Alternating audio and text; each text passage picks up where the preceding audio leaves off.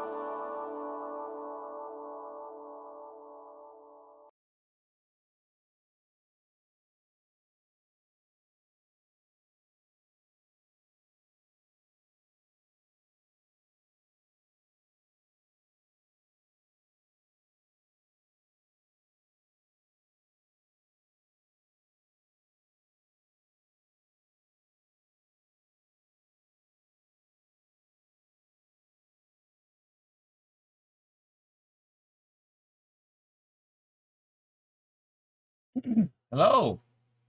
All right, get your bingo cards out. Get your bingo cards out. We have about 7 minutes until, excuse me, I tried to inhale water this morning, so a little raspy. Get your bingo cards out. We have about 7 minutes until a media teleconference on International Space Station operations.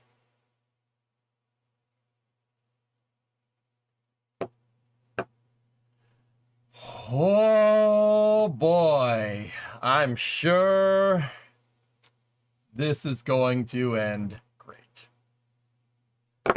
Actually, you know what? I should change the title. NASA ISS Operations Update. I'm going to change the title. It's not just a Starliner. What do you think? Your final say? I say they've figured out the results of their fault tree analysis and are confident that the thruster degradation was because of a controls mechanism.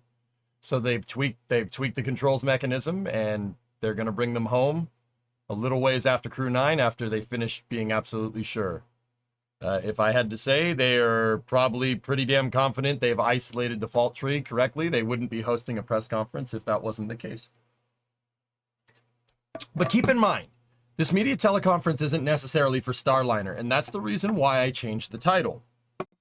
It's ISS Operations. Mark Nappy, the guy for the VP of Starliner, Mark isn't there, interestingly enough. So this might have something to do with shifting other operations around. But yeah, guys, I guarantee you it's the fault.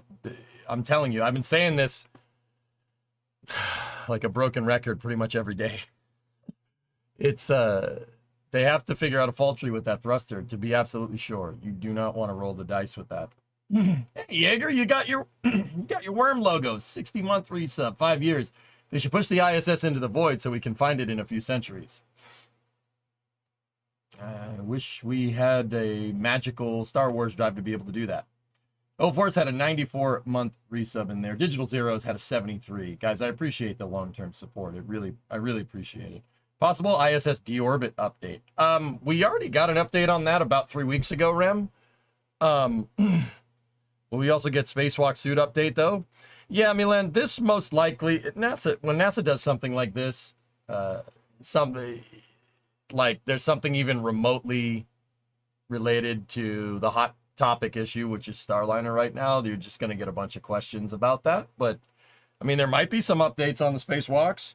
NASA's clearly they're clearly moving the schedule around a little bit because they moved Crew 9 to the 24th of September. Crew 9 was supposed to launch a little bit earlier than that.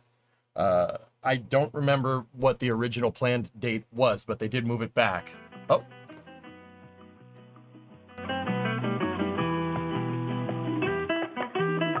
Starliner will return to the Earth when SpaceX deorbits the ISS. Man. Hey, good fella, 29 months. Thank you very much. The 18th of September was the original date. So they moved it back a week.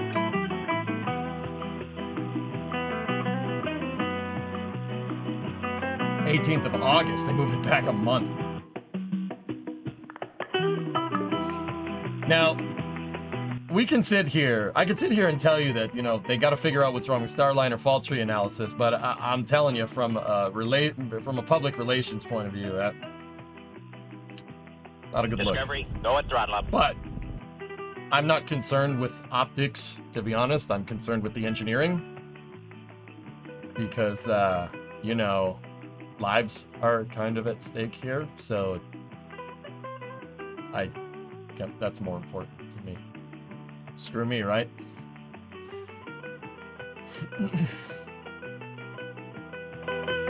This is Bill Nelson's favorite music. Hey, Renegade, 4-month resub.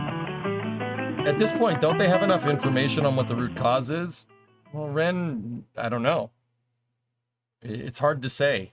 I'm really interested in what they have to say here.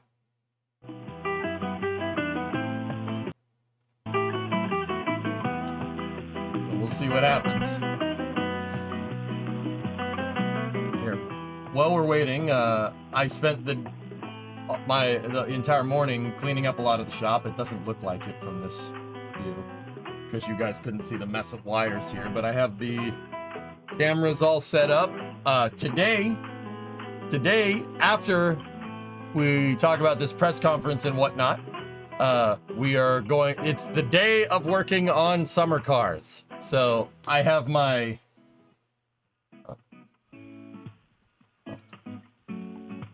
illness, yes I did, long story short. So we're going to work on our actual car, and then after that, we're playing summer car.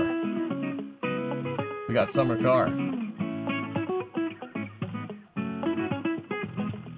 I heard it can't come back on grid because they removed the autonomous software. That article was based off of hearsay, BB Green. I know the exact article you're talking about, and it was based on an anonymous source, so I'm sorry, I can't figure anonymity into an analysis. That's not a good idea. That opens up the door for bias. Potential biases as an analysis. I don't think that's a good idea. Status update telecom. Oh, here we go. Participant lines are in a listen-only mode.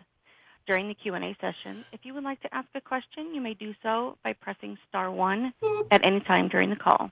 Oh, Rem, NSF is in the queue. If you object, you may disconnect. Today's conference will begin shortly. Thank you for standing by.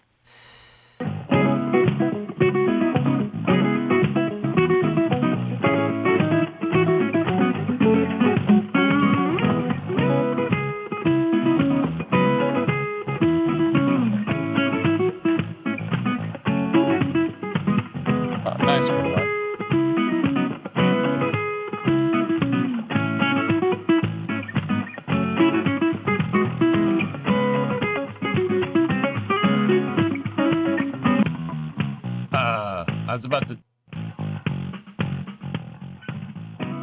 I was about to type it out, Element, and I'm not sure why. Ryan Caton.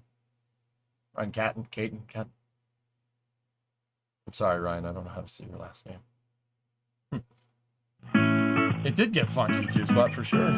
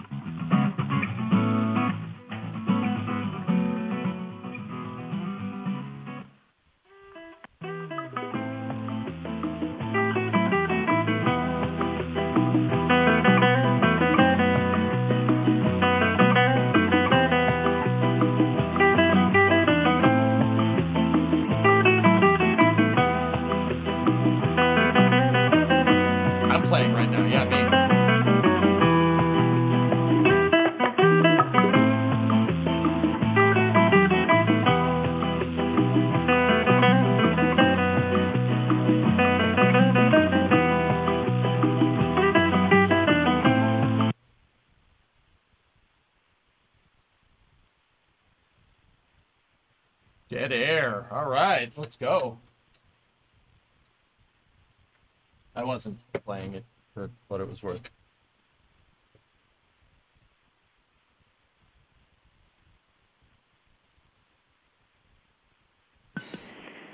Hi, everyone. Thank you for joining our call today for a status morning, update on the International Space Station and commercial crew programs. I'm Leah Cheshire. We're here at NASA's Johnson Space Center. What up, and joining Leah? me on the line today are Ken Bowersox, Associate Administrator for NASA's Space Operations Mission Directorate. Kenny B. Steve Stitch, Manager for NASA's Commercial Crew Program. And Dana Weigel, Manager of NASA's International Space Station Program. We're going to give our participants some opportunities to provide opening remarks today before getting into the question and answer portion of our session. We've recently had some technical difficulties on some of our conference calls, so our conference line will be moderated by the call moderator during the Q&A portion today. We already see some of you in the queue, but a reminder, if you have a question, press star 1 to raise your hand and press star 2 to lower it if you hear your question answered. We're going to get started with those opening remarks, and so I will turn it over to Ken. Hey, hello everybody. Thanks for joining us today. As always, we appreciate your interest and the time that you're spending with us. I know everybody's eager to hear about what's going on orbit. We've got Steve Stitch and Dana Weigel from ISS program and Commercial Crew Program to help you with any information you might need about what we've got going on in our different program efforts up in low Earth orbit. We like to share information as often as we can. Our tendency is to wait until we've got really clear information to provide you on decisions that we're making. In the current situation we have on orbit, especially with Starliner, that information has been slower to develop. It's kind of interesting. Our decision-making process at NASA can run really fast, or it can take a while. What you find is that the speed of the decision can vary with the clarity of the information you're working with, the amount of uncertainty in the problem, the time that you have available, and the number of options that you have to deal with issues. If you talk Starliner in particular, we're in a kind of a new situation here in that we've got multiple options. We don't just have to bring a crew back on Starliner, for example. We could bring them back on another vehicle. That's something that we're going to have to deal with in the future. We could find ourselves in a situation where we need to bring a Dragon crew or a Soyuz crew back on a Starliner. That's why we want multiple vehicles, is so that we have that option, but it gives us a lot more to talk about in our decision-making process. In the case that we have with the Starliner crew flight test, the option to either bring the crew home on the Starliner or to bring the crew home on another vehicle, we could take either path, and reasonable people could pick either path depending on where their view is on our position in the uncertainty bound that we have for the data that we've got on the thruster system, on the propulsion system. So moving forward, what we're trying to do is reduce that uncertainty, see if we can drive some more consensus amongst our team. At the same time, getting more serious about evaluating our other options.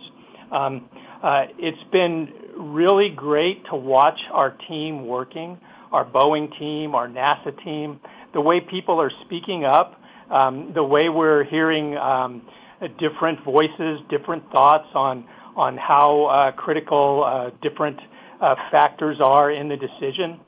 I think it's been very healthy. I have to admit that sometimes when we get disagreement, it's not fun. It can be painful having those discussions, but it's what makes us a good organization, and it's what will get us to a good decision as we approach that point here in the future. And I don't think we're too far away from making that call. We know that at some point we need to bring Butch and Sonny home. While they're up there, we have extra crews, we have extra hands. They can do a lot more work, but they're also using up more consumables, more supplies. So we have to maintain that balance, and at some point we need to bring those folks home and get back to a normal crew size on the ISS. But again, I just want to say how proud I am of our team and the way they have these open discussions, open conversations, and the way we're working through the data gathering and analysis process. Today, Steve will talk to you a little bit more about what we have going on in the commercial crew area, and Dana will share more information about what we've had occurring on the station side and the Cygnus that we just brought aboard the other day. Now I'd like to turn it over to Steve so he can share more details from his point of view. Steve? Yeah, thanks, Ken, and thanks to all of you for dialing in today and all your interest in the Commercial Crew Program and human spaceflight. I'd like to start off by giving everybody an update on where we are with respect to the analysis, in particular on the thrusters and the flight rationale for the return of Starliner. And then I'll talk a little bit more about the manifest changes we've made and what we've done to give ourselves some flexibility in the near term relative to all the options that we're looking at. So if we start with Starliner, last time we talked a lot about the testing results at White Sands. We had completed the thruster testing, which was essentially two uphill profiles trying to get to the temps that we saw on this particular thruster, and then we really have done 5 downhill profiles with that particular thruster. We were able to replicate degradation in the thruster during that testing, and we saw that continually on the downhill side with the thrust levels degrading over time, which seems to mimic what we're seeing in flight to some extent during those downhill profiles. As we talked about during that testing, we gained insight into what we think one of the contributing factors are for that thrust degradation, and that would be this Teflon seal on the oxidizer line poppet. Now, this poppet's really small. It's about, if you hold up your little pinky finger, it's about the size of that, a little bit smaller even than your pinky finger, so it's a small poppet. But what we saw during that testing is the swelling of that Teflon seal. It kind of extruded a little bit, and what happens with that seal is it blocks the flow into the thruster itself, down into the combustion chamber. So we know that's happening. We know we can get vaporization when it gets hot in that line, bringing propellant into the thruster, and also when that poppet is blocked by the Teflon seal, we see some cavitation. In other words, unsteady flow across that poppet. We have some animation that we hope to be able to release soon to you so you can see what this is like. Boeing has been doing a lot of work on that animation, and hopefully we can have them share that soon so you can get a better idea of that mechanism as well. We also have this same theory that has some vaporization of the propellant, right, and it drops the thrust. So there's really two key things that we think is happening. One, when the thruster gets really hot, the propellant can vaporize. That's where we saw the really low thrust readings on docking day, and then as the poppet swells, we can get some blockage there based on what we learned at White Sands. What we're trying to do now is sort of understand what all that data means to us from the White Sands testing, and then what it means to the thrusters on orbit. We did do a hot fire while we're docked to the International Space Station on Saturday, July 11th.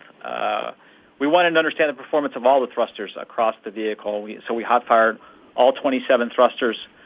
We did not hot fire one thruster in the bottom doghouse. We call it the B1A3 thruster. That one had really low thrust before during the when we were docking back on July 6th, and so we did not, or June 6th, and we did not hot fire that thruster.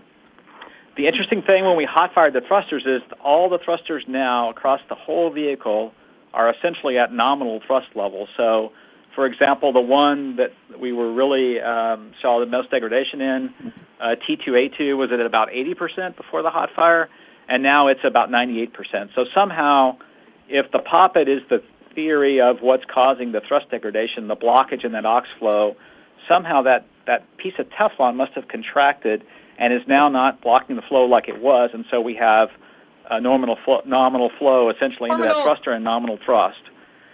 What we're really trying to do now, that gives us a lot of confidence in the thrusters, but we can't, totally prove with certainty what we're seeing on orbit is exactly what's been replicated on the ground. We're trying to understand a little bit more about the conditions that cause the thruster fail-offs. It's not always at the same temperature. It's not always at the same number of pulses, and so we're trying to understand that. We are doing modeling on the ground to try to understand how this Teflon could extrude, what the forces are on that Teflon, and then trying to understand how it could contract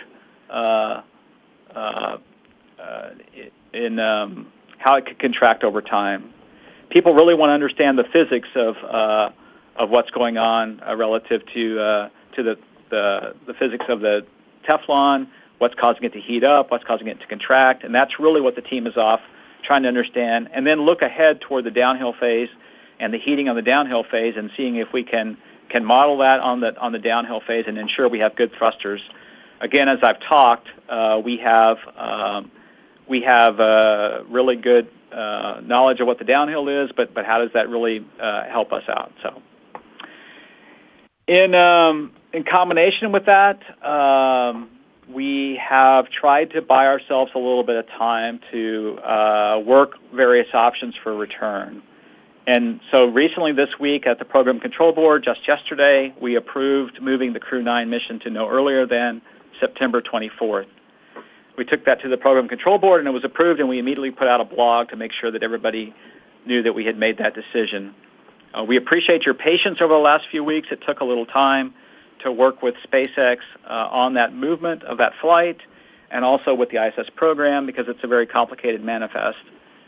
In addition, we moved the Crew 9 mission off of Pad 39A onto Pad 40 to deconflict with the pad preparations in September for NASA's Europa Clipper mission, which is flying off 39A with an October 10th launch date. So we've been working the certification of Pad 40 for a long time. We've always wanted to have a backup pad for these kinds of scenarios, and so that work has been underway for some time, and we think we can get that certification completed in time for a September 24th launch of Crew 9.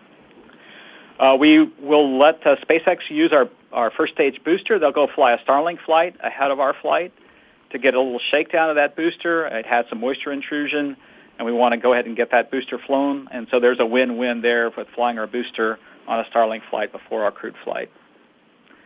Essentially, what we are doing is we're taking the SpaceX 31 slot that was out there in the manifest, and we'll let Dana talk more about that. As we've said before, our prime option is to return Butch and Sonny on Starliner. However, we have done the requisite planning to make sure we have other options open. And so we have been working with SpaceX to ensure that they're ready to respond on Crew 9 for a contingency of returning Butch and Sonny on Crew 9 if we need that.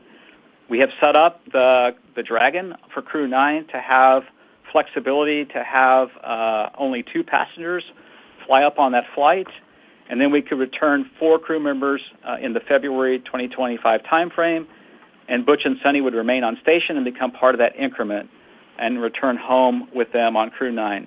Now, we haven't approved this plan. In other words, we've done all the work to make sure this plan is there. We have the suits identified to fly up on Crew 9. We have the seats set up so that we can fly a multiple complement of people, but we have not turned that on formally as that's the path that we're going to go down. But we wanted to make sure we had all that flexibility in place. We'll fly up the supplies needed on that Crew 9 flight, including any suits needed for Butch and Sonny. We've done previous work with that for other contingencies. And we'll have the right foam inserts to work on all the seats for the various crew members. We've had a lot of discussion and questions about task orders recently, and I would say, we've done a lot of work in Commercial Crew to prepare for multiple contingency options. The first one is, and we want to be open and transparent about those options, the first one is to have an option in Dragon on the cargo pallet to fly 1 crew member, a total of 5 crew members down in a contingency only. And so we had a task order in place to go do that work, and that's out there. And so that work has been completed, and we now have modified the capability to not use a seat liner, but also use the foam. On Crew 9, we now have the capability to fly 2 crew members up and have ballast in the seats for that, and then return a total of 4 crew members with the right seats. We actually put out a task order with SpaceX to do that work, and that task order is out there in place, and SpaceX has completed an initial part of that work, and then there's a final part of the work to configure the vehicle for the 2 crew option and complete training for the crew for that option. And then finally, there's one more task order that we have worked on. In the event that we have to undock Starliner first in an uncrewed configuration, we have a task order in place to allow up to 3 crew members on the cargo pallet using a foam configuration in the Crew 8 Dragon. So we've done a lot of contingency work and a lot of contingency planning for a lot of scenarios, but we think now we would have the whole waterfront covered. As I said, we haven't really implemented planning for the mission for these things, but we have all these items in place to keep all the options on the table. I want to clarify a couple things relative to the uncrewed Starliner configuration relative to undock. That Starliner has the capability to undock in an uncrewed configuration. However, the mission data loads for this flight, the flight software we have on board today, are set up for a crewed undock. And what that means is, in close to station for docking and undocking, the failure response matrix in the software downloads to a crew manual capability for any breakouts. In order to do the uncrewed version, we'll have to go in and change these mission data loads and verify those through the Boeing Integrated Hardware Software Test Facility before we go fly that. There would be also additional training that the Boeing Flight Control Team would have to undergo, and some work to go lay out all that work. So the software on Dragon is fine, or on Starliner is fine. It can actually handle the capability to do an uncrewed undock. It's exactly what we did on OFT-2. We just have to go configure some software parameters, not change the software to go do so. I think we've talked about all the scenarios. I want to reiterate we haven't made a decision yet relative to return Butch and Sunny on Starliner or on Dragon on Crew 9. We appreciate your patience. It's been a very complicated time frame. There's been a lot of work going on across all different entities relative to this work. I want to say how proud I am of the NASA, the Boeing, and the SpaceX team for having their head down and doing all the requisite work to make all these options viable for the program. We are in a unique position in Commercial Crew where we have all these options now, and we will use the right option at the right time. And so the decision point is ahead of us, and I will turn it over to Dana Weigel. All right, thank you, Steve. Good afternoon. Thank you very much for joining us today. You know, as Ken noted, we take the accurate and timely sharing of information very seriously, and so I hope I can share with you the most up-to-date and relevant information on the ISS side related to onboard activities. On board right now we have 6 spacecraft attached to station with the arrival of Northrop Grumman 21 Cygnus mission recently. We have a number of spacecraft arrivals and departures that are upcoming in the next few weeks. We have a departure of Progress 87P on August 12th. We've got the arrival of the next Progress, which is 89P, on August 17th. Next arrival of the Soyuz 72S will be on September 11th. That'll be carrying NASA astronaut Don Pettit.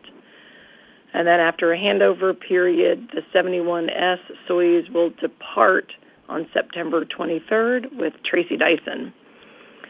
One of the things in this scenario that Steve laid out for you in terms of vehicle sequencing, given that we have only 2 docking ports on board, and right now we've got Crew 8 vehicle on board and we've got Starliner on board. Before we launch Crew 9, we will need to undock the Starliner first, so that's first in the sequence of events. So after Starliner undocks, we'll launch Crew 9, and as Steve said, that's now moved to late September. Of course, the crew will do a handover, and then Crew 8 would leave about a week later. And around the corner after that, we will launch our SpaceX 31 Dragon cargo resupply mission. I know in previous briefings I've mentioned that it's been helpful to have the extra set of hands on board with Butch and Sunny.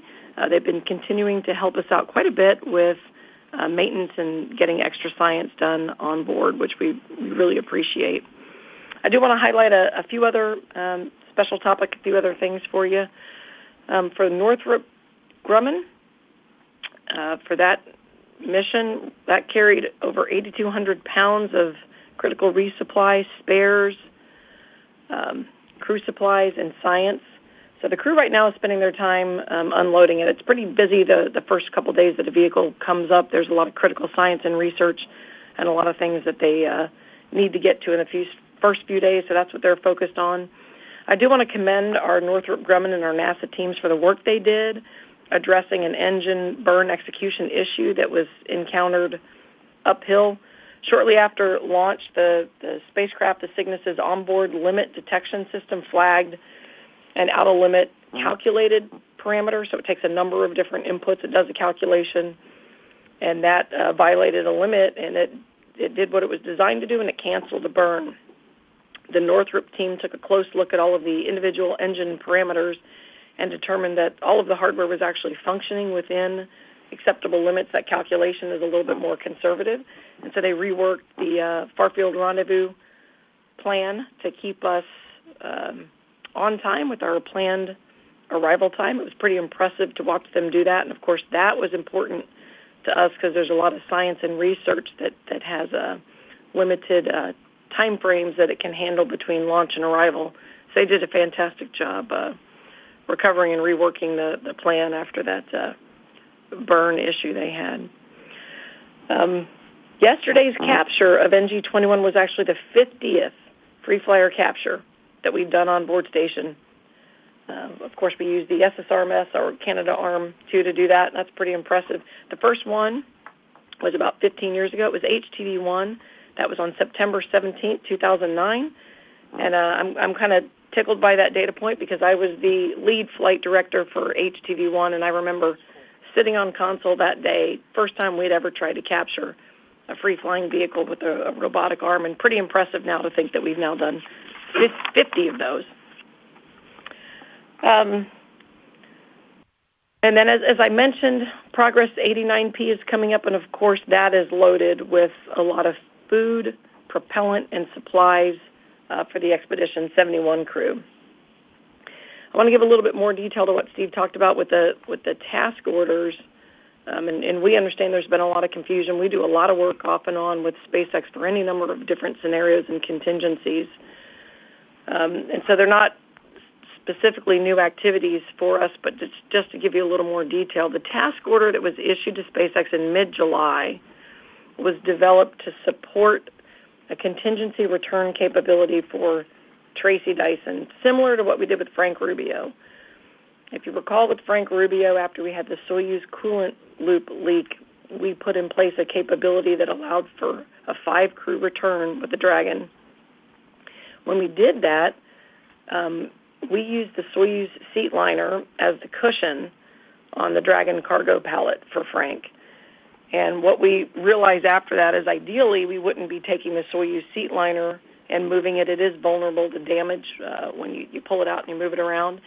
And so we worked in a solution that uses a foam, just different foam basically for the cushioning, and didn't require us to move the seat liner. So that gives us a lot more flexibility and doesn't put that Soyuz seat liner at risk. So that's the work that we had SpaceX do in mid-July, and that's actually the generic contingency configuration that we plan to use for all of our Soyuz crew members if we ever encountered a Soyuz vehicle issue and needed to use the Dragon. And then as Steve mentioned, we also increased that number to 7 just so that we have a full range of capabilities for future contingencies. We are really fortunate that we've got evolving capabilities in a framework that allows us to put in place alternate crew contingency options. I think the Soyuz coolant leak taught us quite a bit. You know, we'd always been protecting for anomalies on board station, but you can have any number of an anomaly on a crew vehicle too, whether it's a micrometeoroid strike or anything else. So smart for us to always have backup plans in place. Steve mentioned the specific backup plan for Starliner, and just to give you a few other pieces to that plan, if we did fly up Crew 9 with 2 crew, our plan is to leave Butch and Sunny on board to execute the rest of that expedition. They would return on Crew 9 with the normal crew rotation timing. A couple years ago, we made the decision, knowing that this was a test flight, to make sure that we had the right resources, supplies, and training for the crew, just in case they needed to be on ISS for whatever reason for a longer period of time. So Butch and Sunny are fully trained. They're capable and current with EVA, with robotics, with all the things we need them to do. Of course, as you know, they have both actually done expeditions on board station previously. They've also done EVAs for us. I did pre-position their EVA gear earlier in the year just to have that on board, so they've got suits that fit them, and so no issue or challenge with them performing the increment if we really had to do that. And to reiterate what Steve said, those are backup contingency plans. We have not made any decisions at all in terms of anchoring to a specific plan. I hope that helps fill in some of the blanks and keeps you guys fully informed with our latest. And with that, I will turn it back over to Leah. Thank you, Ken, Steve, and Dana, for all that information. Again, thanks to everyone who's tuned in online. We'll move into the question and answer portion of our conversation today. A reminder, press star 1 to raise your hand and be admitted into the queue, and press star 2 to lower it if you've heard your question answered. And as mentioned earlier, I will be turning over this portion of the call to Holly, our operator online. So, Holly, I'll let you take it away. Thank you. Our first caller is Marcia Dunn with the Associated Press. You may go ahead. Your line is open. We go. Yes, hi. I'm hoping you can hear me. For Steve, Ken, or both, after so many critical problems, how can NASA have any faith in bringing Butch and Sunny home in the Starliner, no matter how many more tests or patches are done?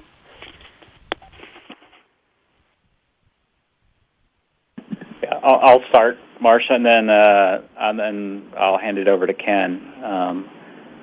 I think if we step back and look at the two big issues we've been working on orbit, really the helium leaks and the thruster issues, I think, the key attribute really to moving forward for the rest of the flight is to understand how those systems are used for the remainder of the flight and what the demand is on both the helium system, which is primarily the deorbit burn, and also the thrusters, which is the deorbit burn. And so we're really trying to understand the usage of the thrusters for the deorbit burn, and then also really delve into the physics of what's happening. I think if we could replicate the physics in some offline testing to understand why this poppet is heating up and extruding, and then why it's contracting, that would give us additional confidence to move forward, to return Butch and Sunny on this vehicle. That's what the team is really striving to do, to try to look at all the data and see if we can get a good physical explanation of what's happening. And I'll see if Ken has anything to add. Yeah, I'll just add a little bit more there, Steve. I think your description was really good. Marcia, we try not to just make decisions based on how we feel about something, right? What we try to do is go in and be data-driven, look very closely at what we've got in the way of data and then and analysis, bring in experts, and try to pin down what our risk is. When we started this mission, it was a test mission. We knew that it potentially had a higher risk than a flight on a vehicle that has more experience, more flights on it, right? So we're at the point now where we see additional risk that's in a fairly broad uncertainty band, depending on how much data and how much understanding you have. You might take a different view of where we are in that risk band. But switching off of our primary path of bringing Butch and Sunny home on Starliner causes us to take additional risk in the rest of our mission profile. And so we have to compare all those risks, and we'll weigh all that as we make our final decision.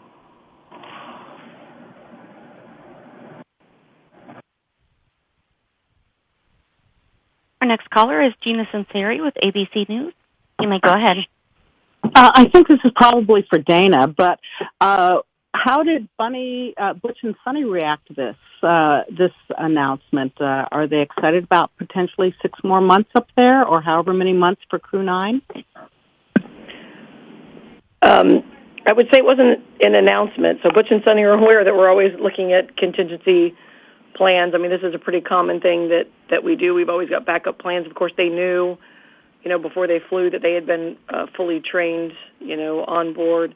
The ground team has done a great job talking with Butch and Sunny and keeping them included in all of the discussions. In fact, I'll let Steve share, but he's had some recent board meetings where they participated. Butch and Sunny are ready to support, and they trust the ground teams. They're ready to support whatever we need to do. They're great crew members, great astronauts, great at flying Starliner. So I'd say they're prepared for either path that we go down, and let me hand it to Steve to share a little bit more insight with you in terms of communications with Butch and Sunny. Yeah, I would say, Gina, we continue daily, weekly to update Butch and Sunny.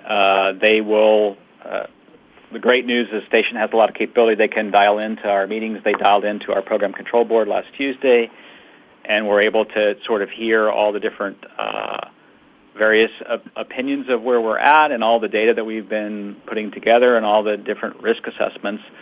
So they're getting that data. I think Butch and Sunny are ready to do whatever we need them to do. They could be coming home on Starliner, before September 24th. As Dana said, we haven't made a decision yet, right, of whether we pursue the rest of the mission and complete it nominally, as Ken said, or we have Starliner come home in an uncrewed configuration. So that's a decision ahead of us.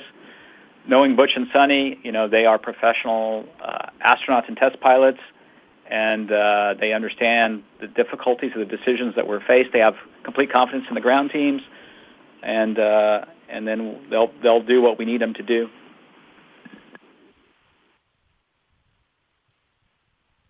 Our next caller is Jackie Waddles with CNN. You may go ahead. Hi, everyone. Thanks so much for hopping on. I think I speak for a lot of us when I say I hope that we can get more frequent updates like this. It's been a couple weeks now since we've had updates on Starliner, and also would really love to be able to hear from your Boeing counterparts in situations like this. So for my question, I just want to follow up on some reporting from my colleague Eric Berger. So it sounded like behind the scenes there was some pretty serious concern about if Starliner has certain thrusters fail during undocking, that it could pose a threat to the ISS or become uncontrolled. Can you tell us if that's true, if that's something that's really being discussed behind the scenes? And if so, how big are those concerns? How widespread are those concerns? Thanks so much. I'll start at a high level, and then I'll let Steve fill you in. So our strategy, we have fault tolerance for any number of things.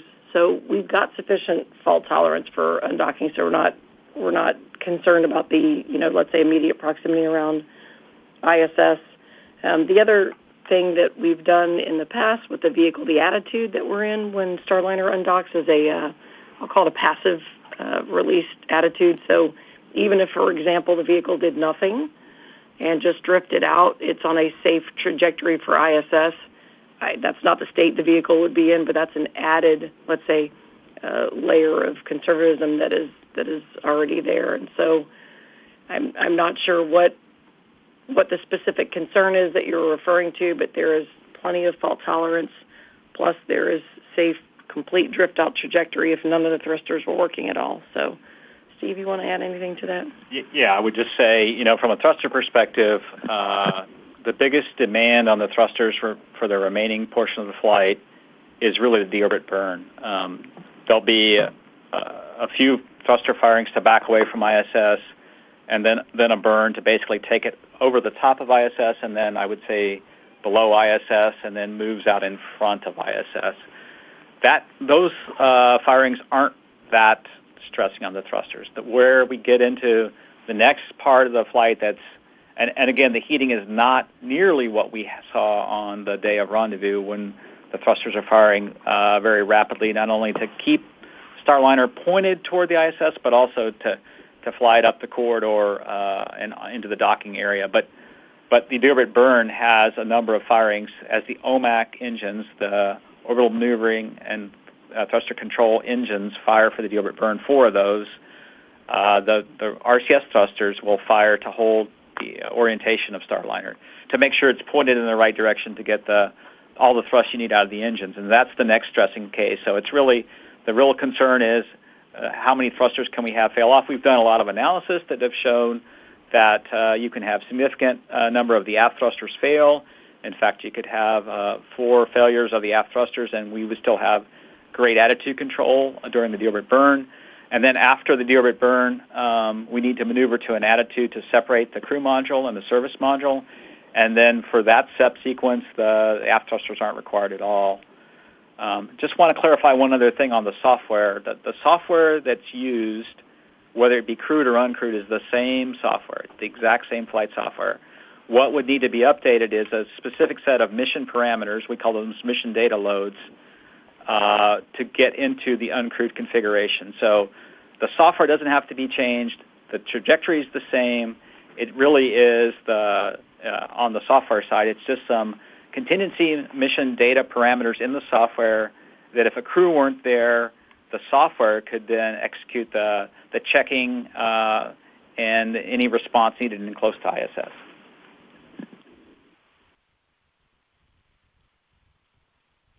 Our next caller is Bill Harwood with CBS News. You may go ahead. Thank you. I think this is for Steve.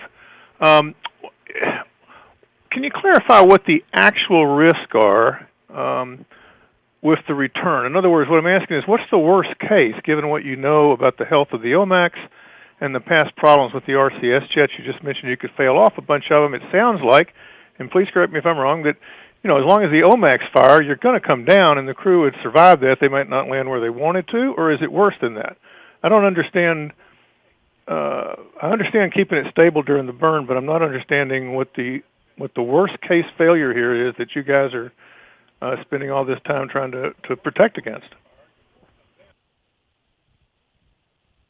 Yeah, that's a good question, Bill. I think it's really the worst case would be some integrated failure mechanism between the helium leaks and the RCS thrusters. And so for a nominal de-orbit burn, as I talked about, we fire one OMAC in each of the 4 doghouses, and then the RCS jets are just there to hold the orientation. And essentially, we could lose a number of jets. It's really the multiple failure cases where if you lost if you had a helium leak in a certain doghouse and that took out the OMAC in that doghouse, then you could end up with some cases that aren't as easily controlled, and that's really the more stressing cases that the team is worried about. And then the team also really does want to understand the physics. Our white sands testing shows some degradation in thrust over time, which would be acceptable. The team also wants to understand the worst-case ramifications of getting the thruster hot. So far, we have seen on the flights, on multiple occasions, we've got the thrusters very hot, but they also want to make sure there's no particular failure mode if the thruster gets too hot that we haven't seen yet. So I think it's more along the lines of looking at the most extreme cases on the thruster that the team's off looking at.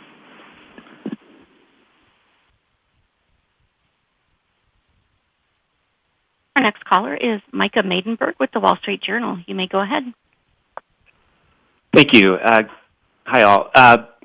Boeing said last week that data supports flight rationale for using Starliner to take Butch and Sunny back to Earth. I guess, Ken and Steve, just from where you sit, are you personally in agreement with that view from Boeing, or do you prefer one of the contingency plans discussed, or are you still waiting? And just wherever you are on that, could you please explain kind of the magnitude of debate within NASA about using Starliner to return the crew members? Like, how many people, for example, on the program control board are currently opposed to that? Thanks. Well, why don't I start, Steve, and then you can kind of finish and tell Micah about the PCB. As I mentioned before, I think reasonable people could have different views on which path we should take. I don't think anybody is taking a view that you could prove is wrong or right.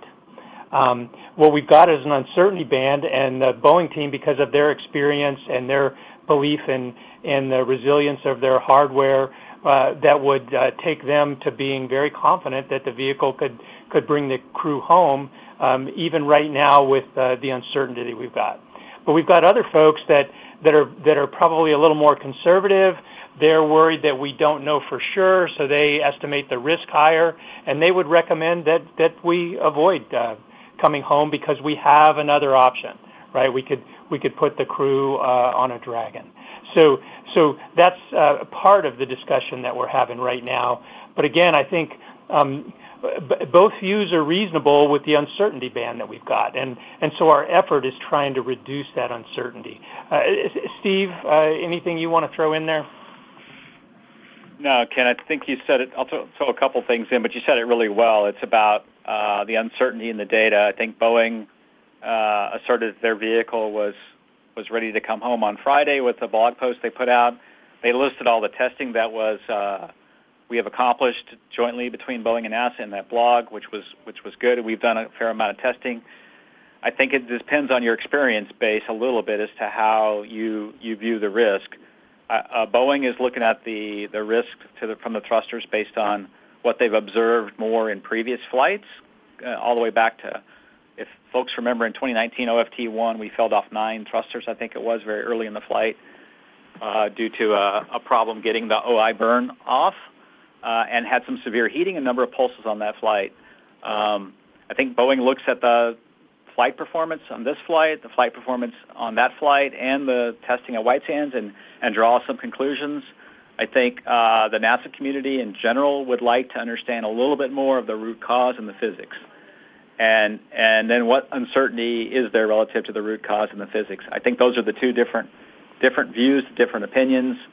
And, we're trying to work to get a solution for both of those.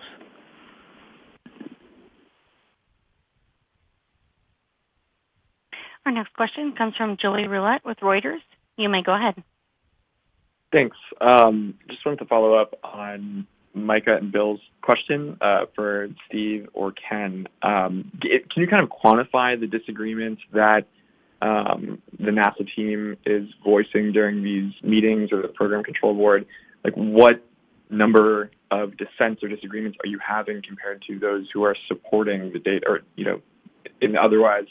And then real quick for Steve, who comes off, or for Dana, who comes off of Crew 9 under the contingency plan? Would that be NASA astronauts or the Roscosmos astronaut? Thanks. Yeah, I'll address the latter question first and then talk about the disagreements a little bit. We're not really ready to share the data on which crew members. I think we'll do that at the appropriate time, should we employ that option. Relative to the disagreements, I don't want to, I think the best way to characterize it is the way I said it, right? People with various levels of experience look at uncertainty differently. And so the real disagreements are how much uncertainty they view in the data and how much risk level they view relative to Starliner.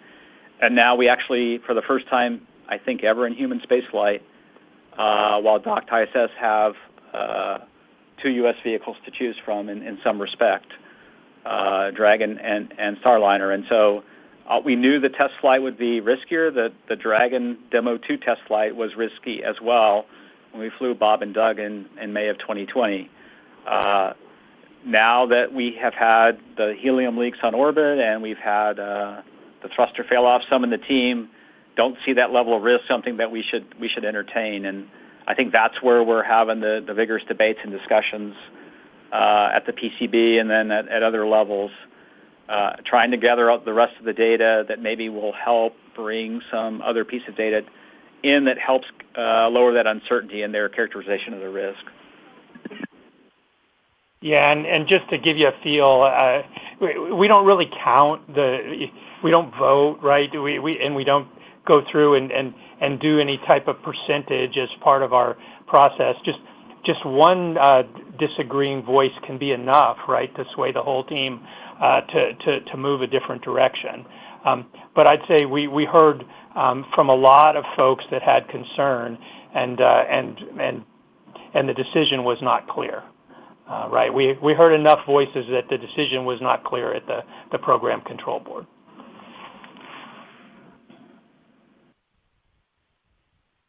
And our next question comes from Michael Sheets with CNBC. You may go ahead. Thank you. Appreciate it. Given what Ken said at the beginning of the call and the variety of factors at play, I think 1-hour press briefings that don't even happen once a week aren't quite cutting it, especially when the briefings try to cover multiple topics at once. But I'll take my question to Starliner because that's the one I really want an answer on. Now that Crew 9's been pushed back a month, what are the timeline constraints on making a decision about Starliner's return? Or in other words, how long do you have to make a decision on Starliner's return, and when do you need to make that decision by? Yeah, we're in the process of laying that data out right now. I mean, we've authorized Boeing to go lay out the plan, not execute, but lay out the plan for what it would be, what would be required to do the uncrewed undock, and that will get a first look at that schedule probably early next week. Remember that the flight control team for Boeing has trained to do the crewed undock with the crewed parameters in the software. And so we want to go make sure before we execute that we would dust that off. And then again, there's some changes for things that are automated responses with an uncrewed version versus the crew. And so we want to go lay all that work out. When we lay that work out, I think we need to probably decide, likely in the middle of August, one path or the other, to go ahead and meet the launch date for Crew 9 on the 24th. Given what Dana said, we really would like to undock Starliner first to free the port up. And then when we do that, we want to lay in some number of landing opportunities for Starliner. The opportunities are about every 4 days. We have opportunities in September starting on the 2nd and the 6th and about every 4 days. So we want to lay those in as well. So roughly mid-August we need to decide. And we're kind of laying out that path this week.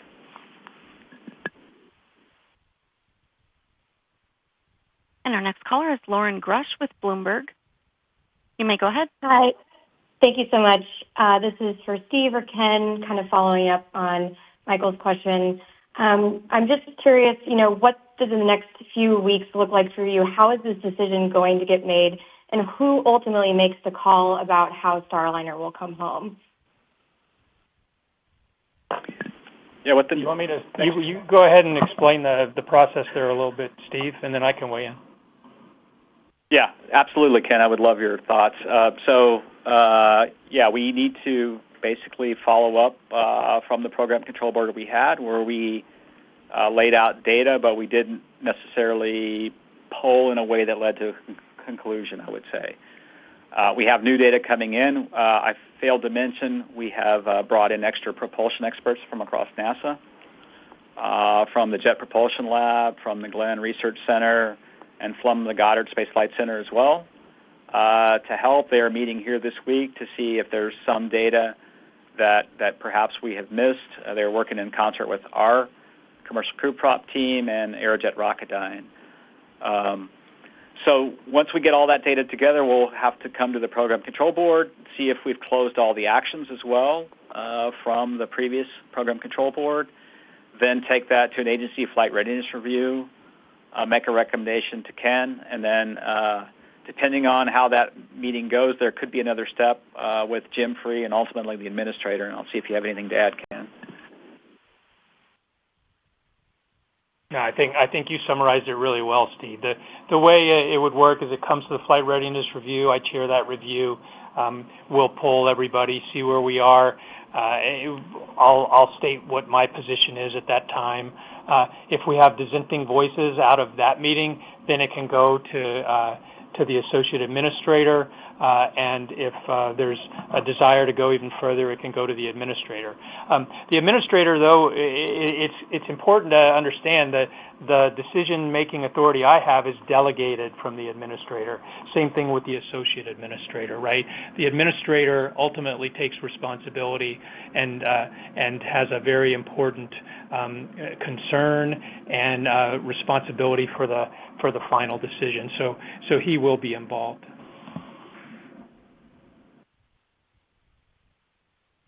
And our next caller is Chris Davenport with the Washington Post. You may go ahead. Hi, thanks so much. Quick, can you certify Starliner if it comes back without crew? Is that theoretically possible? And then just a quick follow-up on Bill Harwood's question about the worst-case scenario. Steve, you were talking about understanding the heat generated by the thrusters and understanding the worst-case scenarios. I just wonder if there's any concerns about the heat inside the doghouse, if that could affect the propellant lines or even ignite the propellant. I think you had said something about concerns about the propellant vaporizing, but I wonder if it gets hot enough, if there could be a more adverse effect. Thank you. Actually, a decent question.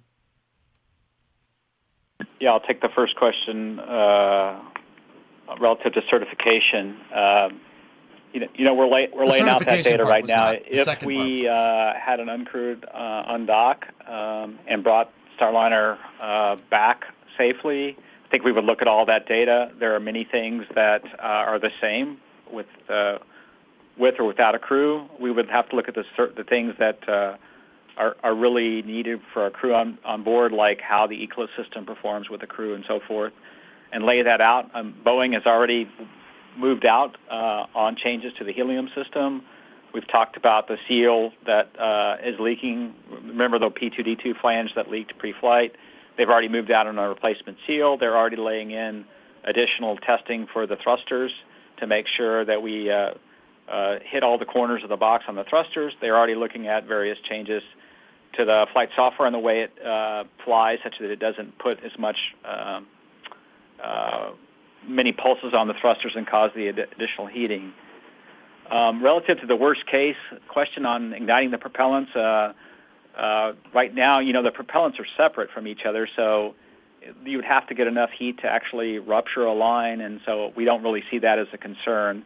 What the doghouses are really doing to us is keeping the heat in, and such that sometimes even when we fire an OMAC, we can get heat soaked back over from that OMAC into the RCS thruster. So we don't really see it as a ignition risk or a concern of combustion inside the doghouse. It really is more about will the thrusters fail off during the deorbit burn or some other time. And our next caller is Kenneth Chang with the New York Times. You may go ahead. Hi, thank you. This is for Steve Stitch.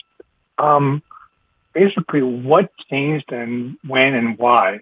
I asked you back on July 10th whether there were any contingency plans for Dragon, and you said, quote, certainly we've dusted off a few of those things to look at relative to Starliner just to be prepared. What you described today goes way beyond that. Was that July answer accurate, or when did you decide to actually get these extended plans started? Thank you. Yeah, I think I'd have to go back and look at the timing. We started in early July doing some early planning with SpaceX for some of these contingencies. Then as we got closer and a little bit more data, we started to put a few more things in place on Dragon. We have this contingency option that we've been working a little bit more in the background for a while. In the last few weeks, we have decided to make sure we have that capability there. As our community, I would say, got more and more uncomfortable with the uncertainty in the thrusters, I think that, to me, upped the priority in having this capability in place. And really, what we have done is totally reversible. We can fly Crew 9 as planned, as we've been planning for years with 4 crew members, and we can plan to fly it with 2 crew members. And so as we got further and further into it and heard more from the team and the uncertainty that Ken talked about and I've talked about, we decided to put a little bit more effort on that, on getting the Crew Dragon on Crew 9 configured to support the option. So.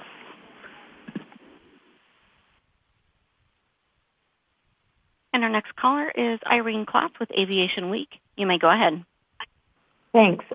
Steve, did folks get less comfortable with flying Butch and Sunny on Starliner following the discovery of the Teflon seal degradation during the White Sands tests? Or what is it that actually had the sort of the public-facing view go from Starline's safe to come home at any time, that there's a landing opportunity, we just want more data, to where we are today with all the contingency plans? Yeah, those are good questions. I would say that testing at White Sands and the discovery, really, that the poppet Teflon was extruding after the testing was a bit of a surprise to us. And so that I would say upped the level of discomfort and total, not total understanding of the physics and what's happening. I would think that was a key change. And then, you would think that the thrusters recovering would be a positive thing in that, and I think I misspoke earlier. I think I said July 11th, but that thruster test was on the 27th of July, just a few Saturdays ago. They all seem to recover that Saturday, so that has given the team a little bit of, given what we saw at White Sands with the poppet, given that they've recovered, how are those two things congruent with each other, and then how do we understand the total risk level? And that's what we have embarked upon this week with not only our prop experts, with experts from across the agency to make sure we're not missing something. And our next caller is Eric Berger with ARS Technica. You may go ahead. Hi, thanks very much. I just want to echo what Jackie said about transparency. SOX back in your day, there were 2 briefings a day during shuttle missions oftentimes, and it's been almost 2 weeks since we've heard about this stuff. Steve, I would love for you to talk a little bit more about the software configuration that needs to be changed on Starliner to undock autonomously. I've heard this is going to take several weeks to resolve, and so I'd just like to understand sort of why it might take that long if it's a simple change as you described. Also, can you or SOX give an estimate on the likelihood of Dragon versus Starliner return for Butcher Sunny? I know there's uncertainty, but is it like 50-50 at this point in your mind, or are you leaning one way or the other? Thank you. I'll take the first question, and then we'll let Ken take the second question. So, yeah. We probably don't explain software very well, and I apologize for that. The software changes really are going back to what I would say would be the OFT2 configuration. And if you just think about the Starliner team, they have moved from May of 2022 into flying a crewed mission. They made a shift, modified the software to have all the capabilities that the crew needs. Essentially what we're asking them to do is go back 2 years in time and resurrect the software parameters that are required to be updated to give the automatic responses to breakouts near the ISS should we have a problem in close to ISS, which now the software allows them to do manually. The team is always updating these mission data loads. As the beta angle changes, as different things change, as landing site strategies change, they're always updating these parameters all the way through the flight. So what we really want them to do is, and as Dana mentioned, there's a slight change in the orientation of ISS at undock. So before we employ this methodology of undocking without a crew, we want to make sure we do all their work to make sure it's all tested and correct. We haven't done, I would say, any work since really May of 2022 when we had OFT2 on the uncrewed config. We've had the Boeing and NASA teams focus solely on working toward returning Starliner in a crewed configuration. Before we go execute that, it's just smart and responsible to go take the software and the mission data loads in this configuration, go into the integrated test facility. We call it ASIL, which is where all the flight software resides, all the flight hardware associated with the avionics resides, and then go run it through some test cases just to make sure we haven't missed anything. That's really what we would go do. That's really what would take the time if we were to pivot to an uncrewed undock. That's what we would go spend our time on. And I'll let Ken answer the second question. Yeah, Eric, thanks for the thoughts on the press conferences. I appreciate that and really appreciate your interest and how hard you're working to get accurate information out there to everybody. To give you a number, it's just really hard right now. I can't give you one. It could change drastically one way or another depending on new data. But I would say that our chances of an uncrewed Starliner return have increased a little bit based on where things have gone over the last week or two, and that's why we're looking more closely at that option to make sure that we can handle it. But again, new data coming in, new analysis, different discussion, we could find ourselves shifting another way.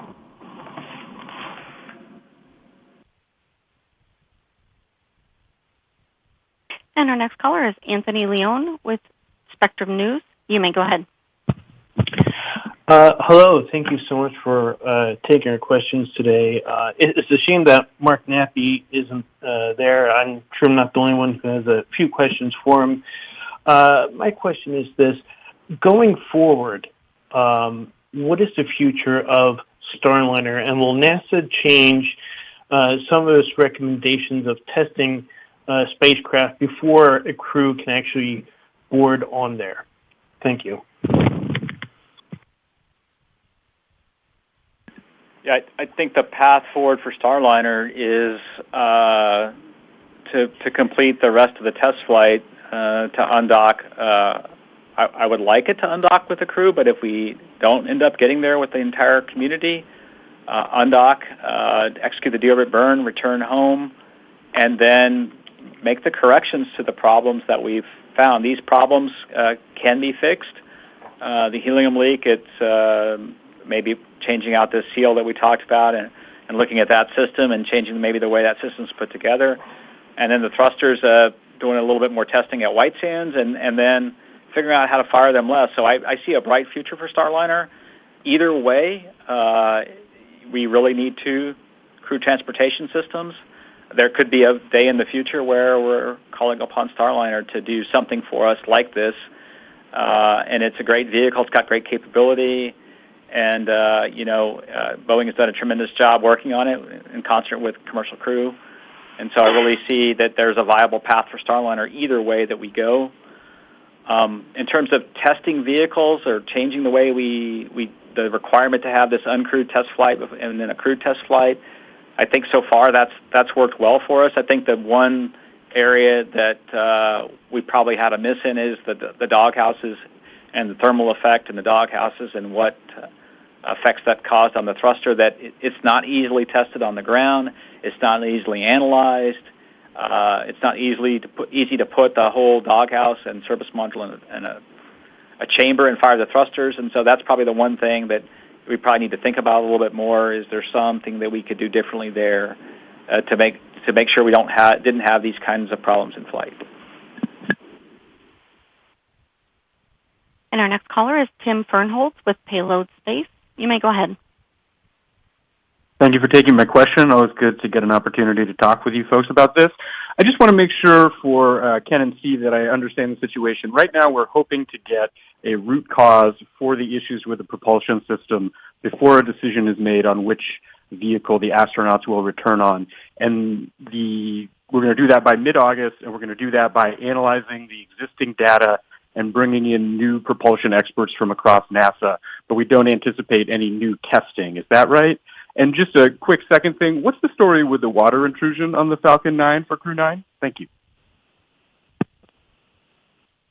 Yeah, let me see if I can take the first question. We have brought in extra experts, and we are trying to do some tests on the ground. We've got a couple theories about how to test this Teflon. We don't have a lot of data at high temperatures, and so how it performs at high temperatures and cooler temperatures. So that's something we're off working on. Can we come up with a test to do that? There may be other tests that we determine are necessary in the near term that we may embark upon. And then we're building a model also of the Teflon to see it's called a finite element model. You break the Teflon up into little pieces, and you expose that model to the thermal and forces that it sees, and then try to understand how that material swells over time when exposed to temperature. So we're doing that work as well. Relative to Falcon 9 first stage water intrusion, there was some moisture that went into the fuel in the LOX tank of that booster when it was transported from McGregor to the Cape. The desiccant system didn't perform the way it was supposed to. That desiccant system is supposed to keep that air dry, and so it didn't perform the way it was supposed to, so we had to dry those tanks out and then replace a few components on the vehicle. And so getting a shakedown flight of that on a Starlink would be helpful for us. That's just kind of a side benefit of moving from August to September. And our next caller is Will Robinson-Smith with Spaceflight Now. You may go ahead. Hi, thanks for taking the time. Question to either Steve or Ken. Given what is now known about Starliner and the testing and analysis that is still yet ahead, if there were a contingency scenario where an emergency were to happen on station, does NASA still feel like Starliner is a safe vehicle for Butch and Sunny to return on now if it were needed to be called upon today? And then just a quick second follow-up to Steve. Can you update us on the status of the second stage analysis for the crew flight test, or for the Crew 9 flight? Thanks.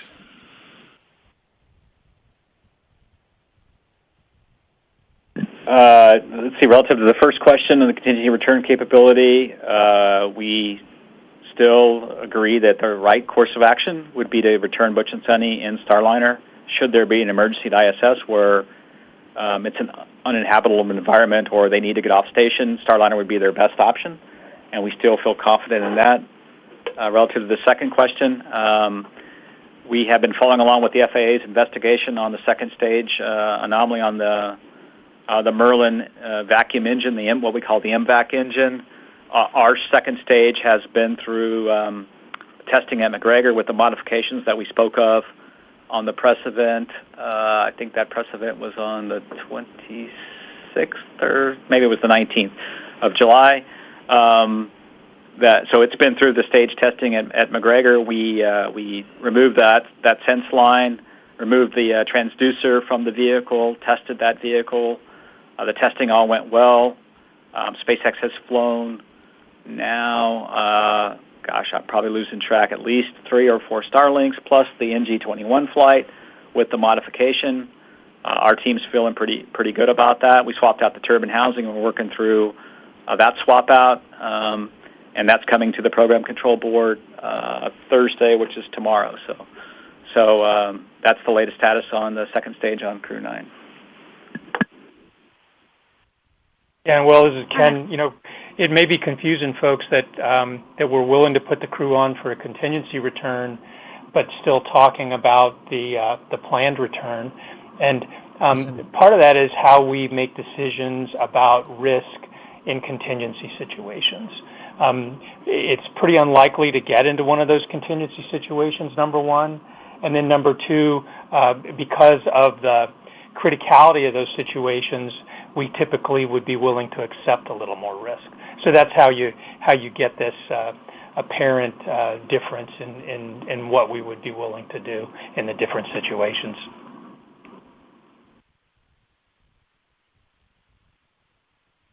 Our next caller is Isam Ahmed with AFP. You may go ahead. Yeah, hi. Thanks for doing this. I was just wondering, given the sort of fundamental flaws that have been uncovered in this sort of design process, what does that mean for the future of the certification process? If Butch and Sunny do come home on the Starliner, will it certainly be certified, or could there be a possibility of more work needs to be done? And we can see that Boeing has some blame here, but does NASA also share some blame in failing to oversee them adequately and allowing these design flaws to go unnoticed? That would be my question. Not phrased like that, but that's my question. Yeah, obviously the certification process isn't really just about landing, and then if the landing goes well, that vehicle is certified. We have a whole process of certification that we needed to go through relative to the data that's obtained from this flight. We obtain pressure data that's recorded on board. We'll go look at all that data. And then there's a number of changes that Boeing will be rolling in for Starliner 1 that we've talked about. I think we mentioned in the area where the landing loads are the highest, called an airbag backing panel. It's where the airbag's essentially attached to the structure of Starliner. That's going to be modified, and we have to go through certification on that. I think we've talked about the suits and seats are going to have some modifications. Obviously, the flight software has modifications to go to both the forward port and the zenith port, so there's many modifications that have to be certified. The changes to the doghouses relative to helium would undergo certification as well, and that data would be given to NASA, along with whatever the changes to the way the vehicle flies to reduce the demand on the thrusters in terms of the heating.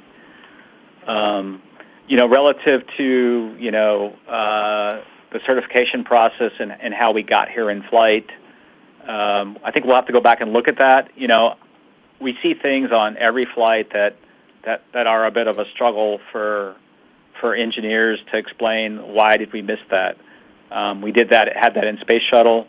I remember a flight, STS-95, where that many flights into the program, the drag chute door, when the engine started at liftoff, the drag chute door fell off, contacted the engine, and then we had to go work in the flight. Was the drag chute safe to deploy, or were we worried about it coming out? So that you could say was a certification miss. Obviously, Orion is dealing with, what they learned on the heat shield from their test flight as well, Artemis 1. It's every test flight, every time we fly, we learn something new. SpaceX, after 300 Falcon 9 flights, found when they made a very simple design change, removed a bracket and changed a transducer on the Starlink flight that had the MVAC anomaly, ended up having a failure of the engine. So I think it's really tough, this business is. I always do a bunch of soul searching afterwards, like what did we miss, and we'll do that, and we'll see if there's anything we can improve in our processes.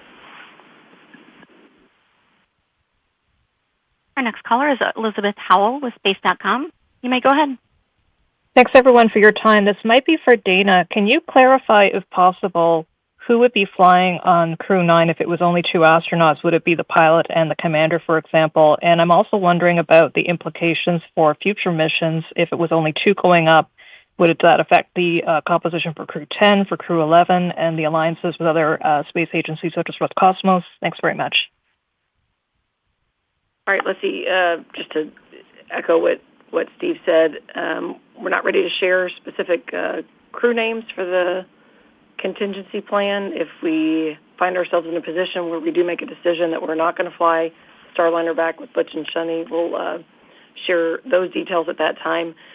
But more generically, sending up 2 and then having Butch and Sunny stay on board, just to kind of walk through that. So they stay on board and they end up doing the full increment. Crew 8 comes home with a normal Crew 8. And then at that point in time, we're back into our normal rotation plan. So there are no other deltas or changes. It's just a specific change to Crew 9 dropping down to 2 crew.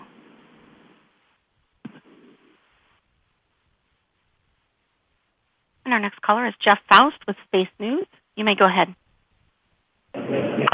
Thank you. And then I'll ask my colleagues who want this to be the first of a more frequent series of briefings during this dynamic time on station. For Steve, are there particular data sets or analyses that you are counting on to make a decision on whether to have Starliner return with the crew or not? For example, do you need to understand the physics of what's going on in the thruster with the seals expanding and the propellant vaporizing before you would approve having a crew come back on Starliner? Thanks. Yeah, I think the team would like us to understand that physics a little bit better to try to answer the understanding of this, why this Teflon is swelling, and then why is it likely that it basically restored itself back to a normal configuration such that the flow returns so that we get nominal thrust, which we saw when we did that docked hot fire on the 27th of July. So that's some key data. And then anything that we can do with thruster experts or testing to understand the potential uncertainties and to make sure that there's no way that there's a real serious catastrophic failure mode of the thruster. So far, what we've heard from Aerojet and experts is that's not true, but we're making sure we do our due diligence to make, understand if there's a potential failure mode that where the thruster could have a leak or something like that. So far, we haven't seen that, but that's really the data that we're taking our time to go through that data.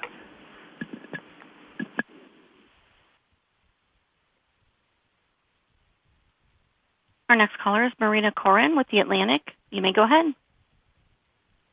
Hi, a question for Steve. In your discussions with SpaceX, have you considered organizing an entirely new Dragon flight to bring Butch and Sunny home so that they don't have to remain on station until February 2025? And a quick one for Ken. My colleagues on this call have already said that we would have really liked to hear from someone at Boeing today, but I do want to ask, why isn't Mark or another Boeing representative on the call today? And given the amount of work that you've done with SpaceX to prepare for the contingency plans you're telling us about today, why isn't a SpaceX representative on this call? Thanks.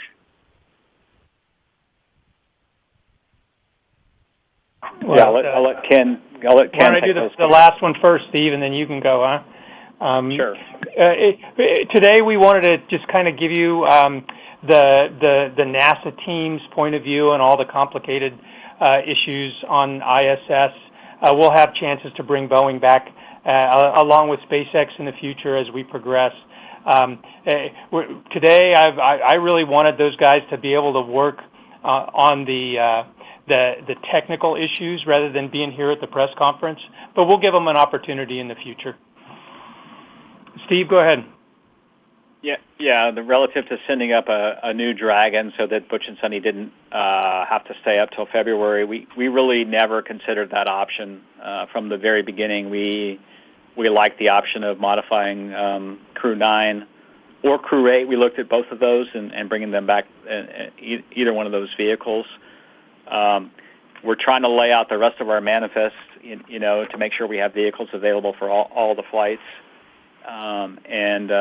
It just didn't make sense to go ahead and accelerate a flight with SpaceX to return Butch and Sunny earlier.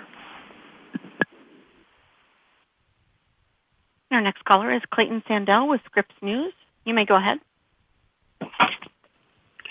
Yeah, thanks. One of my questions just got answered, but I will ask, we haven't heard from Butch or Sunny since July 10th, and I was hoping you might commit to having them participate in another on-orbit press conference as soon as one can be scheduled. Thanks.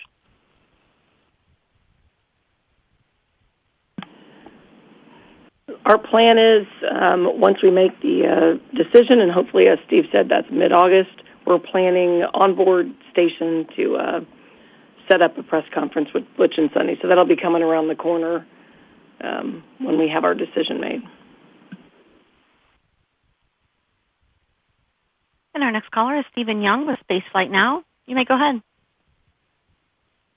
Thank you. I have a question on the timing and sequencing. You're going to have to depart the Crew 8 Dragon Not and answering Starliner NSF's question. and They've had two dock Spaceflight Now Crew questions. 9. How is that all Ridiculous. going to work? What is going to be the lifeboat plan for Butch and Sunny if Starliner goes first?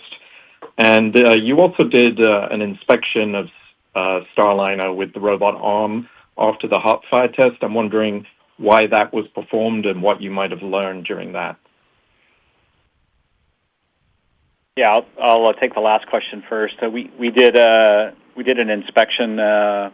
I believe it was on July 30th of the vehicle. We did a standard MMOD survey, lining us up for the next set of undock opportunities. That's good for a number of days. I have to go back and check on how many days that's good for. So it was just an opportunity to take a look at the vehicle and see if there was any MMOD damage at all. Relative to the sequence that we're talking about, so the first event in the sequence is Starliner has to undock first. That would free up the forward port on the space station. Then, right now, that would happen first. And then after that, we will do a port relocation to move.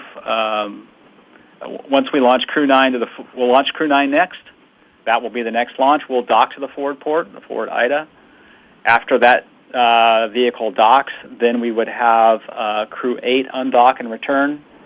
And then before the cargo flight, we want to relocate the Crew 9 Dragon from the forward port to the zenith port because the next vehicle, we would like it on the forward port to do some demonstration. And I'll let Dana talk about that. Let me just add one thing in the sequence. You asked about, you specifically used the word lifeboat and talking about Starliner going first. So before we would undock Starliner, Steve mentioned previously we were putting in place work for the Dragon crewed crewed vehicle to have up to 7 people. So basically you can do 5, 6, or 7. It covers all different crew configurations.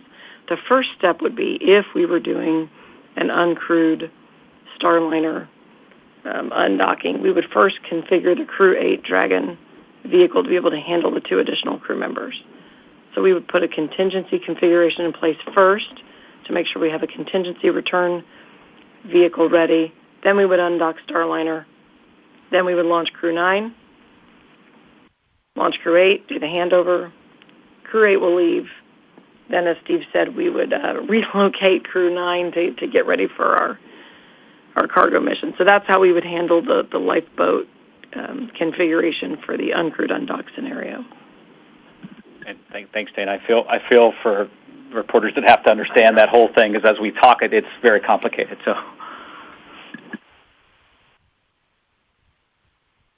Our next caller is Ryan Caton with NSF. You may go ahead. Hey, there he is. Hi. Hi, thanks very much. Very quickly, I will also echo the comments earlier. More frequent conferences and transparency is really, we really desire that. I understand you do not want to name the astronauts right now, but in the event that 2 up, 4 down Crew 9 contingency is activated, do you know when those 2 astronauts which are bumped off Crew 9 would fly? Will 2 astronauts on every future Dragon mission now be bumped 1 flight further down the line, or how's that going to work out? Thanks. We haven't worked through those specific details. We tend to assign crew in general a couple years out to get them into training, but in this particular case, we've got crew members who are already proficient and trained, so our flexibility is much higher in this particular case. They're fully qualified to go fly on ISS, do all the ISS work, they're fully qualified for Dragon. So if we found ourselves in that situation, that's something we do, is we'd go look at future manifests and just see what makes sense for the overall crew complements going forward. And our next caller is Anthony Colangelo with Marine Engine Cutoff. You may go ahead.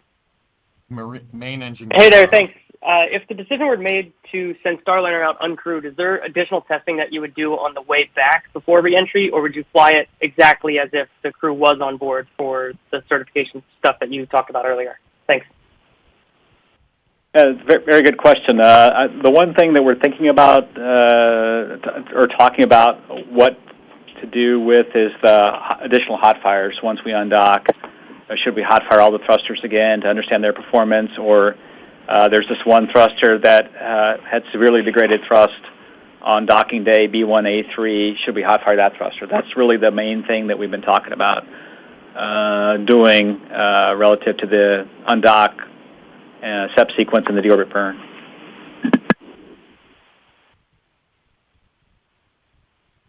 Our next caller is Manuel Mazzanti with Exploración Espacial. You may go ahead. Thank you very much, Space Manuel Mazzanti, exploration. Exploración Espacial. Right. A question for Dana, following previous comments. I know that you cannot mention names so far, but in the case that this contingency plan moves forward, launching Crew 9 with 2 members, what would be the rationale? Would it be based on the activities they need to perform, like science-based, prioritizing science, EVA, maintenance, international partners?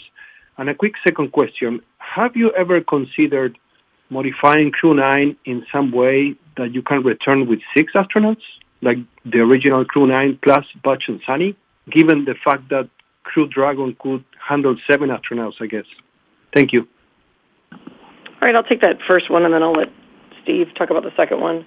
There are a lot of things that we take into consideration when you look at crew complements, and in a case like this, specifically looking at Butch and Sunny's training and the rest of the crew complement and what makes sense both for ISS, but also specifically for the Dragon. The Crew 9 crew trained together with 4 crew. Though in this case, we have this contingency. They fly up with 2, so we're looking at all of those factors combined to make sure that we make the right decision. And I'll let Steve answer the second one.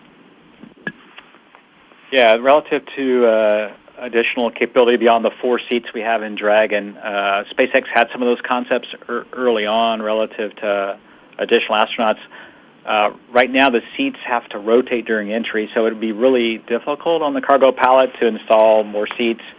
And, of course, then we would have to modify the Eclipse system to handle flow to those suits for cooling, and then also for air and then O2. So, we talked about it a little bit over the years, but we really don't have the time to implement such a system. And so we feel like we've gotten the best solution now, which would be to fly 2 up and then 4 back on Crew 9, should we need to employ this option. And our next caller is Gina Sunseri with ABC News. You may go ahead. Yes, is this the only major problem you see that causes you to have, with the RCS thrusters, that causes you to have call coming back on Dragon an alternative?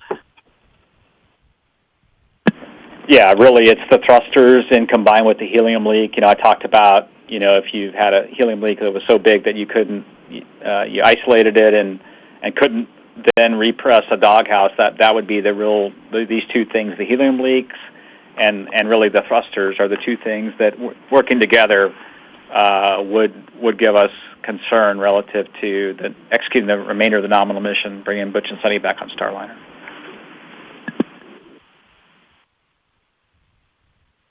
Our next caller is Megan Bartels with Scientific American. You may go ahead.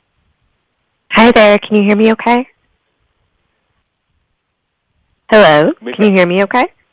We have you. Oh, great. Thank you.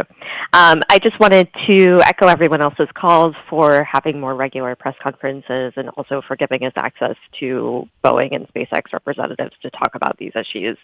I did want to ask, I'm not sure who this would be, maybe for Dana, but if the Crew 9 contingency plan does fly, you mentioned, or someone mentioned, sending up 2 crew members and having ballast for the other 2 to replace the other 2 crew members. Can you talk about why it would be ballast and not like supplies for the space station, non-consumable material kind of thing? Yeah, that's a good question. Really, what we're looking to do is replace the weight or the mass of a crew member in that seat, and so we can fly up some supplies, some additional foam in that seat, but there really is a metallic ballast config that SpaceX has built and would fly up in the seat just to make sure the center of gravity is unchanged. All these capsules have a pretty tight center of gravity, and the ballast would have to be flown in the seats on Dragon for that purpose. And that is all we have time for today. Thank you all again for tuning in, and thank you for your questions. Thank you again to Ken, Steve, and Dana for participating and sharing the latest updates with us. We will continue to provide updates at blogs.nasa.gov/commercialcrew, and that will do it for us today. So thank you all again for joining. Thanks, everybody. And this concludes today's conference. Thank you for participating. You may disconnect at this time and have a great rest of your day.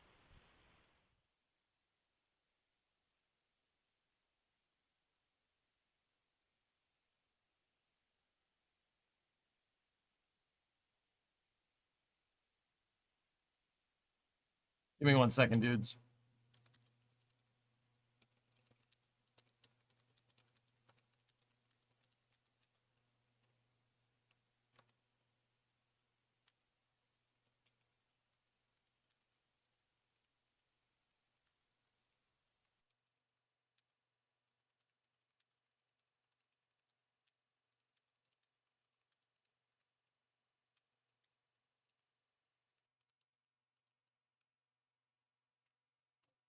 Bite me. Okay. So, NSF got their question in, but it was way at the end. Way at the end.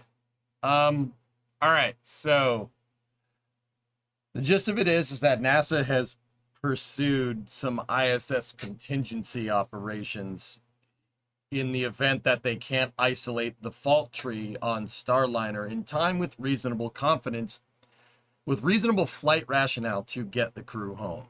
That's what's going on. They haven't done this. They haven't made a decision on it yet because it's an ongoing investigation. But that's the gist of it, dude. NASA is still worried about the thrusters and the helium leaks on Starliner, but is isolating variables.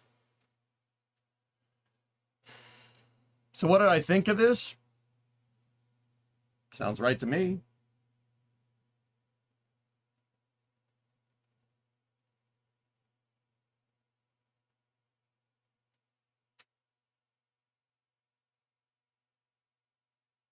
What was that about Teflon seal protruding? So there's a poppet on the oxidizer injector on one of the thrusters that they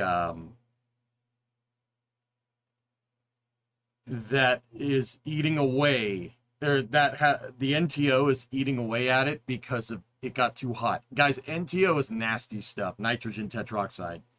It's nasty stuff. It'll kill you if you touch it, first of all. Second of all, it's sticky. It's kind of sticky. It's a pain in the butt to deal with. It's like moving glue or not glue. That's not the right thing. That's not the right way to say that. It's like I want to say like syrupy, but it's not. It's sticky. It's sticky liquid, like orange juice, like soda that's dried up. You know, if you spill soda on something, it gets sticky. It's like that. It's sticky stuff. Viscous, I guess. Yeah, there you go. They're going to release it and let it burn in the atmosphere because it's too expensive to fix. You wouldn't be making adjustments to your thrusters, clap trip on a active mission. That's not a good idea. You could probably make changes to the software controls mechanism, which is what they were talking about.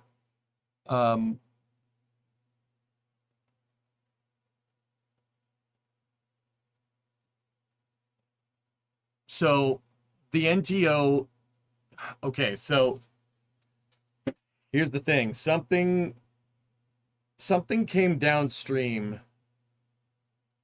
that unseated that poppet or caused it to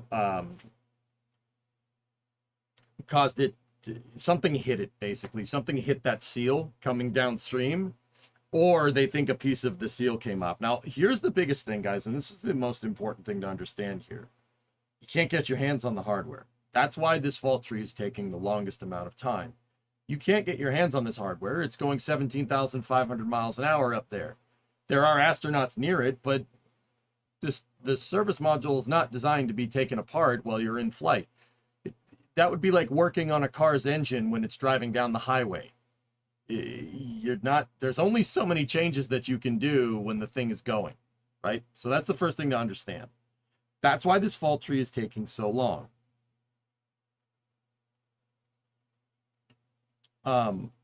So what's happening with that thruster is they're getting seal degradation. The thruster is getting unseated, I think, because something is getting at it, and the NTO, because it's nasty stuff, is degrading the seal a little bit. Now, seal degradation is something that happens. That happens. It happens. That's just the reality of this stuff. Dealing with NTO and MMH is a pain in the butt, but here's the thing. Nitrogen tetroxide and monomethylhydrazine are such a ridiculous chemical that they can just stay liquids even up in the crazy thermal conditions that are encountered on a spacecraft. That's why every spacecraft uses them. Or uses some form of hypergolic thruster. Like the Russians don't use NTO and MMH. They use unsymmetrical dimethylhydrazine and N2O4, which is it's basically the same thing. Pour some Berryman down the yap. Exactly. There's no intake. Can't do that. So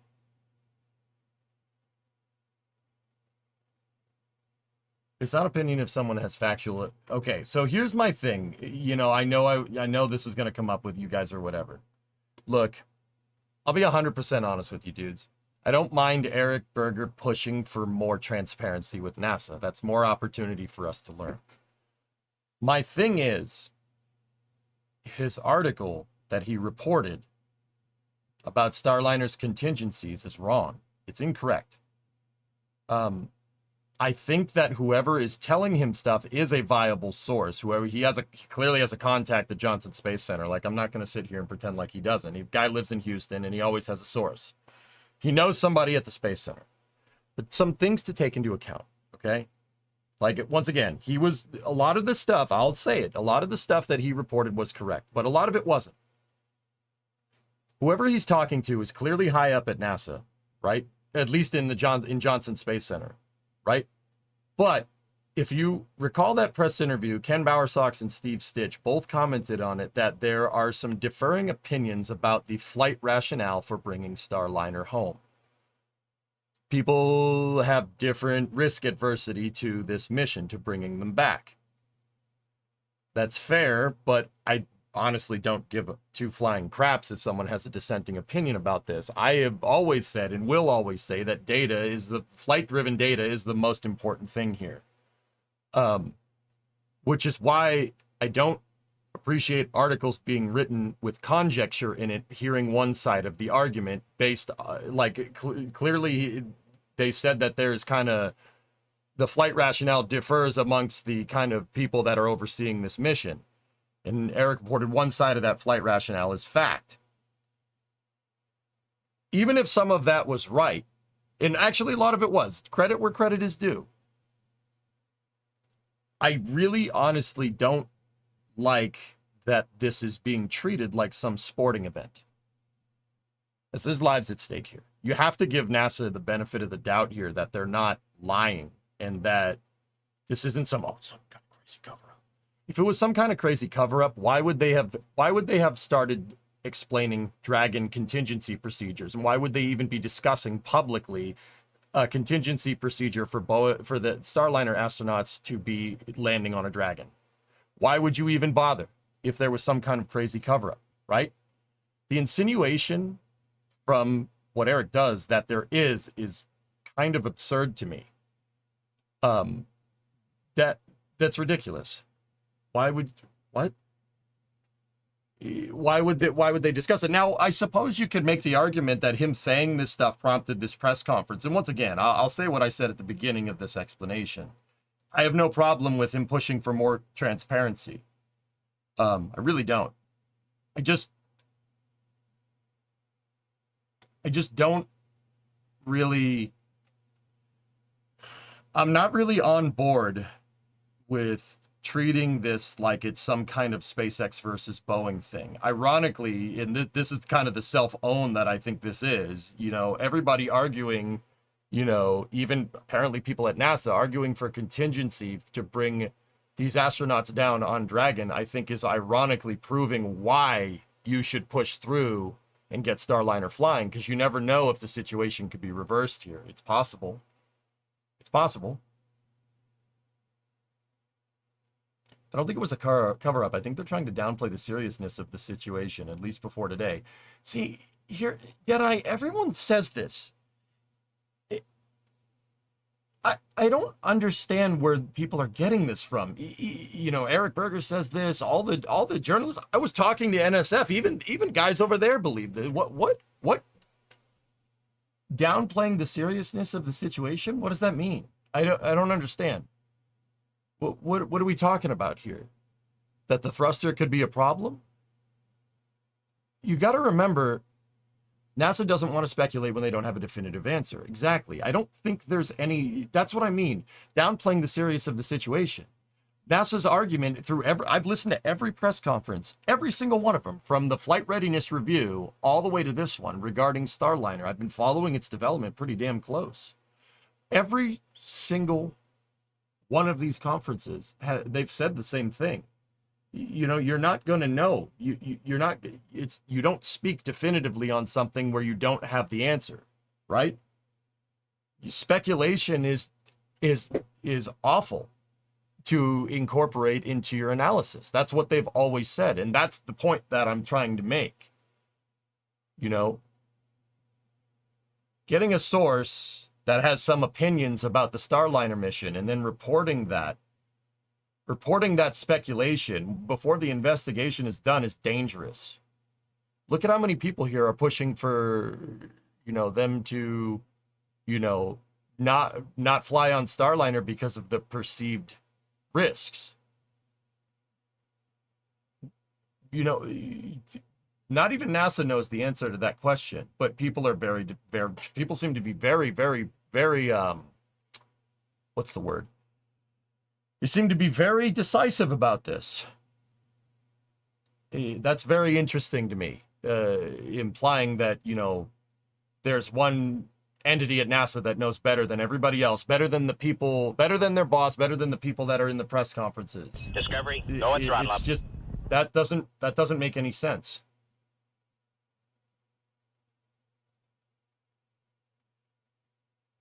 How is it dangerous? Nobody here is making decisions. Our opinions don't matter.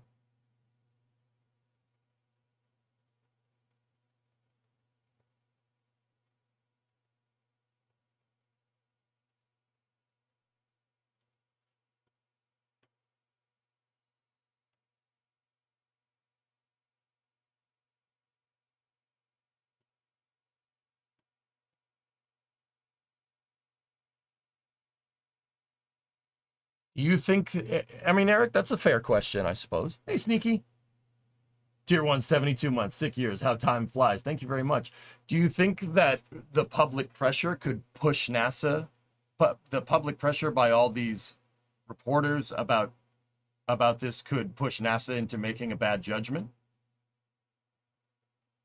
I would argue that outside forces, the press getting up people's butt and pressure from entities that aren't engineers and scientists are what caused Challenger in Columbia. This exact thing is what caused that. I think it's a poignant thought. You know, Discovery, go at throttle no up. fever wasn't induced by engineers in 1986. It was induced by people who weren't engineers that had a say in this Discovery, process. go at throttle up. Does that make sense? This pressure here to get stuff done could inadvertently push NASA into making a decision that's not influenced by the data. Once again, I'll be honest with you guys. I don't really mind Eric reporting what he reports. I really don't. But when people come in here and say, well, Starliner's doing this, well, you don't know that for sure. You don't know that for sure. And I'm not trying to say that to, because it's me versus him or anything. He's just another reporter, dudes. Like, whatever. But also at the same time, I'm not going to compromise my analysis on the situation just because of supposed hearsay. Now, once again, in this particular scenario, he was correct. He was correct on much of the flight rationale and where NASA was at. But then the guy wrote an article. Hey, somebody gifted this guy, Eric. That's totally fair. Thank you for the response. You can always tag me. I'm always willing to listen to dissenting opinion. But some of the stuff 7 years ago, NASA knew of the issues with hypergolics and PTFE valves. Yeah, Will, no doubt. But that just, personally, I like to think NASA learned some lessons, and the pressure doesn't make a huge difference in real decision making. But it's fair to point out that it's happened in the past. So, Eric, here's how this applies to this the most, dude. Listen, just hear me out here for a second. I'm not trying to start some beef with Eric Berger or whatever. Like, I'm not. It's just sometimes, like, here, let me read your question.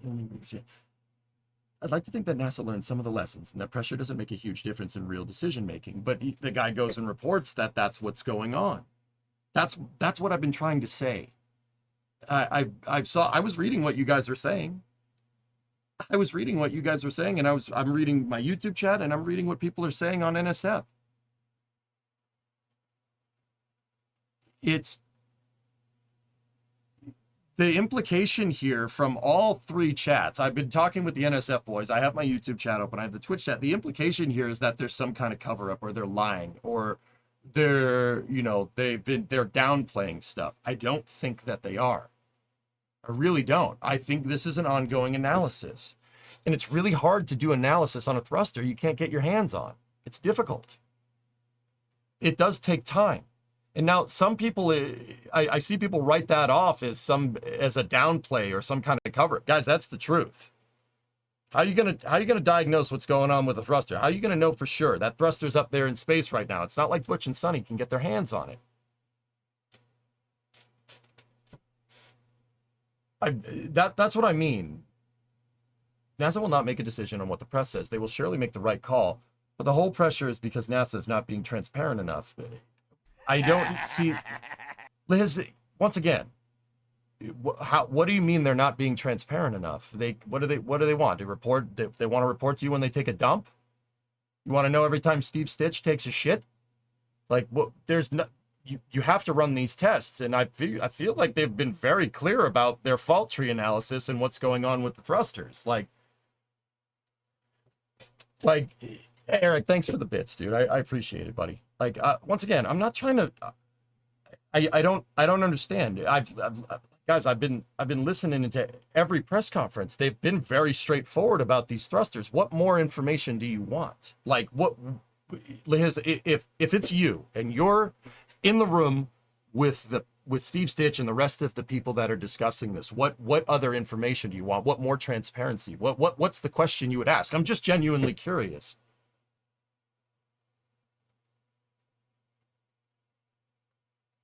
Yeah, Lazarus, see, that I'm cool with. If Eric's play was to put these articles out with some intentional misinformation to get NASA to do more press conferences, okay, fair play. That's fair game. Good call. I actually would applaud that behavior. That's good. Because, yeah, I mean, we should get an update on it, right? But,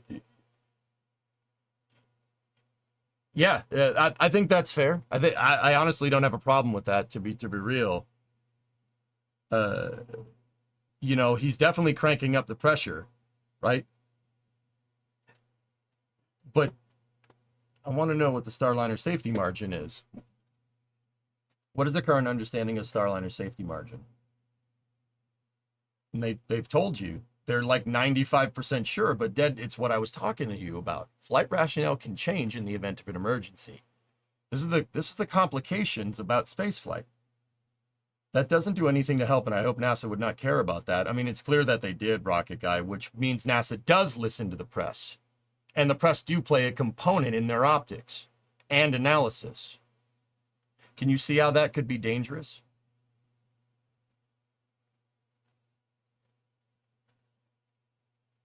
Put out misinformation. Hey, I'm willing to give the benefit of the doubt, Ram. I'm not trying to start crap here. You know what I mean? Yeah, Dean, like I said, I'm willing to explore all contingency.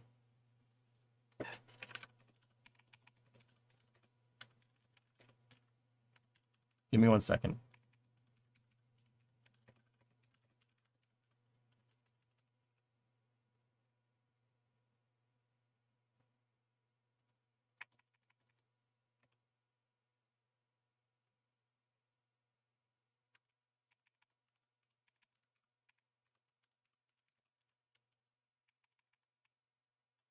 Give me 1 second, dude.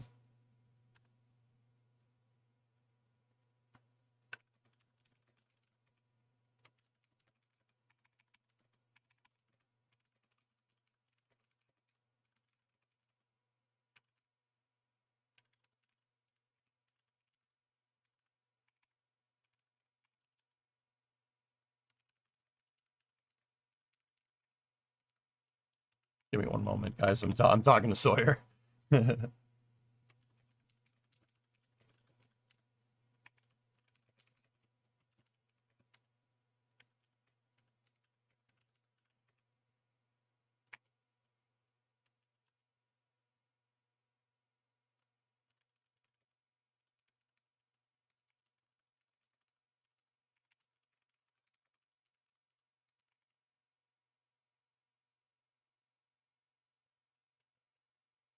Okay, anyway, sorry about that. Dangerous in this general case, or specifically, what was that in regard to, Phil? Sorry. It sounds to me as if the additional calls for transparency reflect that reporters want to be in the stakeholder meetings and the PBCs. Yep. Yeah, Rem, like, once again, I think Eric's stirring the pot because he wants a story. Hey, yeah, I get it, man. Like, I don't think it's wise to attack the press as a whole, but individuals, sure, why not? I don't have a problem. I don't have a problem with people reporting stuff, but you can't claim to be a beacon of, you know, like, okay, I guess here's my biggest thing, dudes. If you want to be a reporter, you want to report about the news, that's fine. I'd like to think that Eric is my counterpart in this regard, and he wants to teach people about spaceflight. With that being said, the continuity of his articles suggests otherwise. You can't have it both ways. You're either an editorial or you're education. What I do here is educational. I don't ever take Boeing or NASA or SpaceX side. I just try to tell you guys what's going on within the best of my ability.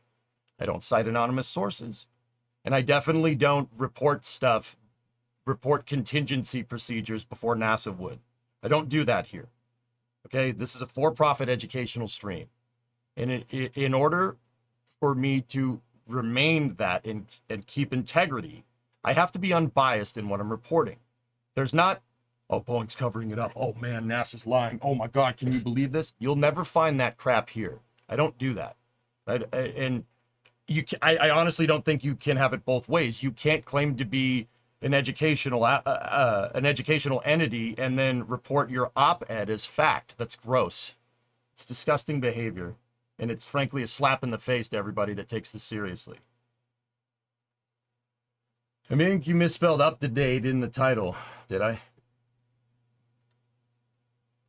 Looks fine to me.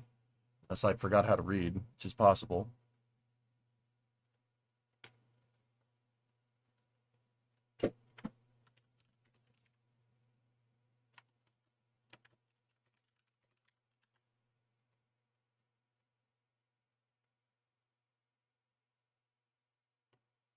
I want to point out the fact that dissenting opinions where there is uncertainty are taken seriously, that people are feeling empowered to bring it up, and that these concerns are actually being brought up. The change sounds like a major change from the mentality that Destin called them out for in his presentation. I think that's actually a good thing. Aqualex, I'll go back to what I said. Calling for more transparency and to keep us in the loop, I'll never, ever fault anybody for that, ever.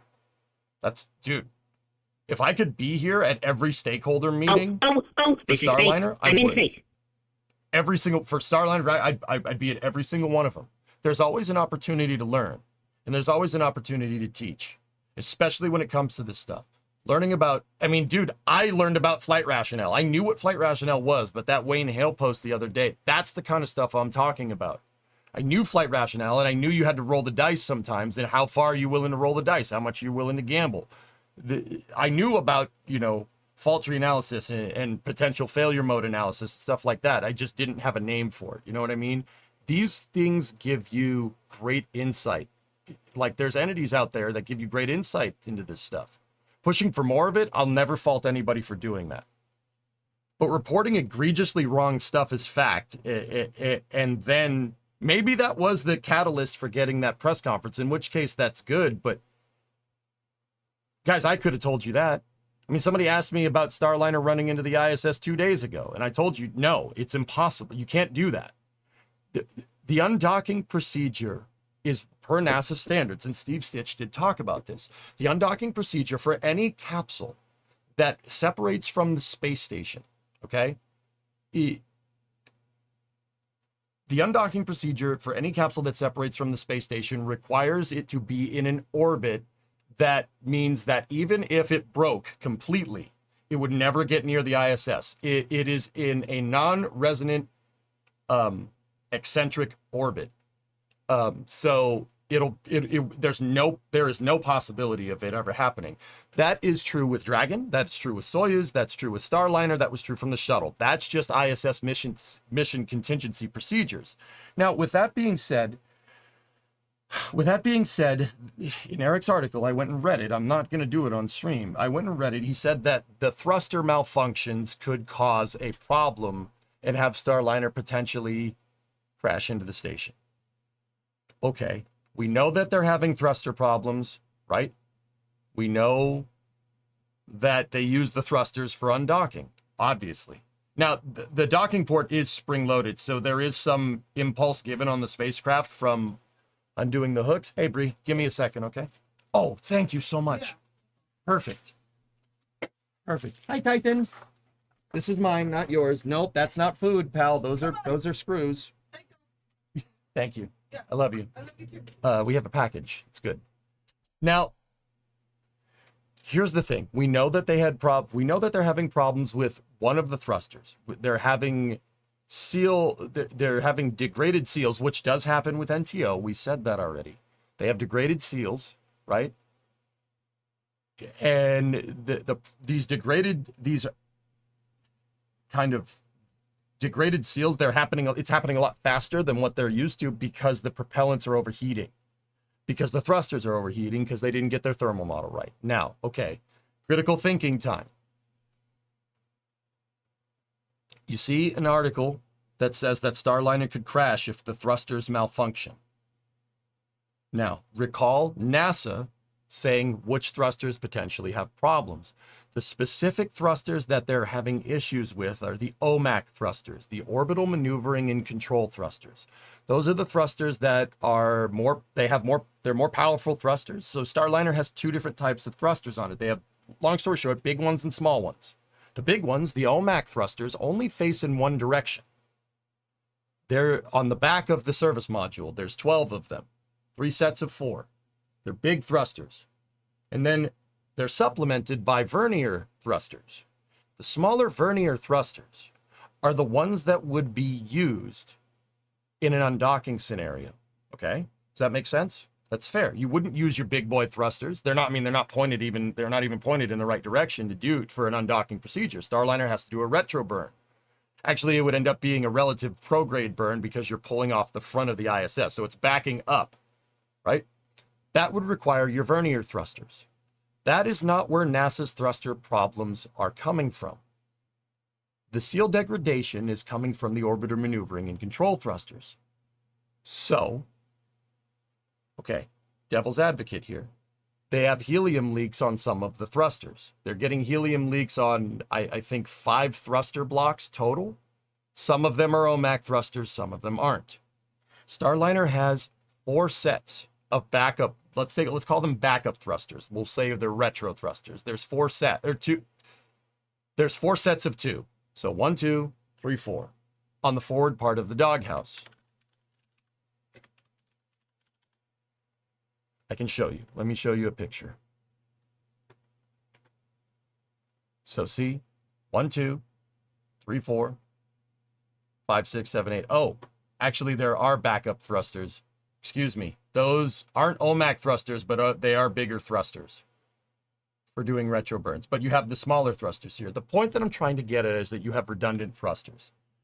And per NASA's own press conferences where they've been doing the fault tree analysis, they've said that they have enough thrusters to back up from the ISS. And the helium leaks, well, bad, are still within margin. Understand? There is no way that Starliner could hit the station. Not a chance. They have quadruple redundant thruster blocks. There's no way all 4 of them are going. And that's even per NASA and Boeing. That's not just Boeing saying, no, our thrusters are good, we swear. First of all, NASA and Boeing are doing the fault tree analysis together because NASA has had their hand up Boeing's tailpipe since the OFT-1 fiasco, right? Does that make sense, dudes? See what I mean? You just do a little bit of thought, like turning it through in your head. There's no way that's truth. And I said that days before this press conference, and Steve Stitch basically said exactly what I said a second ago. There's no possible way. There's no possible way you could hit the station. One, because of the differential eccentricity of the orbit that Starliner gets put in, and it's out of resonance. There's no way it's going to hit the station. It's impossible because of the impulse burn. Now, the second part of this, dudes, to think about is the thrusters that do have seal degradation. That only happens, the seals only degrade more than what they thought under high temp scenarios. So when the thruster's duty cycle is exceeded, basically when it's firing a lot. Do you need to fire a lot to separate from a space station? Do you need to fire your RCS a lot to separate from a space? Any Kerbal players out there? You don't punch the RCS when you undock, right? You just hit it once and the spacecraft just drifts away.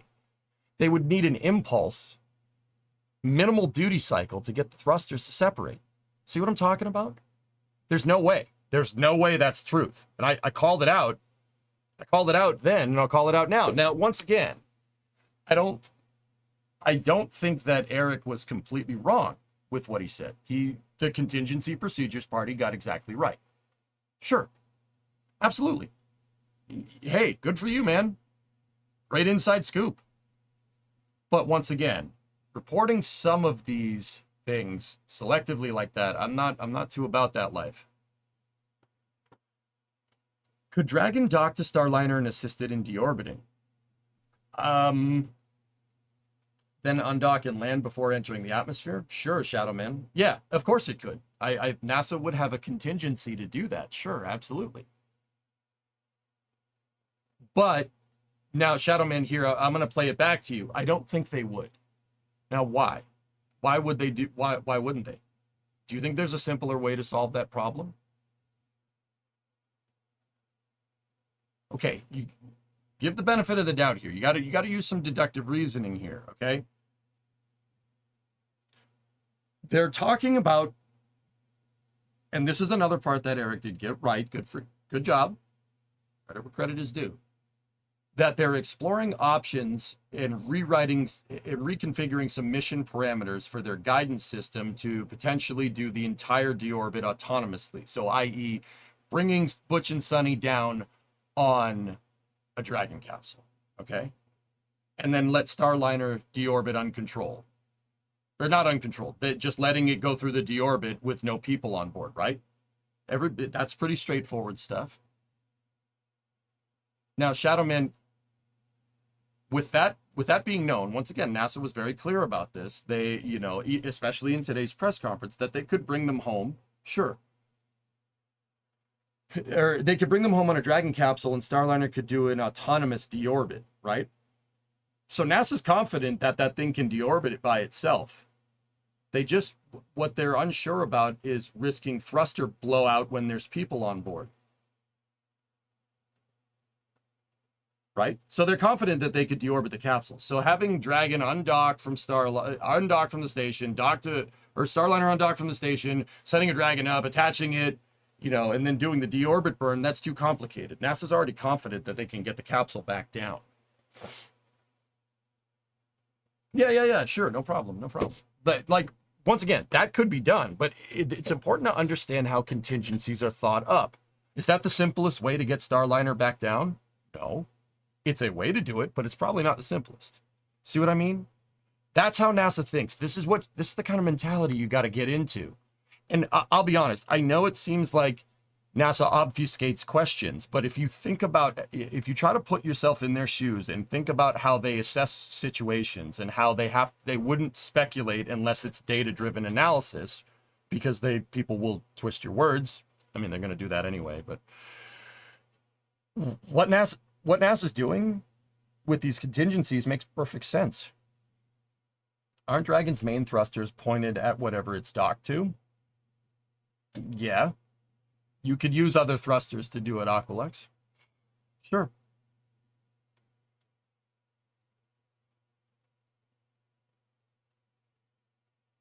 Discovery, go at throttle up. Yeah, Finn, that's what I mean. The guy likes stirring the pot. I mean, here's the thing, dude. I don't like what he says. Sometimes what he reports pisses me off. But here's the thing, man. I'm not going to say you shouldn't be reporting this, Your right to report whatever you want is much greater than me saying what you can and can't report. I'm not an arbiter of truth. So, but what I try to do is use what's wrongfully reported.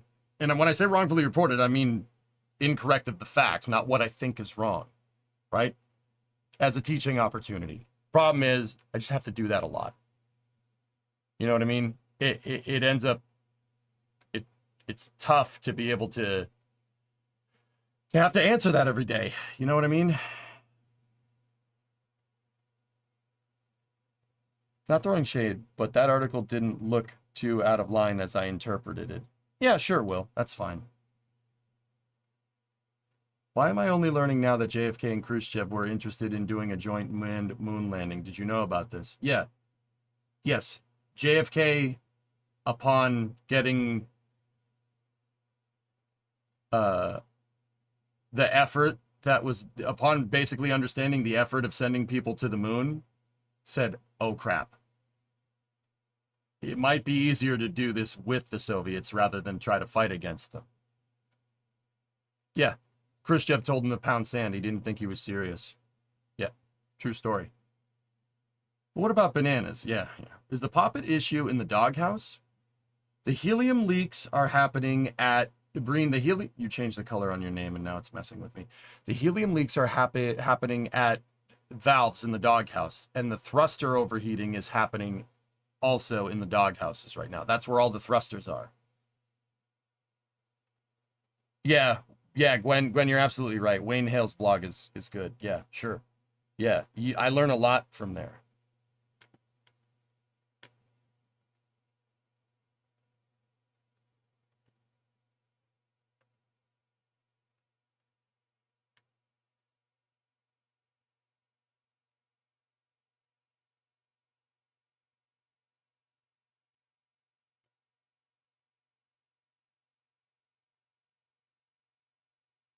They call them doghouses and they're misbehaving. Anyway, here's Wonderwall. Guess NASA want them to return on Dragon, hence they're slowly introducing the idea of them returning on Dragon. Milan, no, see, that's what I'm talking about, dude. No, that's the wrong way of thinking about this, dude. NASA never ever said that they wouldn't consider a contingency.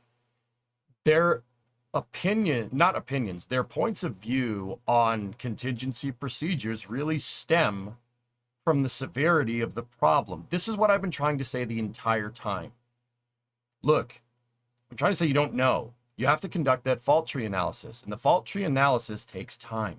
Some people are construing that, some people think that because that fault tree analysis takes time, that they're not willing to admit it. They're not willing to admit it. The reality is, you're not going to know the severity of the problem until you actually prove it out, which is why NASA has gotten to a certain point in their fault tree analysis where they're willing to look at contingency options. Understand? It's not that they wouldn't consider it in the past. It's just, here's the thing. Say, okay, let's rewind a month ago, all right? Think about this for a contingency. And this is what I mean about NASA not willing to speculate unless they're absolutely sure. Say there's a big problem, right? They say there's a big problem. Our thrusters are screwed. Let's say they listened to what everybody said. They listened to everybody. It was like, oh, there's a problem. They're stranded. They're actually stranded. NASA goes, oh, crap, they are stranded. Let's get a Dragon. Let's get a Dragon. And you start going down that path of looking at contingency procedures. And then in your fault tree analysis, you figure out there's no problem, which could still be a thing. And to be honest, guys, you have to prove it. Proving it takes time. It's not something that you can do in a week. Like I said, you can't get hands on this thruster. It's up in space. You know, and you'd be best to do your fault tree analysis on it while it's still in one piece. The parts of Starliner that are not malfunctioning,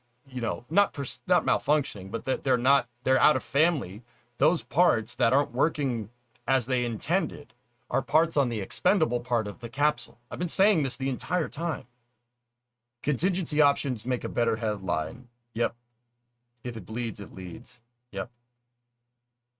So now say that they figure out that this thruster problem isn't a big deal. Now you've wasted a bunch of people's time. You've wasted a bunch of people's time trying to figure out contingency procedures when you didn't have to. NASA is very methodical in this. And like I said, to suggest that they're not in articles written by journalists just pisses me off. Guys, look, I'm going to be real for a second, okay? I'm going to be real. Be real, son. Be real, son. Look, Steve Stitch oversees the commercial crew program. Steve Stitch was on console when Columbia popped. He was there. He watched it happen. I'm fairly confident that's something that's going to basically permanently scar you for life. Yeah, pretty damn sure. That's the guy running the commercial crew program. And even his predecessor, Kathy Leaders, she was there too. Do you honestly think for a second that he would even think about running cover for Boeing? No, absolutely not. Not a chance. No way. There is no way that's what's going on. And to insinuate otherwise is extraordinarily disrespectful. Like extraordinarily, that's disgusting behavior. That's why I have such a visceral reaction to this. You're not willing to give that guy the benefit of the doubt? Guy that watched seven of his colleagues just burn up in the atmosphere? You think he wouldn't take Starliner reentry contingency procedures seriously to run cover for Boeing? That's bullshit. And anyone that thinks otherwise is off their freaking rocker. And that's EJ being real for the day.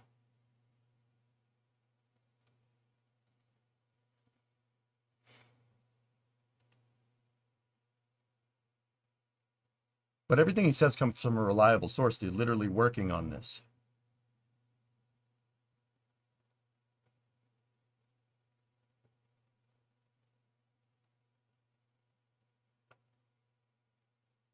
What do you mean, Liam?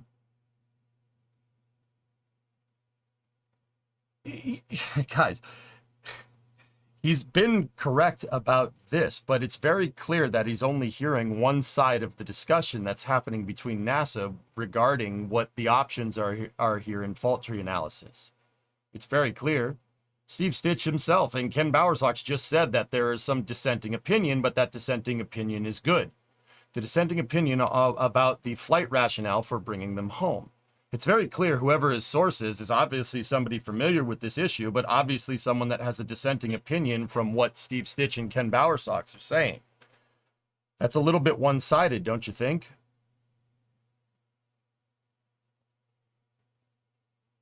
I don't, like, once again, dude, I don't have any problems with, you know, oh, his source said this, his source said this.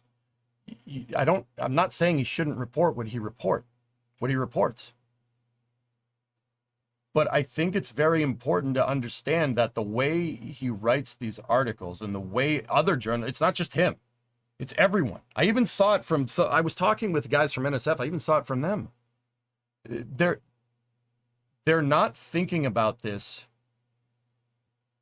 how they basically are willing to just completely disregard the way NASA solves fault tree analysis and the way they do fault tree analysis for some type of other narrative that they think is going on.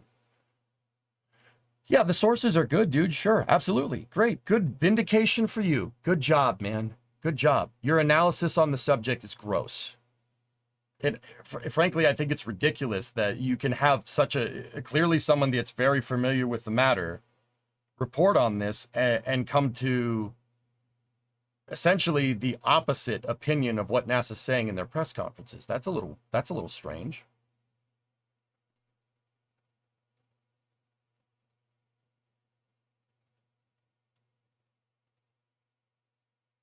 Like, once again, Nova, yeah, exactly. That's why I always try to teach you guys about the way NASA thinks about these things. I'm not trying to prove any one narrative or anything. People, I've been accused on Flame Trench multiple times for being a Boeing apologist. I ain't no Boeing apologist. I want to know what's going on.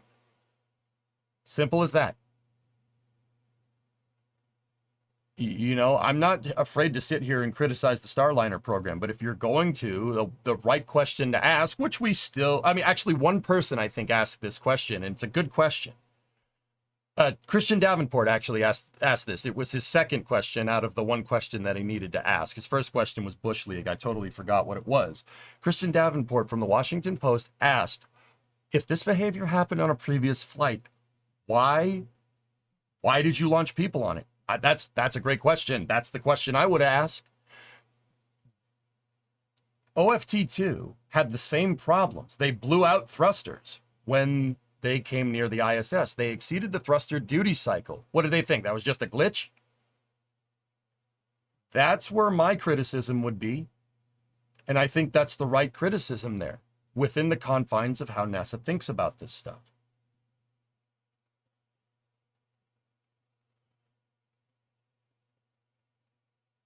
Well, it can be an RCS thruster issue, but a different one. Rocket Guy, I'm pretty sure they were having seal degradation problems on OFT-2. This is the exact problem that they had. Pretty sure.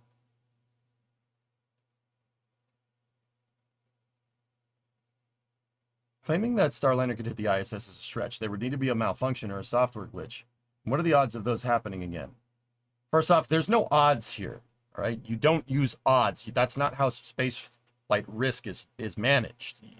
It's only data. It's only data and testing. To test as much as you possibly can, and then validate that test with flight data.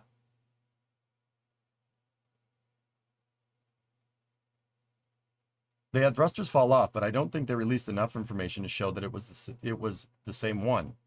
I think it's similar behavior, Aqualex, to be 100% honest with you. Rocket Guy pointed out, and William Foss over there in YouTube chat, NASA's known about seal degradation from high heat scenarios on these thrusters, which are all shuttle derived. They knew about this.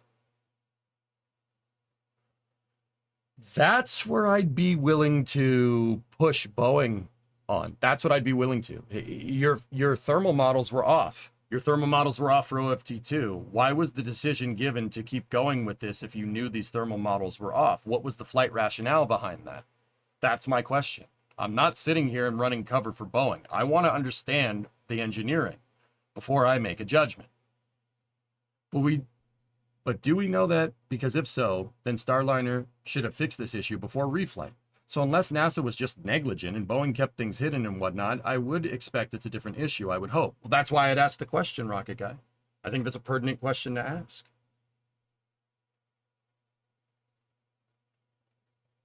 They removed some insulation after the previous flight. They must have had enough flight rationale to make NASA happy with that. They were wrong. In which case, Wisp, I would say that, look, man, it's a test flight. Now is the time you want to find these problems, if you're going to have problems at all. I would contend to say that how Dragon did it, and once again, I'm trying to be straightforward about this.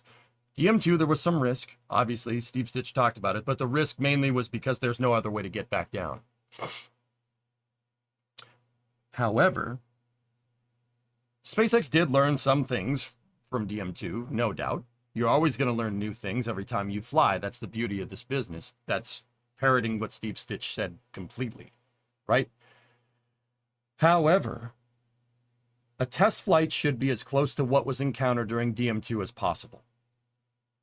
DM2 was playing with house money the entire time. It was one of the best test flights we've ever flown. I was going to say maybe Artemis 1 was better, but the Orion heat shield kind of begs to differ. Which they're almost done fixing. They've been doing a fault tree analysis on Orion heat shield degradation being outside of what their projected model was for about a year now.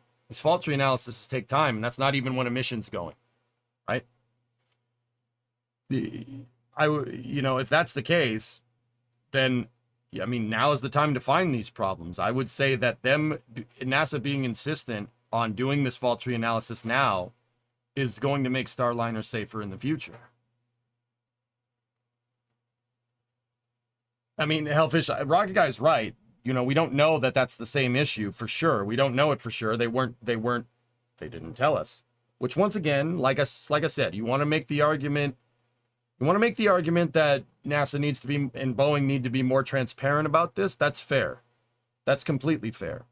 But I would contend to say, just to, matter-of-factly, that, well, if you wanted NASA levels of transparency, you probably should have NASA have more in-house stuff so they can be transparent about it. I mean, I would say that's part and parcel with commercial programs, guys. I'm not trying to be a jerk. I'm not trying to speak bad about commercial. I think it's part and parcel. A lot of the Starliner capsule is black box. We don't know how it works. A lot of SpaceX's stuff is black box. We don't know how it works. I guarantee you SpaceX has had issues in the past that we never heard about because they have no obligation to be transparent about what they do. Neither does Boeing, to be honest with you. You want more transparency, fund more NASA missions. This isn't JPL. It's not Orion. It's not SLS. You could make the argument that taxpayer dollars are paying for this. Sure, absolutely. But with a commercial space program, there's no precedent for being transparent about anything because we're in uncharted territory. Should there be? Yeah, absolutely.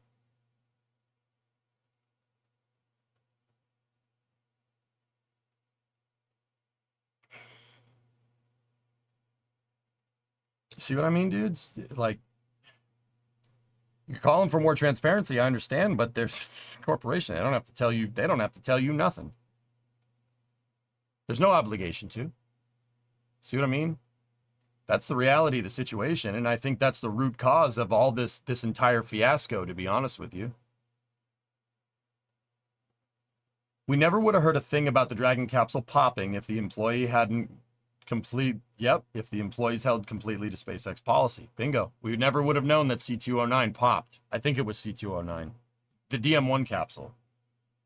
It'd be nice if there was. And I think, Aqualex, I think that's, I was kind of talking myself through it there with that explanation, but I think that's the root cause of this entire thing. Do you guys think that's a fair analysis on the situation?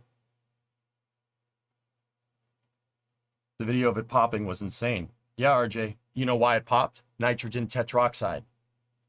Thruster problems.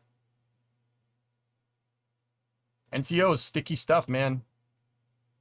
It's bad. It's tough to deal with, but The simplicity of a thruster system, like a hypergolic thruster system on orbit, despite NTO and MMH being tough to handle, is the simplest and the most robust way of doing it. That's why everybody does it that way.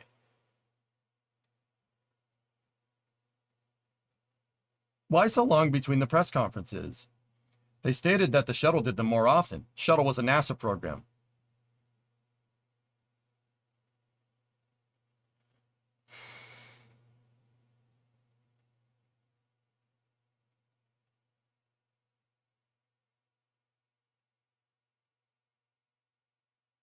I don't think they use this big a thrusters, Deadbringer, by L3 Harris on satellites. I don't think they use not this big a thrusters. I'm sorry, I misspoke.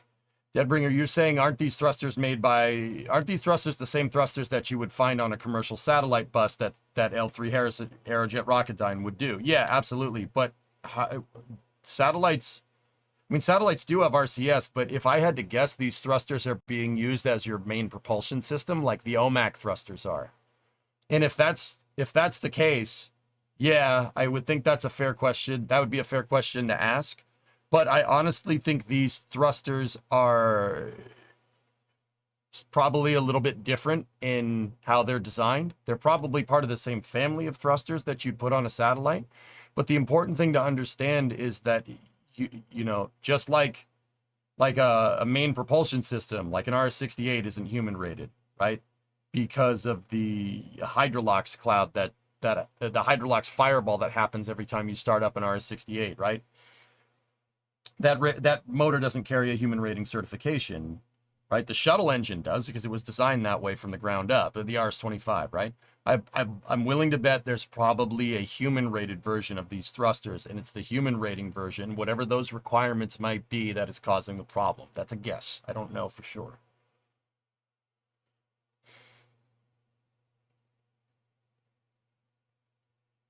Satellite operators are under no obligation to announce thruster failures. That's what I mean, dudes. You know, they brought up the point. There were shuttle press conferences on the daily. It's a NASA mission. It's a wholly NASA mission. Corporations are not beholden to transparency.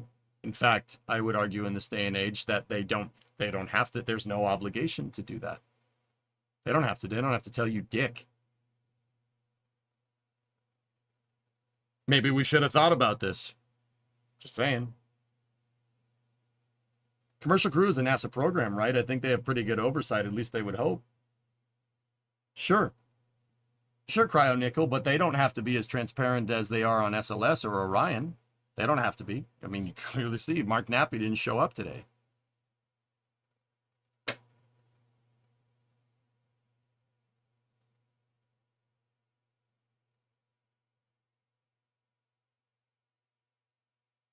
Right? So, having a small flight delay. Please remain seated.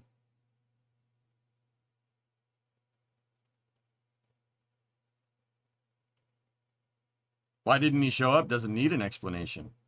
That's what I mean. I think that is the root of what I'm getting annoyed about, right? I'm trying to work with the information given, you know? Guys like Eric Berger want more information and they want to push for more transparency. That's fair. I think that's fair, but I think the thing that everybody's dancing around, guys, is that there's no obligation to be transparent about these missions with corporations. I think that's the truth.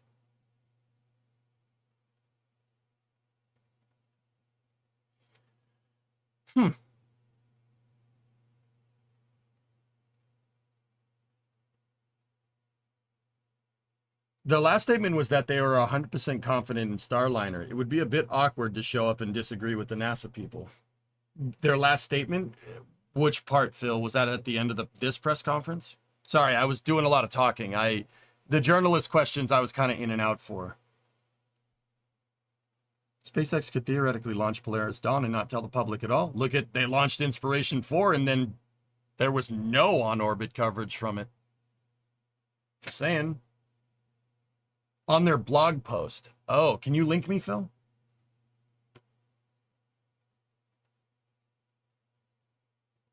catching with an 83 month. Thank you. Appreciate it.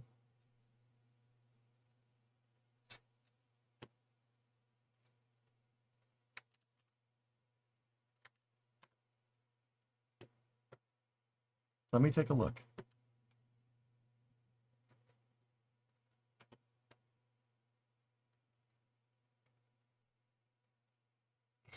All us YouTube videos, hit the thumb. You can hit whatever you want. I don't care.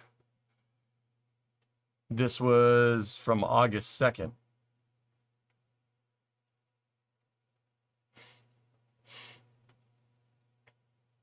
Do they say they're 100% confident here?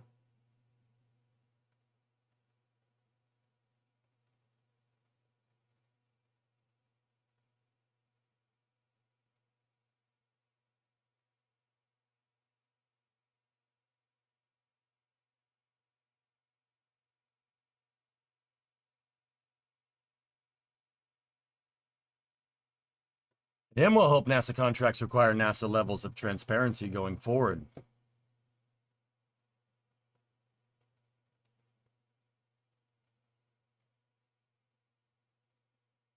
Another reason why NASA should have the same capabilities as commercial corporations are not held to the same standards as NASA. They don't have to tell us everything.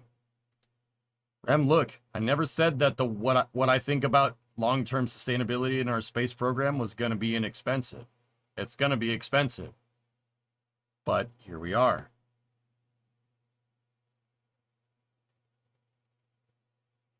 They don't, but they sure as hell carefully worded everything to give that impression. I mean, shouldn't the FAA or some other governing body require such transparency analysis like they do in other industries? Well, that's the gray area, Huzzah, isn't it? I think that's what's getting me the most. It's not necessarily Eric, even though sometimes he says stuff and I'm like, okay. I think that you know what? I'm kind of shifting my perspective a little bit here based off of what you guys are talking about, you know. Like I said, I'm not infallible. You know, I can be wrong about things. In fact, most of the time I am. Like, I'm not going to sit here and pretend like I'm not. But here's the thing. Like, I think that's what's getting me here. And I think that's the biggest problem. I mean, personally, no, that's thin. That's thin. Saying that's where my issue lies in lack of transparency is kind of stupid. I mean, I'll be honest with you guys. I really think they've been pretty straightforward about this. Like, you know, they didn't have a press conference from day to day. Should they have more? Yeah, I think that's a fair argument to make. But a lot of the information given, guys, I've been able to predict a lot of different things based off of the information given. I don't have no damn source at Johnson Space Center, okay? I'm able to predict accurately. Well, you know, like I said, sometimes I'm wrong. I get it. And I tell you when I am. Like, I'm no skin off my nose, right? I really want to get it right all the time. But I've been able to pretty much predict accurately, like Starliner hitting the ISS. I knew that was crap right off the bat, based off of the information that's given and based off of understanding how past missions to the ISS works. You know, and I think it would probably be a good idea to understand how ISS operations work when, you know, you're writing articles about ISS operations. Just putting it out there.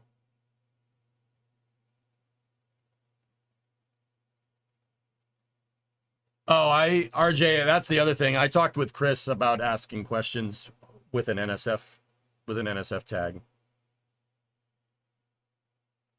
Honestly, with spaceflight falling under the FAA, I'm surprised the FAA isn't requiring the same level of transparency here as commercial spaceflight, especially with the higher energies involved. Well, how the FAA regulates spacecraft launches is still in its infancy, Aqualex. Sure. In the future, yeah. Yeah, I actually talked with Crispy about that. That's what we were saying.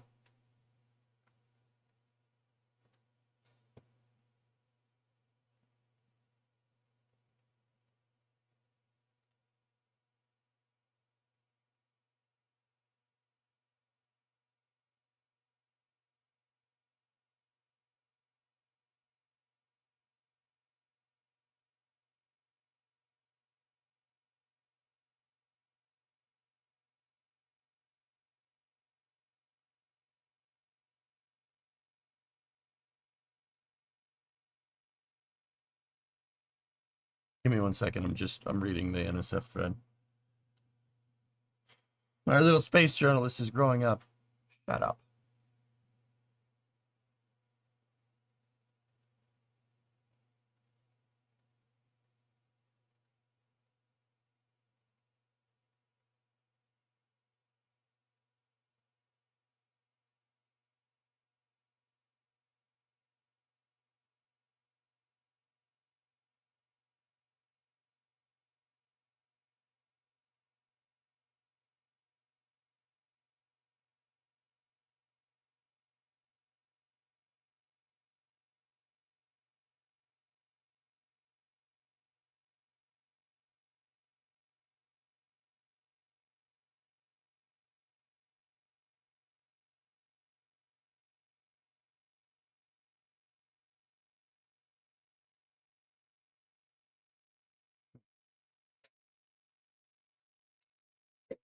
BJ had to ask questions in these conferences. Would he use his real name? Yeah, I might have to do that, dude, if it's in an official capacity. If you ask questions for NSF, you have to do it in the voice of Walter Cronkite. Do you think Space Corporation's right to retain information is tied to ITAR and or trade secrets that they want to protect? I think it's more about corporate intellectual property, and there is a Venn diagram, Rem, where intellectual property when it comes to aerospace and ITAR do overlap. Sure. But it, like I said, big freaking gray area. Personally, with this being NASA run, I would be hesitant to bring in another government agency, especially one that doesn't know the system at all. Given the timing of the NSF question, what would you have asked? My question would have been what Christian Davenport asked. That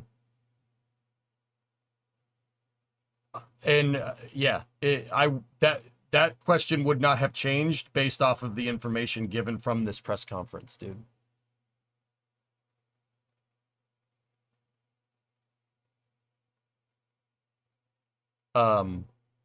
It basically would have been, well, okay, you're having deviance in your thermal model. That's all fine and dandy, but were these similar problems encountered on OFT2?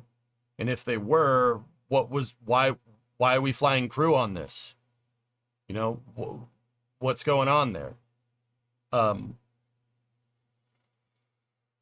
Yeah, that's it. That's what I would, yeah. That's always been my question, Huzzah. That's been my question since the last press conference from 2 weeks ago. That's what I would have asked them. What? Well, your thermal model is different. Why is what's the rate of deviation here? That was my first question, to be honest with you. Actually, you know what? I take that back. It would have changed the, no, it wouldn't have changed. Whoa. Why are you running into thermal deviation rates at this particular point in your mission?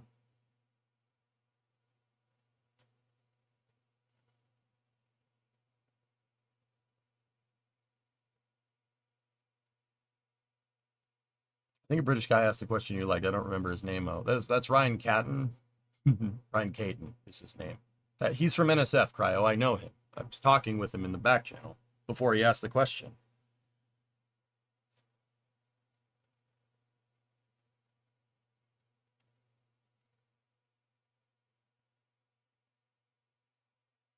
Yeah, why now is your thermal model not updated and validated with this third flight? The data should have been used to update the thermal model and verify updated thermal model on the ground to match. Yeah, Rocket Guy, that's my big question. And no one asks it.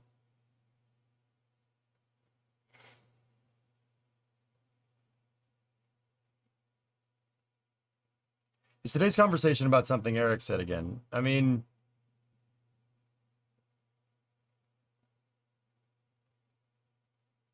yeah, but, you know, look, man, a lot of the sources he reported was pretty right. It was pretty right. I mean, but then again, I've always said that there's no way we can know for sure unless NASA confirms it. Like, that was my big thing with what he reported, guys, to be honest with you. Like, I mean, most of it was right, some of it was very wrong. And the parts that were very wrong, I could have told you they were very wrong even before NASA does it. But then again, I'm not NASA, you know what I mean?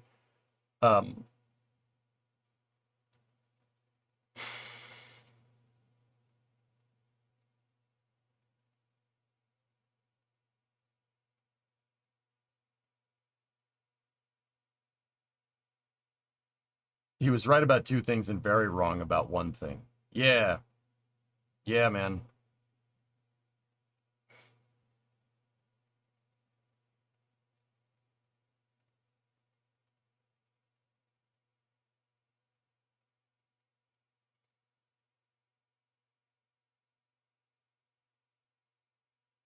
So 66% is failing where I come from.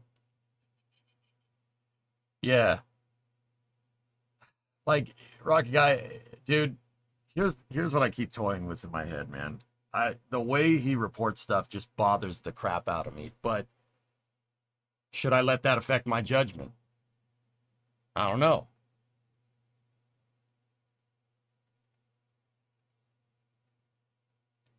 Aqualex, it's impossible. It's impossible. Their thrusters aren't going to fail right off the bat. By their own admittance, their thrusters are failing in high duty cycle scenarios. Undocking in RPOD is not a high duty cycle scenario. Actually, specifically undocking. It's not going to take a lot of impulse to push that into an orbit where it won't get near the ISS ever again. Maybe a meter a second at best. 66% for a journalist is pretty good. Yeah, Julie, but here's the thing. The stuff that I've been able to reasonably extrapolate without sources is also very correct.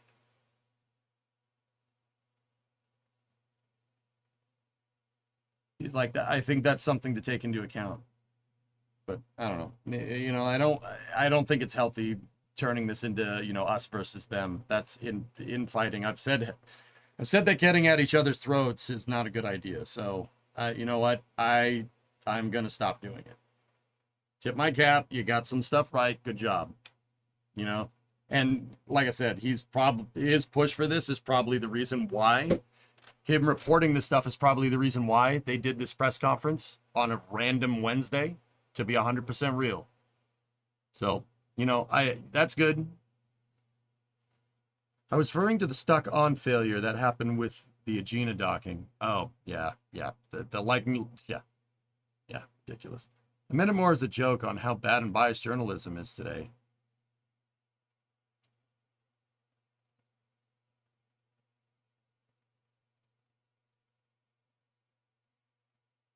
I think, yes, it's totally fair because we can never know what 66% of what he reports is correct. Totally fine, only to take what he says at face value. I mean, that's always been my thing, dude. I never said he was wrong in what he reported. I mean, except for the undocking thing. The only reason I said that was wrong is because I was confident. You know? And it seems like his other things about contingency procedures were right. And I had dismissed that previously because there were other contingency procedures for Soyuz because of the leak, right? Soyuz had a coolant leak a little while back, so NASA was exploring contingency procedures. I think the press completely confused those two things. We knew about the contingency procedure for Soyuz, but this press conference is what brought up the Starliner contingencies as well. That is something that I learned today, that there were contingencies for Starliner as well, which he did report. And I had said that was wrong previously, and that's incorrect. It's hard to keep track of all these contracts, guys, but I'm trying. I asked her in the conference, Scott's busy with work, and just come back. So asking again, let's say they do say screw Starliner and they go with Dragon. How will they do suits and chairs? They talked about using modified seats and stuff. Goalie, they talked about that. They're exploring a contingency procedure for that as well. What's that, Phil? Yeah, Rem, that's all I'm doing. But see, like I said, sometimes I get a little passionate about it. What's this thread about? This last week, going out on a limb with Starliner reports has been stressful. I have good sources, but when there's no official confirmation, you really want to be right about things. I try very hard to do so. Okay. Anyway, I want to share a bit of what it's like to report uncomfortable truths in the spaceflight community.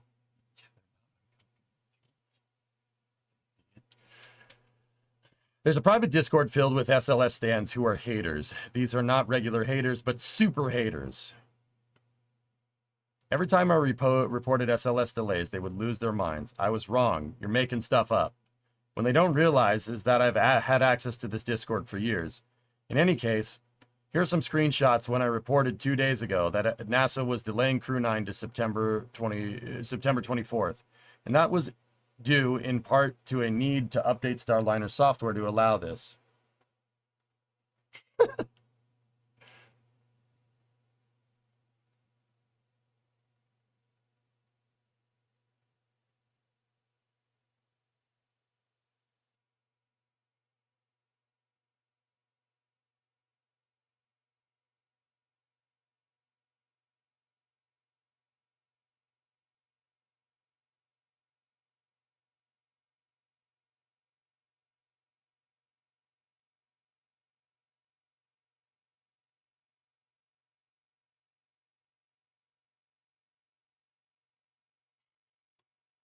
Ooh. Ooh.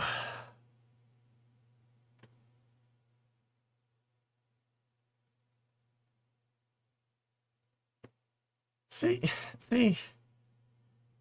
dudes, look. Okay. You know what I realized today? And I fell for this a couple times over the years. Dude, look, I personally think some of the things that Eric reports are a little sensationalist.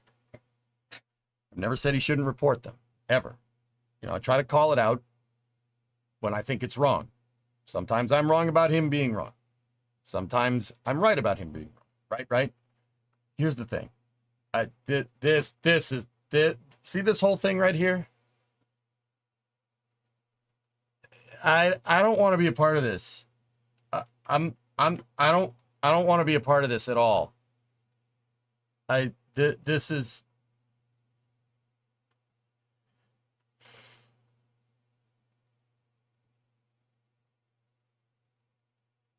I don't want to be a part of any of this. This right here is nah. I'm here for technical analysis. I'm not playing these games, man.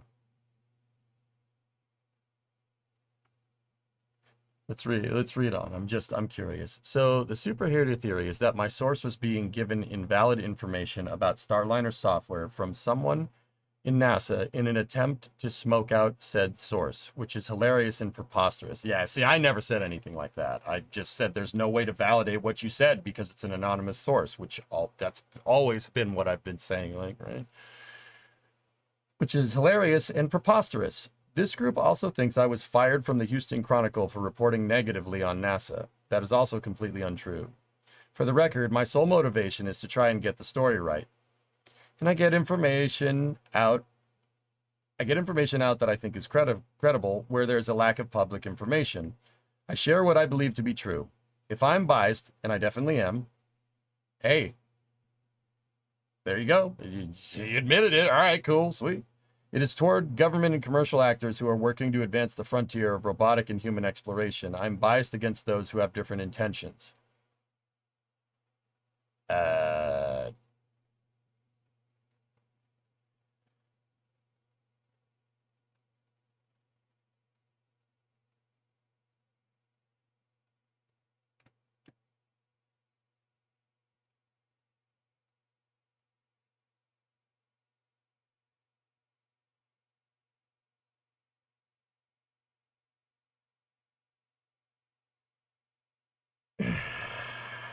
Discovery, go at throttle up.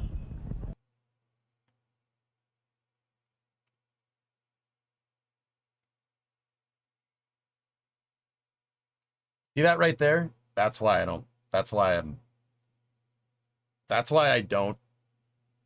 Right there is why I don't include his articles and analysis. That last part, it's pretty telling. You know what I mean? There's nothing wrong with admitting your biases, Soler. I'm horribly biased towards spaceflight. I want NASA's budget to double tomorrow, and I want SpaceX to take us to Mars. I want all of it, right? I've never been obtuse about that, ever.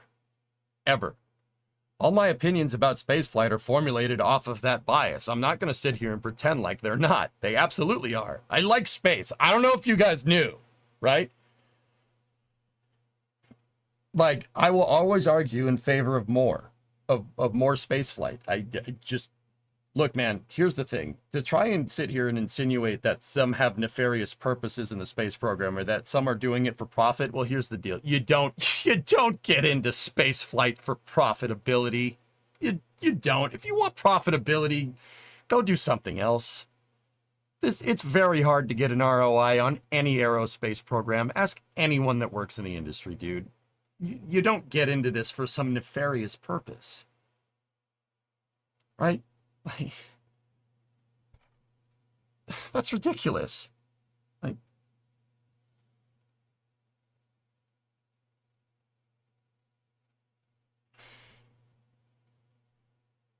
Starlink could be potentially profitable, Captain, but if you're looking at your total cost involved for Falcon 9, there's no way. It's going to take decades for Starlink to even get any return on investment. Dude, maybe not decades. That's probably not the right way to say that. Point is that the reason why Starlink is such a profitable venture is because of Falcon 9's high partial reuse, right? Dude, it took billions of dollars to get Falcon 9 to that point. Billions.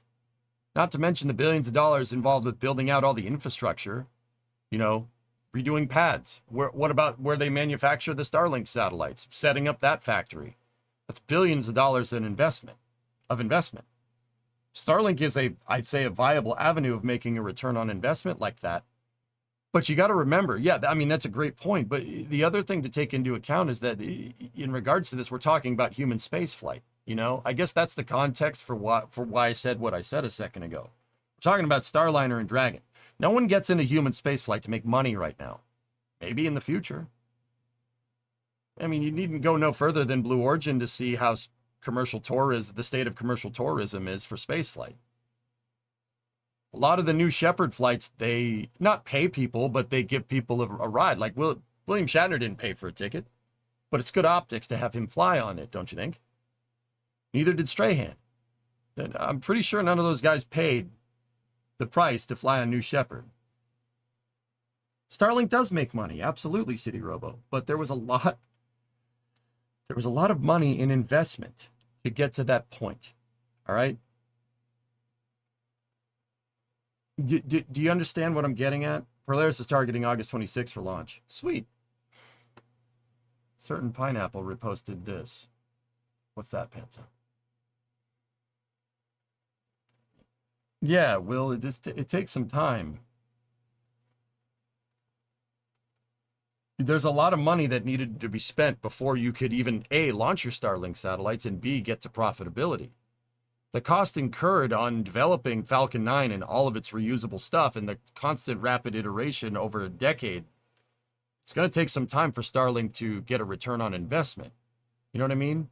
With that being said, once again, no one gets into commercial spaceflight for like easy profitability. Every avenue, even Starlink, every avenue requires a tremendous investment.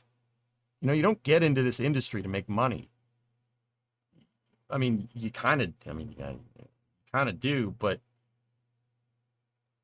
obviously because it's a commercial venture, right? But the point is that everybody that's working on this stuff, I don't really think they have an axe to grind. I really don't. I've heard nothing to suggest that there is possible stuff in spacecraft engineering, which is what we're talking about, right? To suggest otherwise. Now, if you wanted to say that there's political infighting in NASA, oh yeah. Oh, yep. I mean, clearly we just saw it. Eric's sources are clearly one side of the argument that's advocating for contingency procedures other than Starliner coming back down with people on it. You heard one side of the argument there. Sure, there's clearly infighting at NASA. Now, whether that's politically motivated or not, don't know. I mean, I'm willing to guess, after what I saw with the Viper mission, that probably is. Winshot said in an interview yesterday, I think, that they have invested over $10 billion on Starlink. It's going to take some time to recoup that, Phil. It's going to take some time to recoup that investment. I'm sorry, are you suggesting that Boeing built Starliner out of altruism or something? No. No, no, no, no, no, no, no, no, no, no, no. I mean, yeah, it kind of seemed like that. Sorry, I'm trying to talk this through, dude. No, they obviously didn't build it out of altruism. You do get in to make money. I could have chosen my words better. You're right. What I'm saying is that you know to sit here and think that people that are engineering this spacecraft have different intentions than like what are these different intentions? All right, I suppose that would be probably important. I gotta get better at choosing my words, man. Now that more people listen, I gotta be more careful. Uh, yeah, Eric, long story short, I have a much bigger audience nowadays because of doing stuff with NSF. It's kind of gotten my name out there, which is a great thing. But I got to be better with my analysis, dude. I got to be more careful with my words. You don't get in for quick money. Yeah, Broken. Exactly. That's what I'm getting at. You don't get in this to make a quick buck, right?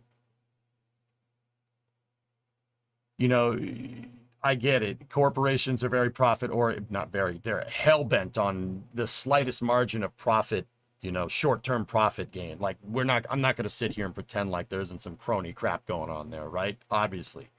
I just think if you want to make a quick buck, building a human-rated spacecraft is probably not a good way to do that.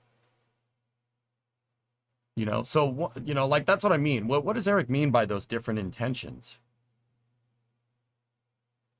Like, dude, you don't get into building spacecraft for NASA because you want to make bajillions of dollars. You know what I mean? Like, you don't do that. Now, if that different intention is maintaining the status quo and retaining industrial and technical knowledge for your company, yeah, I can see that. Sure, absolutely. Status quo stuff, yeah, absolutely. I can understand that. I think that's fair.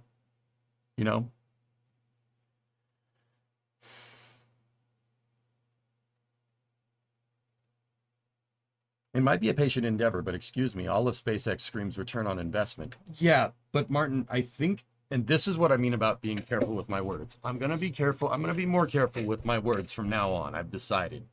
Barking up Eric's tree or barking up anybody's tree is probably not the way forward now that I have a bigger audience, so I'm going to stop doing that. I decided after this whole thing that I'm probably not going to do it again. Not bark up Eric's tree. Just explain, stick to the technicals and go from there, right? Here's the thing, and I think this is an important thing to establish for the context of this conversation, right? SpaceX is an anomaly in the commercial spaceflight business. They're an anomaly. Every other company that's tried to do what SpaceX has done has failed, miserably failed. Conestoga, if you want to look before that, Beale Aerospace. Look, even Blue is having a problem with this. Look at how long it's taken for them to get to this point. This is a hard business, dude. You don't get in this business to make a quick buck. Now, with that being said, I think because Elon has a freaking hard-on for getting to Mars, and him cracking the whip as much as he does is the reason why SpaceX has gotten to the point that they've gotten to where you could get a return on investment. It's not just sinking money into this stuff. It's the leadership and accountability, right?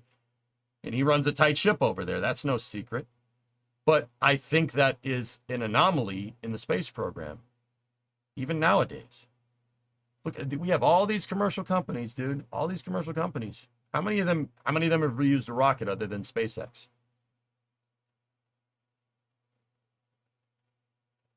Falcon 9's been landing for almost 10 years now. SpaceX is even close to achieving a return on investment because they're always hungry. They're always hungry, they're always pushing, and they run an extremely tight ship. You know what I mean? I think that's an anomaly in this emerging commercial spaceflight industry. Not to say that other companies aren't getting there, right? But I will say every other company that's tried to push for profit for a profitable commercial avenue for commercial spaceflight, like I said, has failed miserably.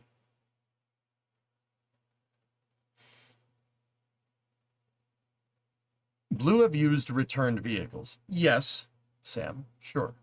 They've been able to achieve what SpaceX has been able to achieve on a much smaller scale. That's important to take into account there, right? I think it was projected that SpaceX will be like 42 billion in the hole with Starlink. IMO, it's a huge difference with public versus private. Boeing is run by middle managers now because that's what the shareholders demand. It's even more milk out of their cow. Eric, here's the thing. I can't say whether you're wrong or right. I don't know.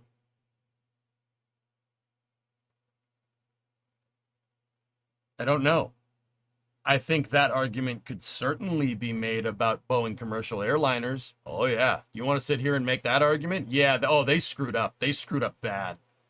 How do you frick?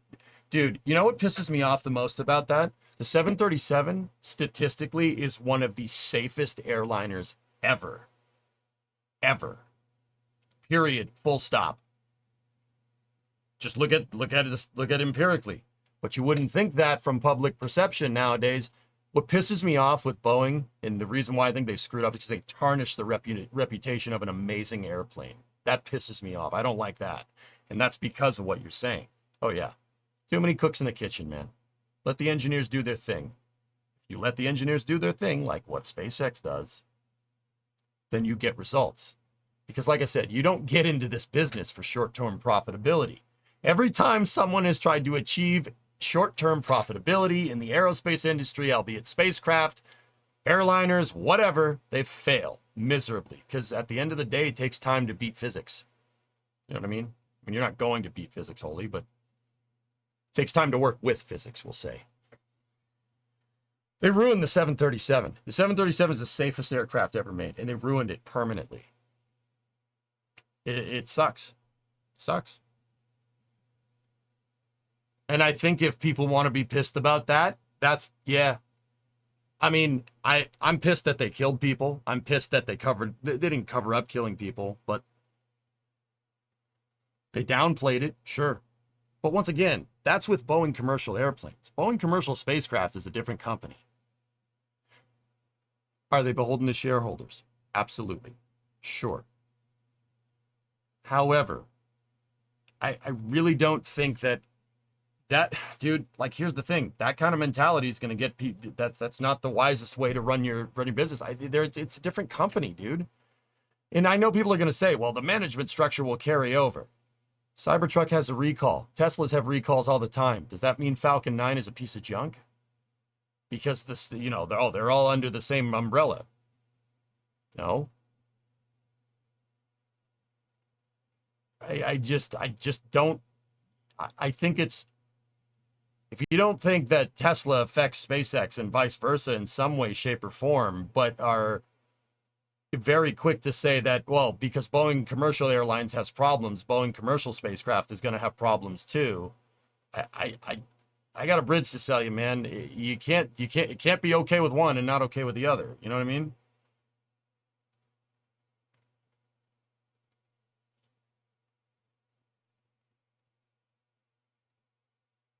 You know, unless you can comment to the intricacies of management structures between BCA and BCS, like I can't factor that into analysis because it's not, you don't know that that's what's going on, which goes back to what I was saying. Like, I don't know the answer to that question, man. Bait used to be believable. Yeah, serious. Rule 11, right? If you're gonna troll, at least be good at it. The thing that really gets me is that they tried to blame their pilots' airlines when they knew damn well what happened.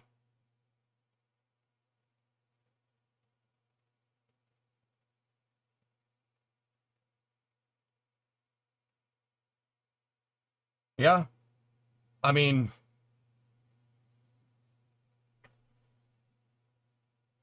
that's why I'm still here. Good man. Also piss off, but good man.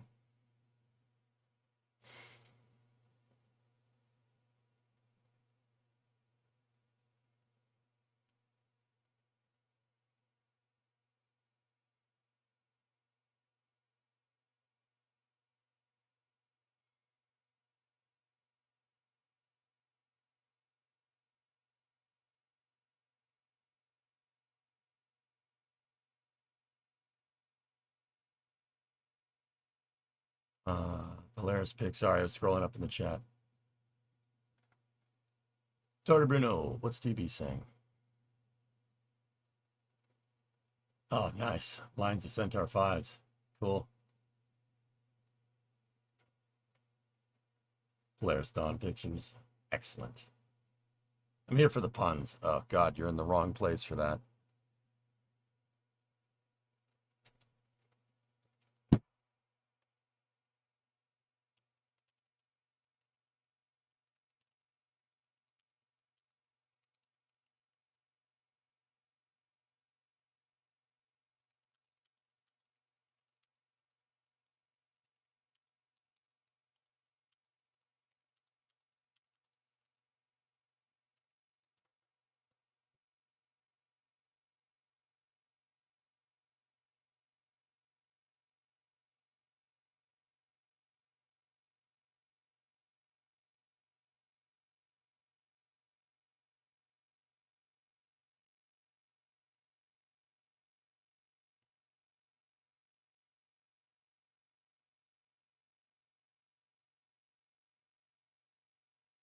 Look at me, I'm your new module now. With that being said, the Starliner memes are kind of funny. They do make me laugh, Shaw. Following since August 6, 2019. I've wasted 5 years of your life here. Was it a waste, though?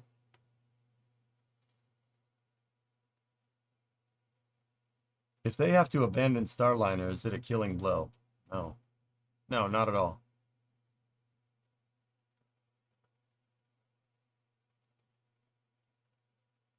Yeah, the RCS works with the flight control, City Robo. Think about how tricked that actually is for 1972. Or even 1981. Yeah. The shuttle's computer was no joke, dude. For the time. I mean, it's a pocket calculator by today's standards, right? But yeah, the shuttle during descent, yeah, the controls gradually switch over. Yeah, they gradually switch over based off of inputted flight data. Yeah, pretty crazy, right? Discovery, go at throttle up. Great stream, by the way. I appreciate your commentary and passion. Well, Eric, I always welcome dissenting opinion, man. Dude, I'm very passionate about this stuff, and sometimes when I don't like what people say, I try to rationalize that. I just didn't like what they say as some kind of fact. Like, I'm not going to sit here and pretend. Like, the way Eric reports sometimes just pushes my buttons, and I don't like it. But, yeah, I mean, I'd rather him report stuff. I'm not going to say, you can't report on this, you know what I mean? Like, that's stupid. And honestly, I think this is a, you know, I think that it's easy for me to be like, oh, you know, I said he was wrong and he's not. No. I never said his sources were wrong. I said we couldn't prove if they were, you know? I think that's fair, right? Like, I'm not saying he was incorrect. I just, even on Flame Trench, I said with Chris B that there's just no way to figure that source into my analysis of what's going on here. And I think that figuring in sources when they haven't been confirmed is not a good way to be educational about this stuff, you know? But I'm honestly going to try as hard as I can to not let him piss me off. You know what I mean? Like, I get what he's trying to do. I get it. I get it. But I think, you know, so you're going to back off. I'd love to see a lessons learned document from NASA implementing the Commercial Crew Program, for sure. In your opinion, who has done the best job in making strides toward the commercial aspect of spaceflight besides SpaceX? Like, what other companies are promising to you? See, Axel, that's what I mean. It's really, the obvious answer is SpaceX. Who else? Rocket Lab makes a pretty good argument. Not for human spaceflight, though. Not yet, at least. I mean, maybe they will someday.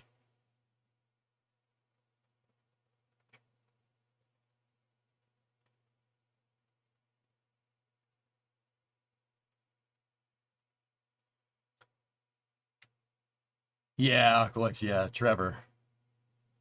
Trevor's a smart kid, man. But yeah, he's a little young. I mean, that's fine, dude. Like, the kid has passion for space, and I can't fault for that, you know?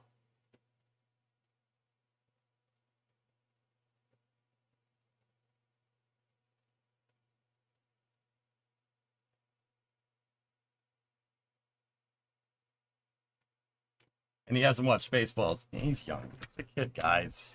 The kid's smart. He'll figure it out. Trevor is not an idiot. He's a very, very smart kid. Actually, for his age, that kid is insanely smart. Like, there's no way I was that smart when I was his age. I was an idiot. I still am an idiot. You know what I mean? How old is Trevor? He's still in college, Dean. He's like 19, 20, 21. That's just a baby nowadays, man. Loves Taylor Swift, though. Never. You know? And I don't mean he was just a baby in any, like, way to downplay it. I like Trevor. I think his analysis is great. And you know what I really like from him? He has the stones to hold people's feet to the fire.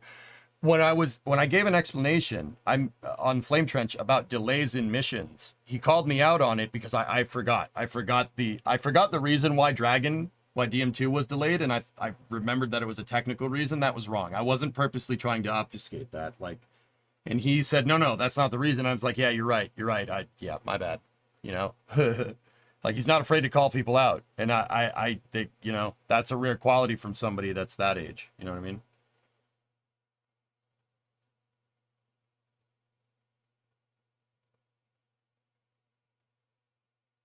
Controversial take. Spaceballs is Mel Brooks' worst movie.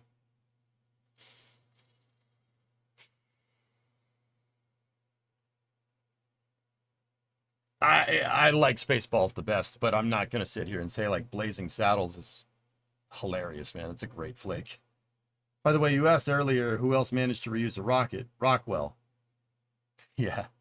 Yeah. In a commercial endeavor, Aqualex was the context of that, if I'm remembering correctly. But yeah, you're not wrong.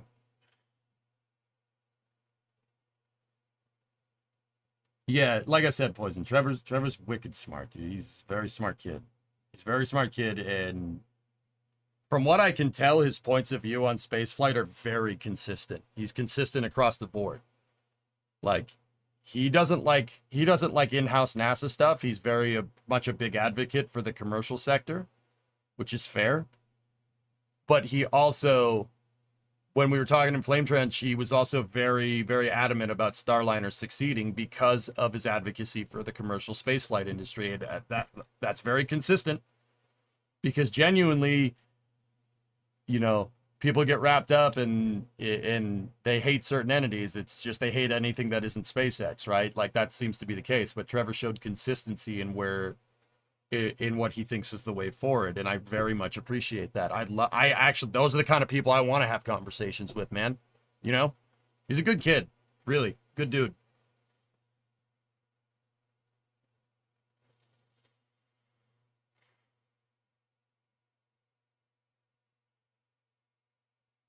So let's say I call you Ed every day. Will I get your respect?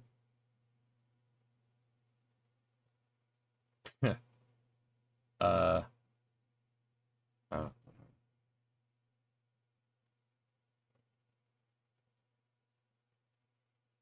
You can't have a good debate excessively. Here's the thing. Everybody's like, oh, we need dissenting opinions. You got to listen to dissenting opinions. You can't be in an echo chamber. That's right. I would always want people to disagree with me, to be honest with you. My conclusions are my conclusions, but I've changed my mind about things in the past. It's like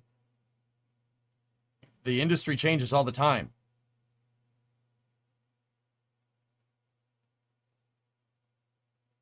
You know, like,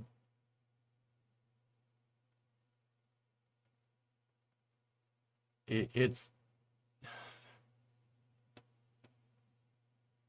but you can't have a really good debate with somebody who has a dissenting opinion if they're not willing to argue in good faith.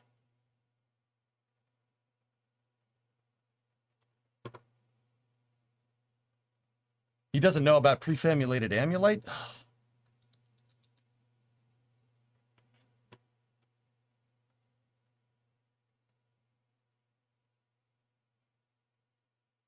Like, I'd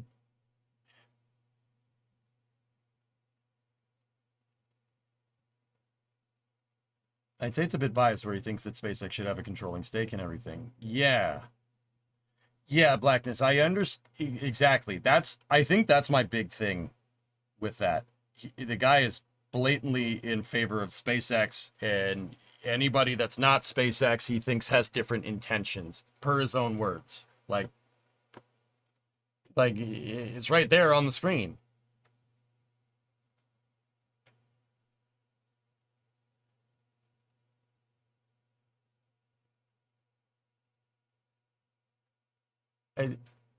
I don't understand what that means. You know what I mean? Like,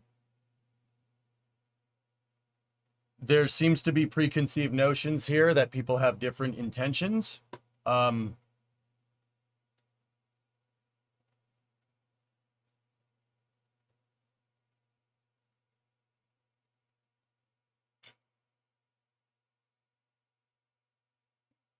And if he thinks that people are acting in bad faith, is that because of a confirmational bias here? Like, I'm wondering who he like. If I could ask Eric a question right now, I'd be like, I understand. You know, you want everybody to be acting in good faith. I get it, but who do you think has different intentions here, and why?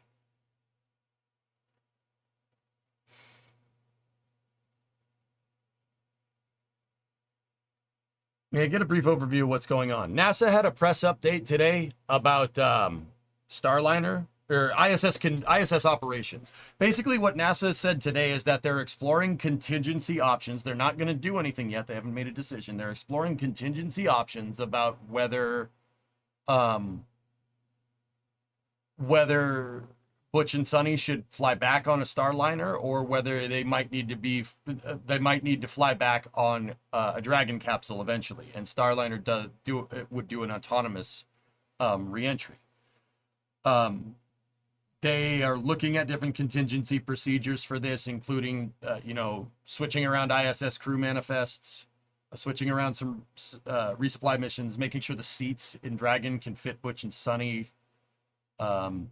Suits, etc., etc.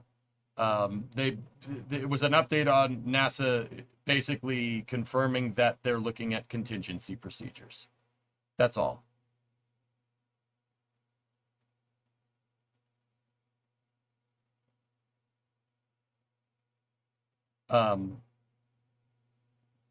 Yeah, Humble, what we're really discussing here is, Eric Berger at Ars Technica reported that some of these contingency procedures are a thing, and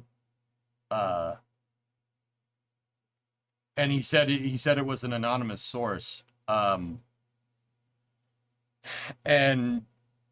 NASA basically confirmed everything that he was saying was right. Yeah, that's all. What I'm talking about in terms of like biases and different intentions and stuff is, I mean, I never said Eric was wrong. Right? I never said he was wrong. I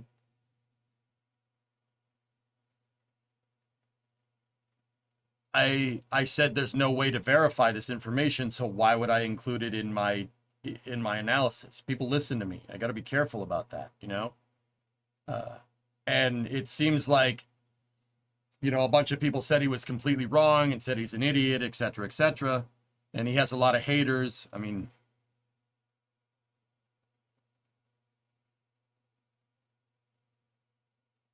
I think perhaps you might be looking into why you have haters, to be honest. People don't just hate you for no reason. Just saying. And then he posted a whole thread of calling people out by name, of people that said, frick you, I'm right, my sources are good, I wouldn't report it. I'm trying to be... He basically says he's... Here, just read. So the superhater theory is that my source was given invalid information about Starliner software from someone in NASA in an attempt to smoke out said source, which is hilarious and preposterous. This group thinks that I was fired from the Houston Chronicle for reporting negatively on NASA. That is also completely untrue. And for the record, my sole motivation is to try and get the story right and get information out that I think is credible. When there is lack of public information, I share what I believe to be true. If I'm biased, and I definitely am, It is towards government and commercial actors who are working to advance the frontier of robotic and human exploration. I am biased against those who have different intentions.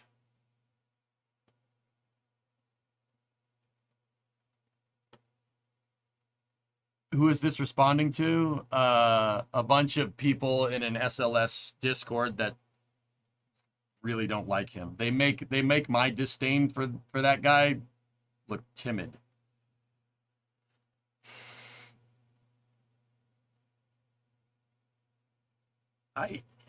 So he basically he's trying to take a huge victory lap, etc., etc. And don't get me wrong, he said his sources were right, and I don't really mind him pushing NASA for more transparency. We discussed that. Humble, another thing that I was kind of thinking that I kind of came to this realization while I was explaining things is that there's no precedent for transparency in the commercial industry. They don't have to tell us dick. They definitely don't have the transparency that SLS does. Or Orion, for that matter. You know? I think that's just kind of a poignant thought. Berger's delivery usually comes across as the Jerry Springer of space news. That's his problem. He tends to go for sensationalism rather than facts. Yeah, Pete, I'd say if I had a bone to pick, that would probably be it. I mean, Pete, on the other hand, though, and this is just me being 100% transparent and honest with you guys, I want to make sure I don't let my disdain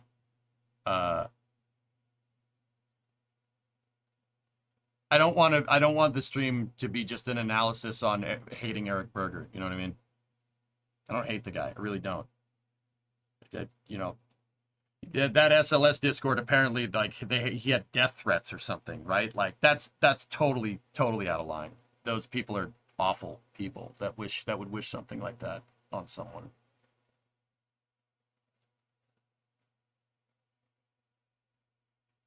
I hate the revision in that statement after he puts stuff up to make people sympathetic to him. Where was the support he was talking about for NASA during SLS development?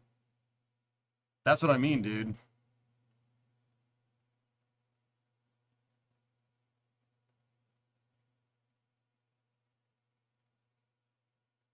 Yeah, exactly, Rocket Guy. Like, I don't have any problem with people reporting an anonymous source, but don't get upset when I say I can't figure that into analysis. You know what I mean? Why would you do that? That's not what spaceflight is about. Hey, Zonko, speaking totally out of line. Hello, I'm here. Well, dang, don't be so disruptive. But see, Rocket Guy, here's the thing, man, and this is kind of the realization that I came to, another thing that I kind of came to in this whole space news segment here. We don't have to like it when people sensationalized journalism, but I mean, it's pretty clear that he's not going to change. That's what makes him money. He's not going to change. Why? I mean,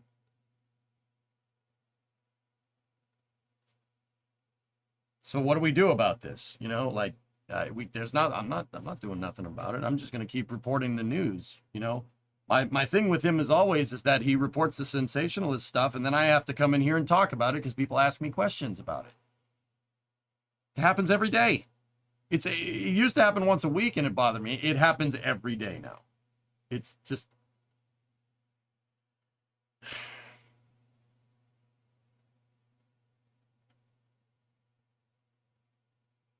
It's not like it's just limited to space news. It's 95% of the way that with all news. I guess I have a problem, Pete, with that type of sensationalism going into the spaceflight industry, dude. It's you know, we get enough of that during the day. Do you have to do that here? It gives you work to do. Yeah, Mike, that's a good point. Do you think you talking about his articles might be why you hear it more? RJ, I have not willingly shared an Ars Technica article on this stream in at least 5 years. Yeah. I don't show his articles here. I don't even mention his name during space news. I only mention his name when someone asks. The reason why I do that is to prove the hypothesis I have that I have to do the dirty work in explaining what's going on. I've been I remember I got pissed at Eric in 2019 for saying something about SLS that was completely ridiculous. And I vowed to never share any of his articles ever again. You can look at any space news.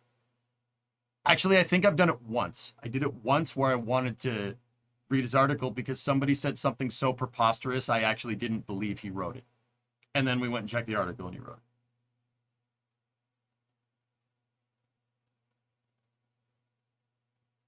Maybe it's a good thing. Space is being so commoditized that we are subject to lower standards. Pete, it goes back to what I was thinking, dude.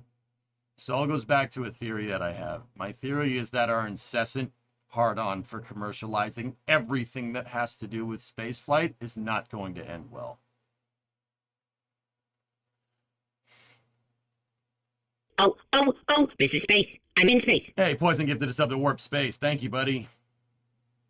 I don't think it's a good idea. I don't think that's very sustainable in the long run. I think we've found case scenarios where an emerging commercial low Earth orbit market is very profitable and a very quick way to see short-term gains in our scientific understanding and a foothold in the stars. No doubt. Sure. But the Apollo program was also a short-term gain. Yep. We made tremendous strides in the 60s in spaceflight. We went from being able to launch a basketball into space to being able to land a 25-ton lander on the moon with people on board in the span of 10 years. Was that sustainable? Why would the commercial market be any different? Ben Bova wrote a great series called the Grand Tour series that looks at the future we are heading for. Now, if people want to sit here and make the argument that in the commercial program it's way more sustainable because you have competition, sure. Except that everybody's arguing for only one spacecraft right now. We're looking at market consolidation before the industry can even grow. Why would we do that? Obama privatized space. I think that was a good thing. No, he didn't. He wanted you to believe that, Stingray, but he didn't. The Commercial Crew Program and Commercial Orbital Transport Services comes from the Constellation Program. It was actually the previous administration that did that. Look up the CCT CAP, the Commercial Crew Transport Capabilities Program. It's the predecessor to Commercial Crew and the predecessor to Commercial Resupply. It set up the framework for that in 2004.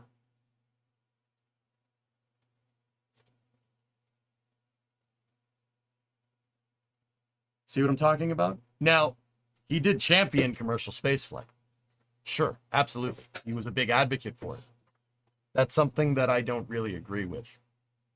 Because I don't think that having an all-privatized space program is a good idea. I don't think that's smart.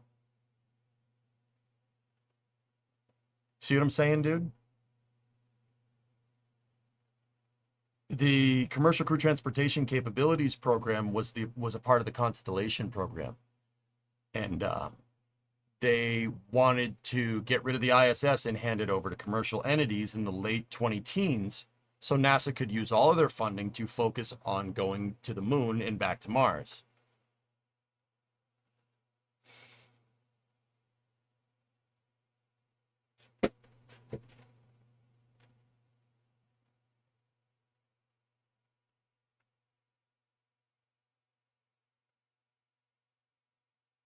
In order to try and convince people about the necessity of NASA, you could post it out the USPS has prevented the same slow backsliding cost cutting in their industry.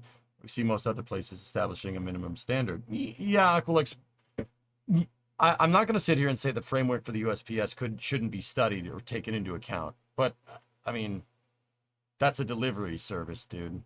Now, do I think you're right in saying that NASA needs some framework to make sure that someone doesn't try to pull the rug out from everybody and insist on commercial?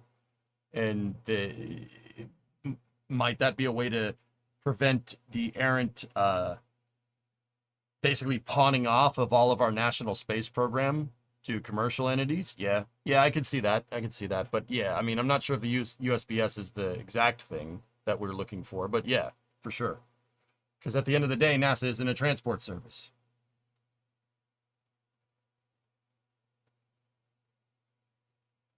Taxpayers, though, that you are uncommon. Once everything's commercialized, things will fall apart like a house of cards. Yeah, guys, NASA is the backbone for the entire commercial industry. I'm sorry. I'm sorry. You can't say that it isn't.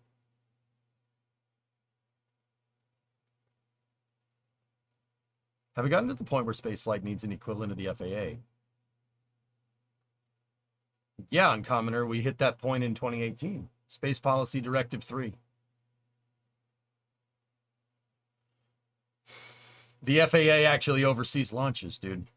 And they're overseeing commercial spaceport certification for the first all-up commercial spaceport. You may have heard of it. It's Starbase, dude. Yep.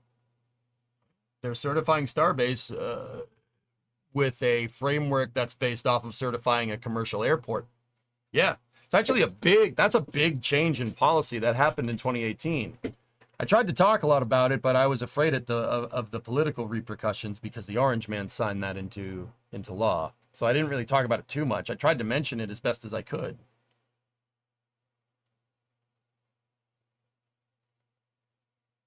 What is the best way for a normie to get live satellite image, say soil moisture? You check NASA databases. There's really not a way to get that like right off the bat. That's not readily available. I spent a good portion of the last 2 years working on the SDI project with the FAA. It's already here. Yep, exactly. We're already at that point.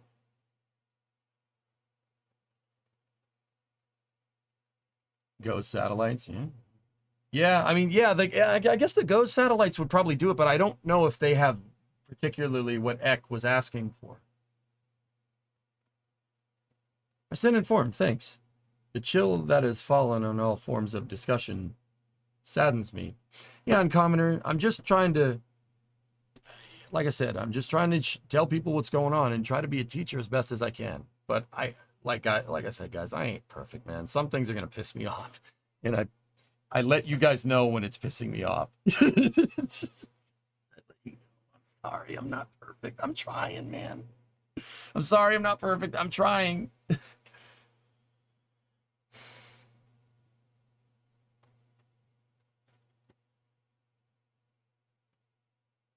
You're trying. Nice, it's not good. All right. I just like to play around with satellite imagery. I mean, Google Earth would be a good place to start, but I'm pretty sure that's not exactly what you're looking for. You're awesome, sir. I've learned more from you about this field than I thought possible. Thinking Starbase, it looks like they're going to slap around 14.1 again. Slap.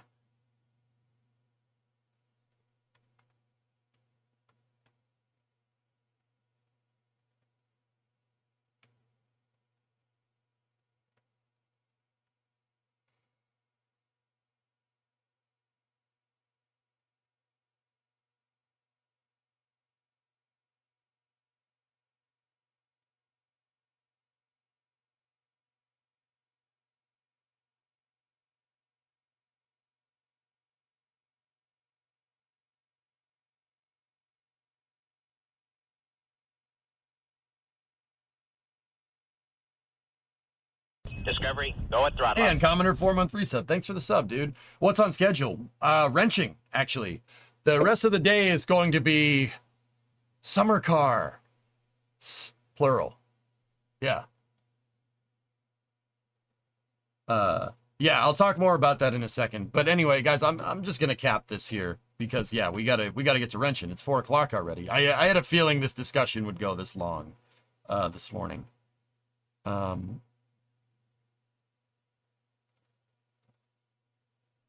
I think, plus you're cranky. Well, I'm always cranky when it comes to space flight, man. I'm always cranky, dude. I just, you know, who has bad intentions? Can you prove that? That's a boogeyman. That's a boogeyman to reinforce confirmational bias. Let's be real. Come on. What's that bias based off of? I don't know. I have a personal theory about it, but I'm not airing out that stuff on the internet anymore. I'm not doing this. I'm not playing this game. You know what I mean? I'm just not doing it. Guys, I think that because we have more people in here and I'm getting my name out there, that I got to be more careful. So that doesn't mean that I'm not going to have candid discussions. I guess you got to be more careful about losing my cool. I think to kind of tie this all back together, I don't want to play this game anymore. I don't want to play the is Eric Berger wrong or not game, dude. I just don't want to. I'm gonna try as hard as I can to not let him push my buttons, dude.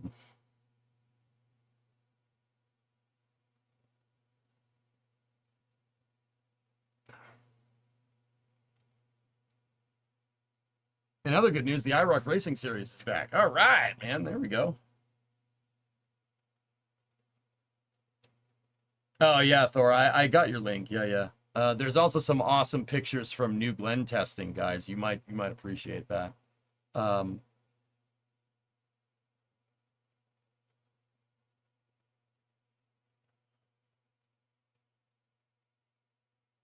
some good news.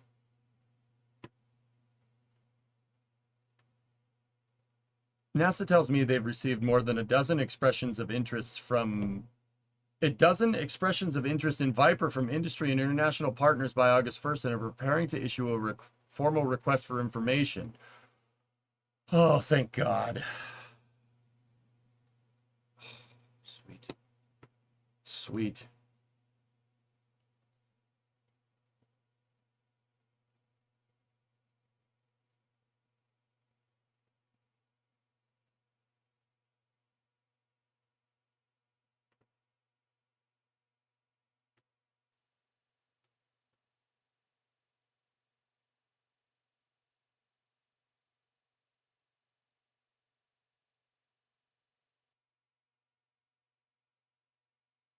Indeed, they announced that last week. Intuitive Machines wants it, Astrobotics, and of course others. Awesome.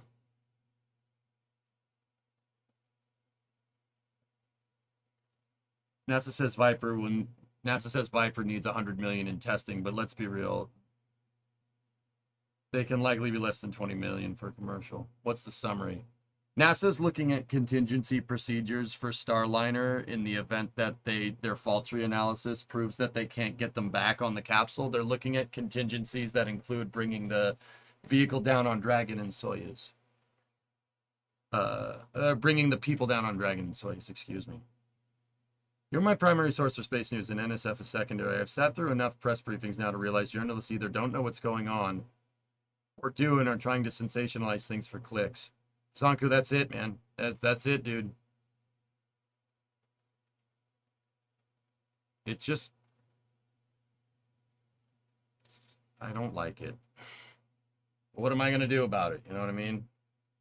Like I said, dude, I've heard enough of these people ask questions to know who's being deliberately obtuse because they have an axe to grind. Like, it's really easy to spot. It's really easy to spot that behavior, and I really don't like it, and I have a very big disdain for it.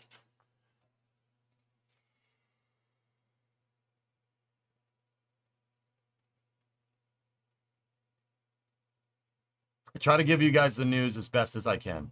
I do elaborate on stuff. I give my opinions on things, but I tell you when I'm doing it. Marcus is good people, Wrecker. I know Marcus. He's a good dude. Polaris Dawn is scheduled for the 26th, yeah. And then I think we'll cap up this space news with some awesome New Glenn testing. Here, check this out.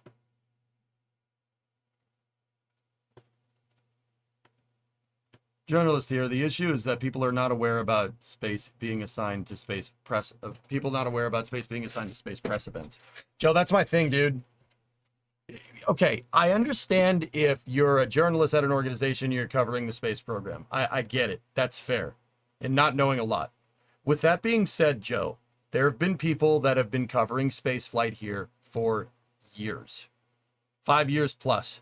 There are certain individuals, including Eric, that have been covering this for a long time.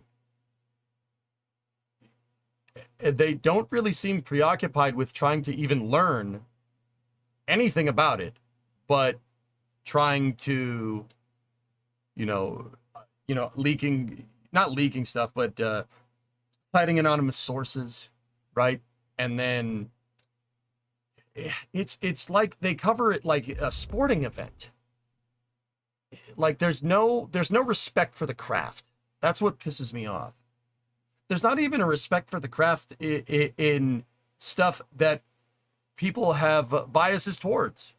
Like SpaceX is the golden boy. Let's not lie to ourselves here. They're the golden boy. Obviously, you know why? Because they're doing stuff. All right, that makes sense. Right? The questions that they even ask them are not they're not hard hitting. They very much scream, I am just here so I don't get fined. How do the astronauts feel about this mission? You know what I mean? I don't see any effort from a lot of people who've been doing this for a while to learn this stuff.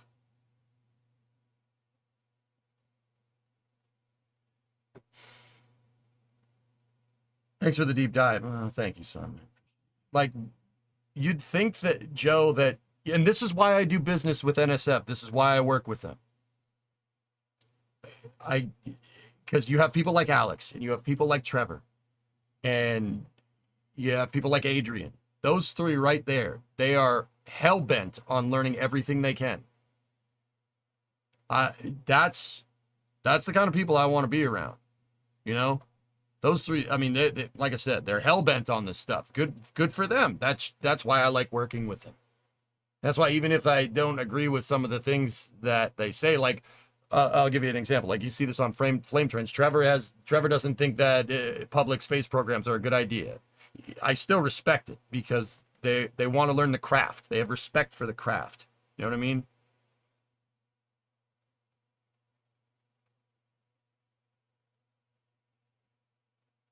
That's how journalists get clicks, though, right? Since space is a fairly niche subject, the general population interested, general population interested, they have to be sensational.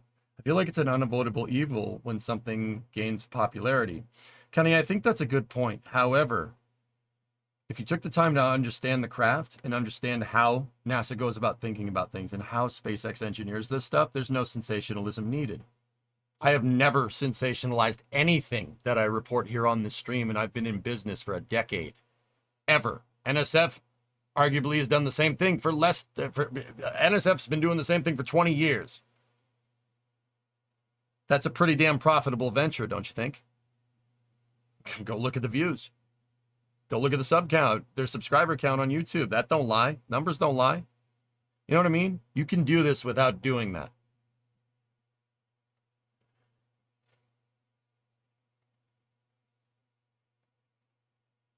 I love watching the pain in Alex's face when he gets rocket callouts 1 second off from when it's supposed to happen. Not really, but you know what I mean.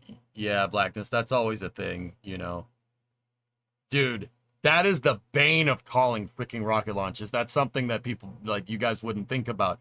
Sometimes when I'm sitting there, right, and like we're covering a Starlink launch, and I'm like, okay, they should have main engine cut off at 2 minutes 30 seconds because every other Starlink launch before this has had MECO at 2 minutes 30 seconds, and then SpaceX chooses to try a new trajectory, and there's main engine cut off at 2 minutes and 35 seconds, and you're like, motherfucker, oh, stop it! You're like, 2 minutes 20, you're like, okay, 10 seconds, we should have main engine cut off. 15 seconds later, and then you look like an idiot.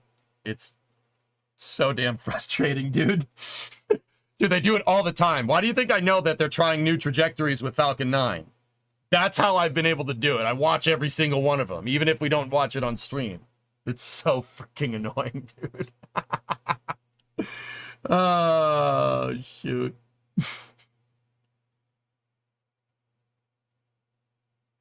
Dude, that is the bane of my freaking existence. Oh, God. I can empathize with Alex big time. That's why you should start saying MECO coming up soon. Yeah, so you do that, and then you get a message later about how you have no idea what you're talking about because you don't know the exact time when the main engine's cut off. It's a lose-lose scenario, man. Oh, God. This is a hard job, man. It's a lot of work. It's a lot of work. You got to learn a lot of stuff. But, yeah. EJ, you have the same laugh as your brother. Okay. Is that a good thing or a bad thing, Woody? Oh, Zal, you have no idea, dude. There's 1,000 little quirks like that, man. Yeah. You guys wouldn't know because you're not on this side of the camera, right? Oh, dude, there's tons of stuff like that. I don't ever bring it up, dude, because it's not worth it. The second I bring it up, right, the people are going to be like, stop complaining. You play video games all day. And, dude, I'm not going to say that there isn't some truth to that. You know? Yeah. Anyway, here, check this out.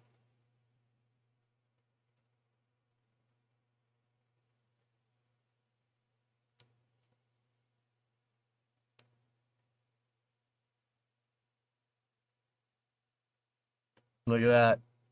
This is a new Glen Interstage. They're testing out their actuators. I'm late joining. Lego, NASA, Artemis, SLS are on the shelves. I can't wait to put mine next to the Saturn V. There you go, Cricket Tube. So Blue Origin released this, right? Gridless fins. Yeah. And then Dave Limp is the new CEO. And then check this out. Oh, that's sick.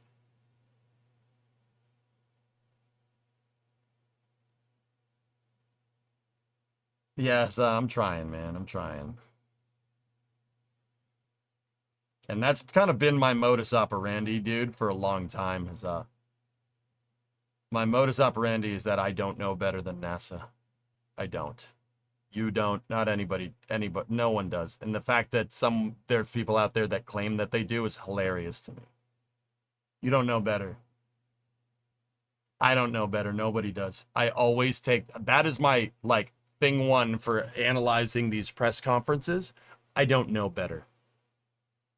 And I formulated opinion on things based off of what I'm hearing. That's why I don't like asking questions either, because I need time to kind of process what the data that's conveyed in these press conferences. Don't be humble. Dude, I don't, man. I play KSP all day. I ain't no engineer. But I'd like to think that I got a decent grasp on how you'd go about assessing fault tree analysis and stuff, but you don't see me making my own spaceship now, do you? And until I do, I don't think it's fair for me to rule on somebody else's spacecraft design that it's a bad design. You don't know that for sure.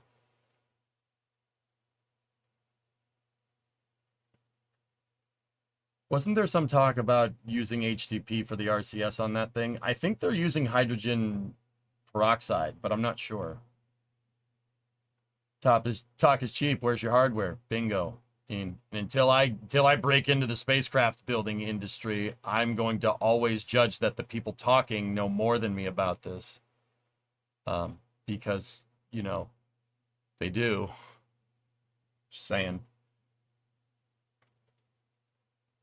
Just putting it out there.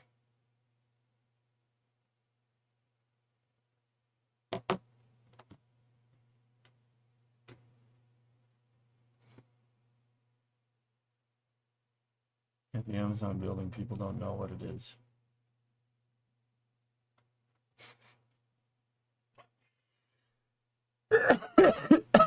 Golly, that's a water tower. Pretty sure. This could possibly be a hydrogen peroxide thruster. Unfortunately, both types of thruster outputs will look very similar, but here's Starship versus an H2O2 thruster.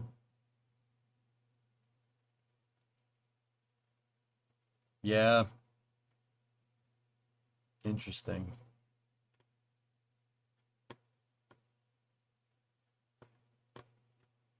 All right, dudes. All right, it's a little past 4. That's going to do it for the Starliner update. If you want more space news will be starting again at 5 p.m. Eastern tomorrow.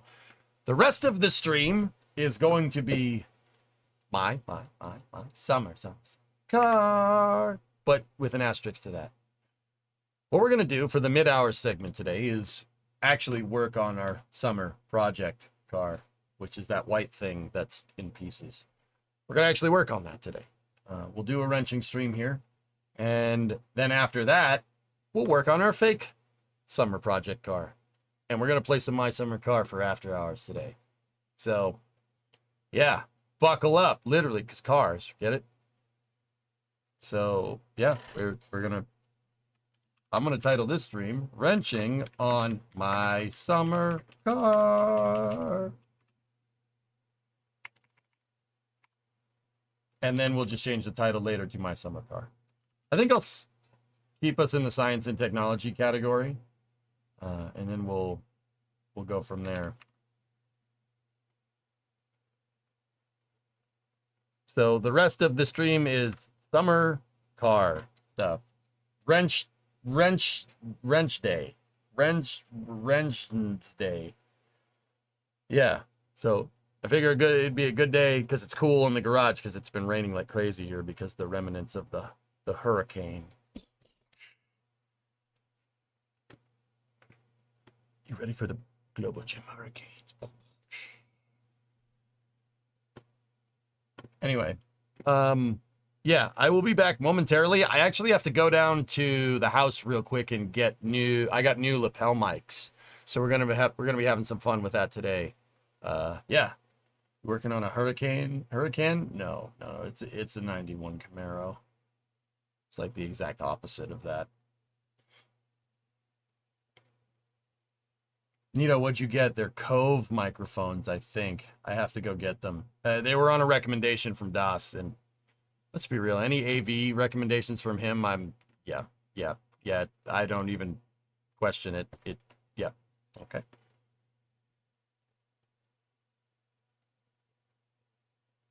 Yep. 92 is the last year for that body style. Yep. All right, I will be back momentarily.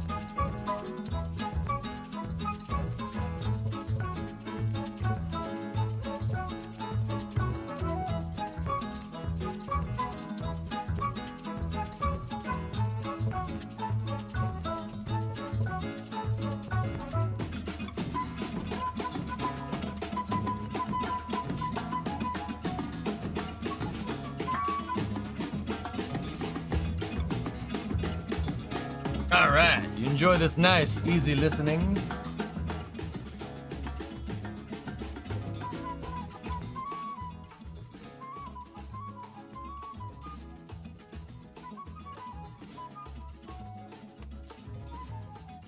Yeah, it's good.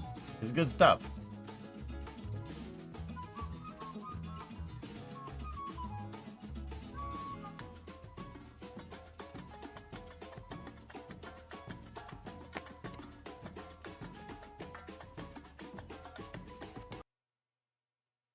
Oh, I thought that was the end of the song. Give me 1 second.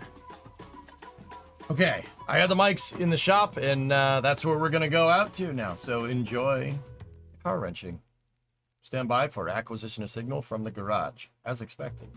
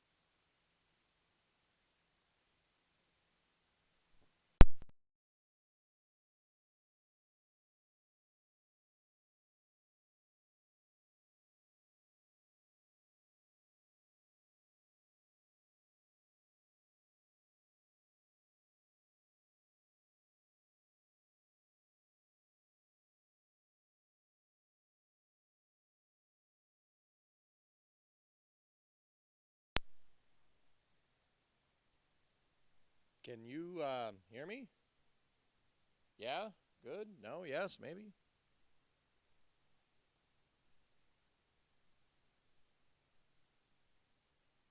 Am I coming through on one channel? Am I looking at this right?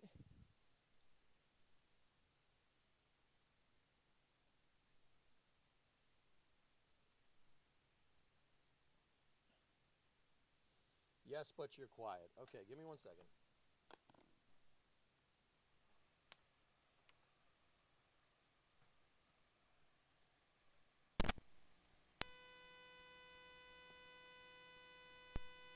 Now there's constant static, isn't there? That's weird.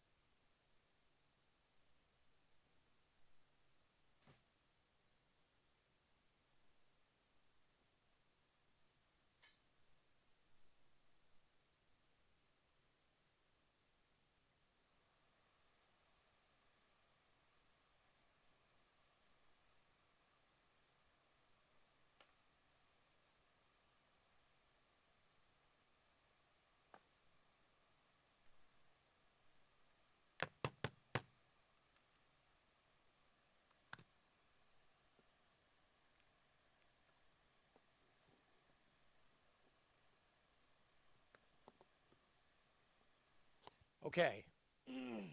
Is that better? Is that working? Sorry, I didn't think the mics would be difficult to set up, but there's something not configured correctly in the GoStream duet. That's messing that all up. Now, in terms of sound, here I can... Give me one moment. I can turn myself up locally on the mic here. Boosting. Testing. Testing. 1, 2. Testing. 1, 2. That's better. Sorry for blowing everybody's ears out. Yeah, I don't know why I did that. I have it on a separated circuit, so there shouldn't be any grounding feedback, but clearly there's grounding feedback. Apologies in advance, or in retrospect. I don't know, man. You know what I'm trying to say. Little distortion, turn it down a bit. Okay.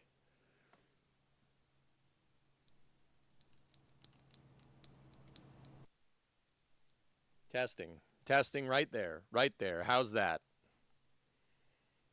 Apologies in retrograde. Yep. So is Venus. Perfect. Let's frickin' get her done. So yeah, I got these Rode Wireless Go 2s. They're not bad. Is there a delay? Are we looking at an audio delay? Hold on. There we go. Yeah, there's no wires with these or anything, guys. They just kind of sit there, which is pretty sweet. Clap test.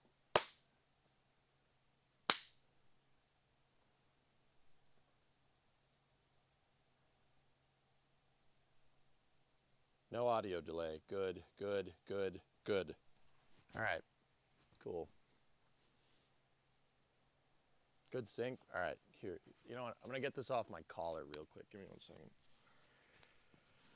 Let's just clip it on. I'd prefer it clip it on my shirt right there. Okay, we're synced. All right.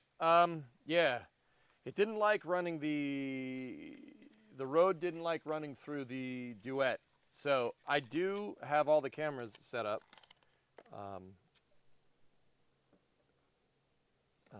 And I do have a second microphone here. You know what? It would probably be a good idea to put this on charge right now.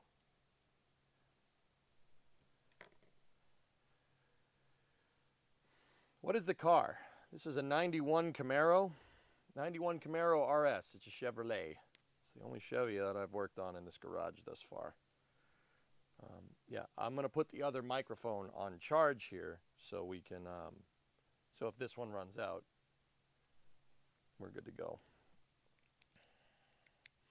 Now, fellas, I got a question. Am I coming through in mono or in stereo? Because on OBS, it says I'm coming through on the left channel only, which is weird. Are you able to boost the input volume at all? Yes. You sound like 10%. Okay. There we go. I'm boosting it a little bit more. Yeah, you're hearing it in stereo. That's weird. It's showing up as one audio channel in OBS, and I'm not 100% sure why it's doing that.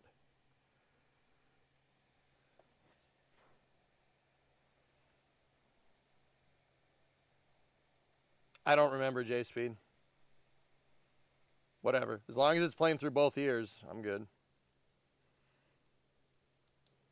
That's about as much as I'm going to boost this microphone. I'm not going to go any more with this. Because, yeah, I already blew your ears out once today. I don't want to do it again. Yeah, it's probably mono to both channels. That's my guess. Oh, geek, there's another mic. You know what that means? This is mono over 2 channel. You could probably go stereo with 2 microphones if I had to guess. I would check the manual, but the manual is all pictures.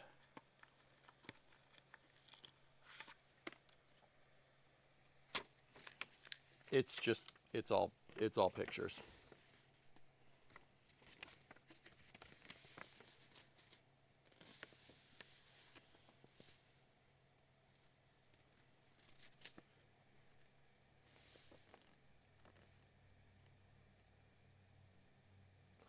Oh.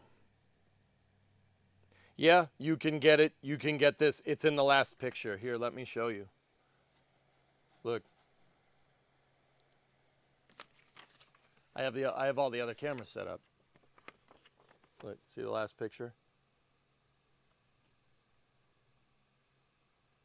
You can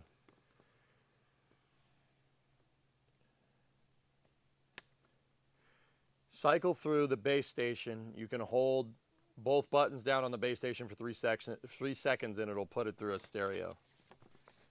It sounds good. I like the sound of Camaro engines. Yeah, me too. Me too. It's good for a Chevy.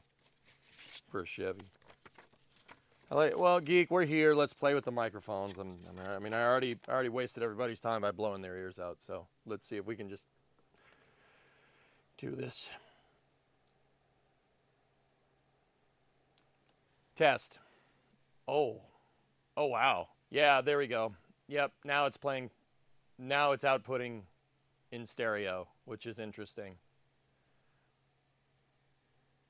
Did that make any difference, guys? Do you hear any difference?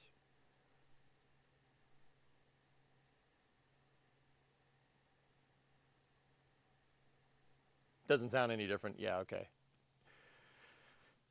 But I can put the mics in binaural mode, which is actually super cool. You could switch back and forth. Clarity, yes. Volume, no. All right, cool. All right, so what do we have to do with this thing? Well, there's a lot of different things. Let me give you guys an update. So the motor mount's in, the cross member's in. That's all good to go. I'll get in with another camera and I'll show you guys that in a second.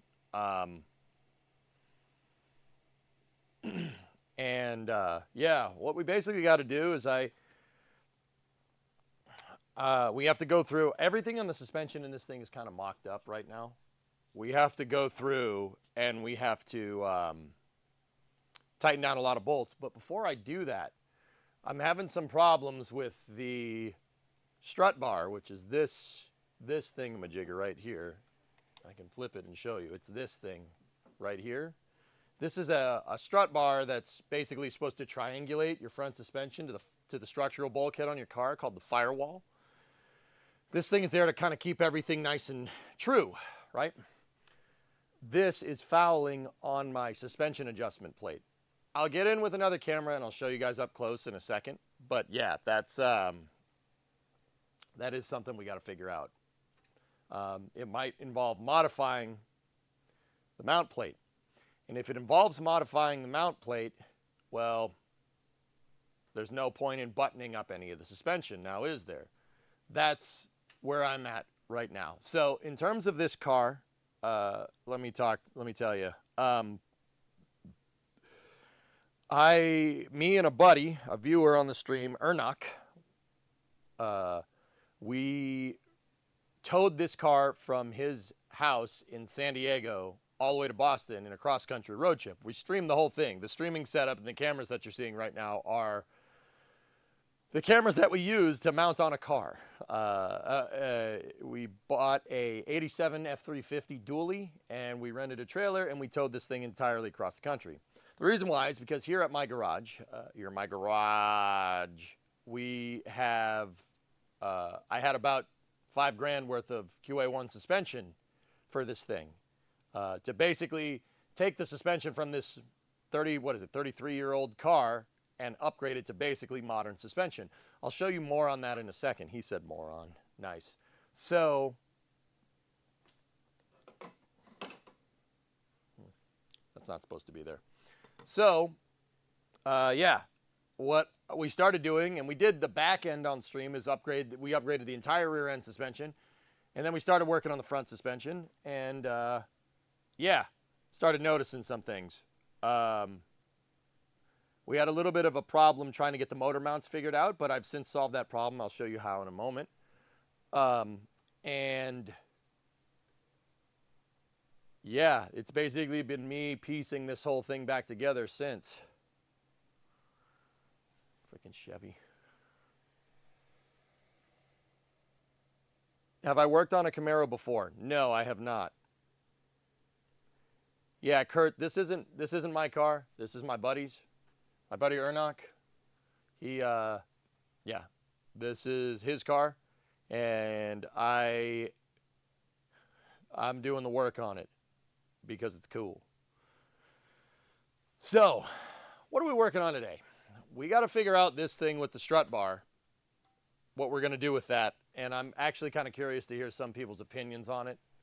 I think I know what I want to do, but, you know, whatever.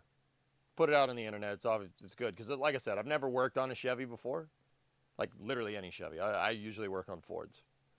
Not saying it's good or bad. It's just this is the first time doing this. There might be some Camaro guru out there that's like, no, don't do that. You know, so you know, it's good to show your work, right? Yeah, we got to do that, and then I need to. If you notice, there's this part is not there. This is where the headlights go. I needed to replace that because I did talk with Ernok about this last night. I'm fairly confident that this car has been in an accident. Like, I'm pretty sure it got hit right here. Because when we went and took this car apart, all of the hardware over here, any of the hardware that associated with attaching to the quarter panel was either missing or the wrong hardware. So, you know, I thought maybe somebody's just been monkeying around with this. And then I started noticing things like how there's tech screws, self-tappers holding the wheel well padding in place. Tech screws are a screw with a drill bit at the end, right there. No car uses these from the factory that I know of, at least from this era. I mean, there might be one, I don't know. So there's tech screws holding this whole thing together. All of the bolts that hold this quarter panel together have been jimmied with. I know because if it hadn't, they attach the bolts here, right, and then they paint them from the factory. Over there, those bolts on the other side that hold the quarter panel in, those bolts are all painted. Somebody has monkeyed around with them, but every bolt over here has been unscrewed, which means this quarter panel has been off the car. And then I started noticing the most glaring issue. Here, come here, I'll show you.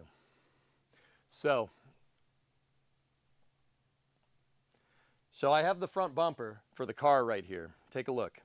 So on this side of the bumper, there's 2 tabs. See them right here? There's 2 tabs. Those tabs feed into the quarter panel. There should be slots in the quarter panel. Now let me go over here like this. I'm just going to grab more slack here.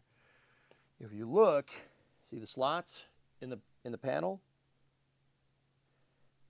Camaros that have the body kit on them have those slots right there. See them?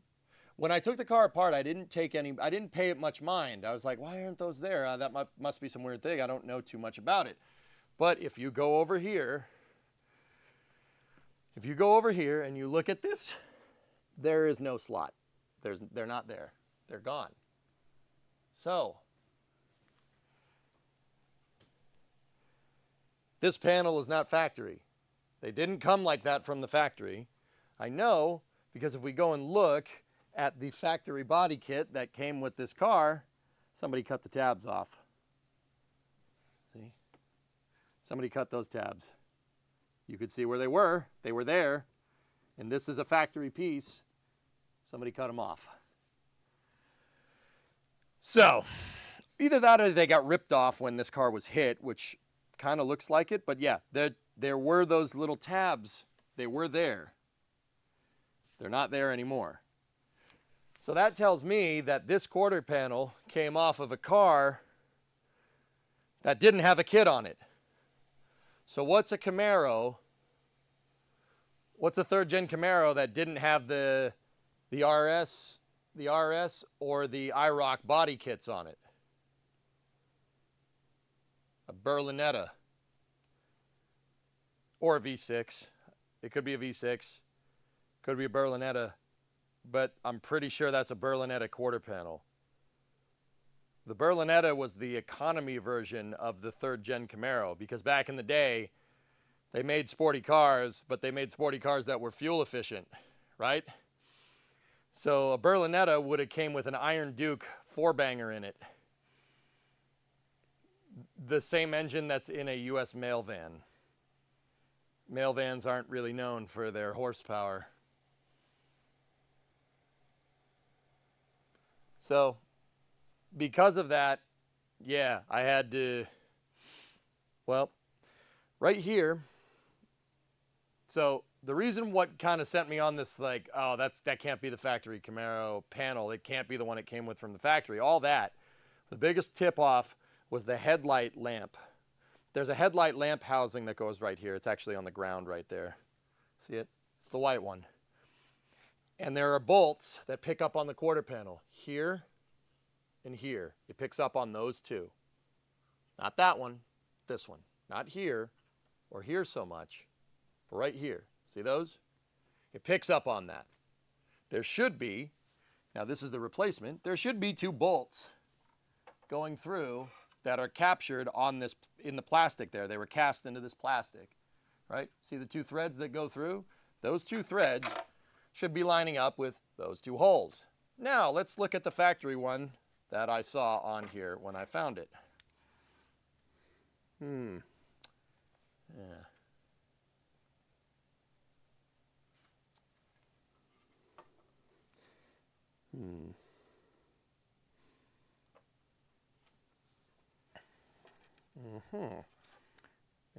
Yeah. You see what I'm talking about? This was damaged in a collision. See what I mean? This all was broken off. I thought somebody just cut it off, but now I'm looking at it. This is like a recycled plastic, fiberglass, epoxy, resin thingamajigger. This has been sheared off. That's absolutely shearing from a collision. This car was hit. This car was hit right here. Pretty much right there like that. It hit the front quarter, or it was hit this way, and the quarter panel got bashed in, and it cracked that right off. Or it hit someone. Yeah, normally when that happens, you find damage up here. I think this car got T-boned. Yeah, I'm pretty sure that's what happened. Or it crashed or something. And I talked to Ernock about it. He said the car's a salvage title, so yeah, that proves that. How's the frame, though? Yeah, I checked. The frame's still true. It's true where it needs to be, Tessa. Let's put it to you like that. It's true where it needs to be true.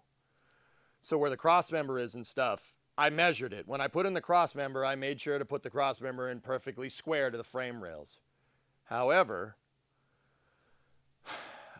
I noticed that it's right here, this part, so you can see the unibody frame rail, right?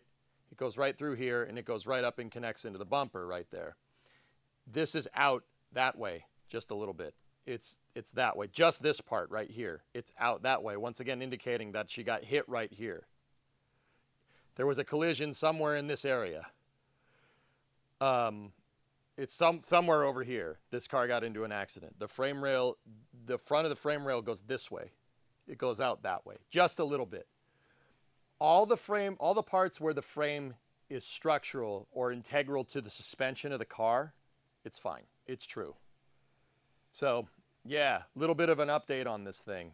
Not ideal, but as long as the suspension component parts are okay, we're not, I mean, this ain't no factory restoration. This car isn't going to the Concorde, the Elegance, you know what I mean? It's not going to Pebble Beach, so not a problem. Annoying, but not a problem.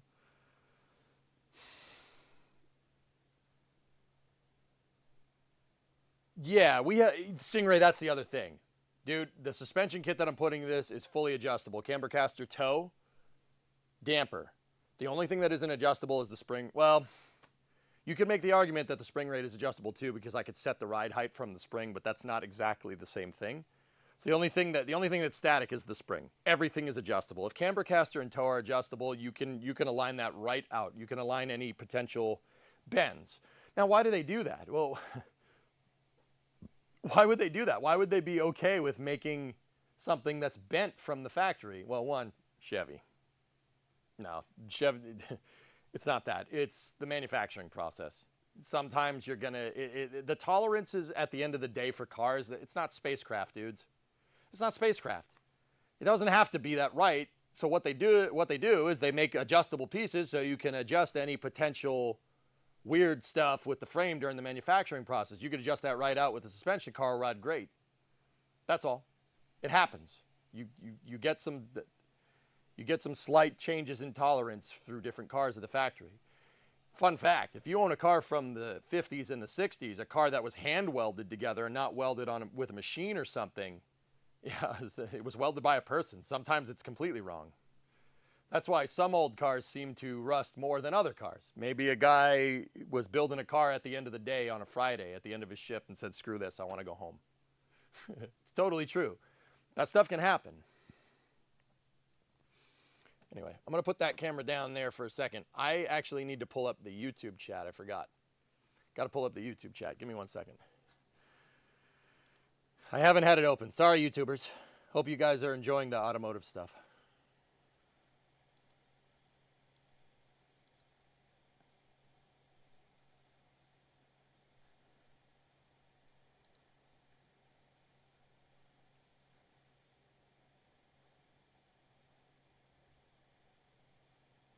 So, yeah, the headlight bezel is definitely, that was definitely hit in a collision and somebody just didn't button it up.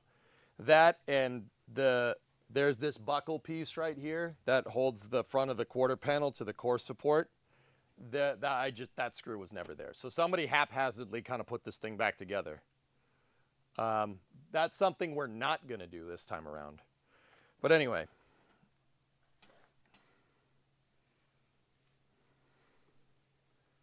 Yeah, I'm thinking between the bumper and the front wheel. It was somewhere, as far as I can tell, guys, it was somewhere right here. Somewhere in this area here. Yeah, maybe like right here. But there should be, I mean, guys, we should be able to see it. If there's something weird with this, we should be able to tell. There should be ripples in the metal. You can't miss it. It's like if you have a soda can and you crush a soda can and you try to bend it back into normal. Even if you had a way to get it perfectly cylindric again, there's still gonna be ripples in the metal. There's gonna be dimples. You'll be able to see them. Now, with that being said, I don't really see anything here like that. I'm looking around. Let me look. See if we can see any ripples in the metal. No, everything looks copacetic.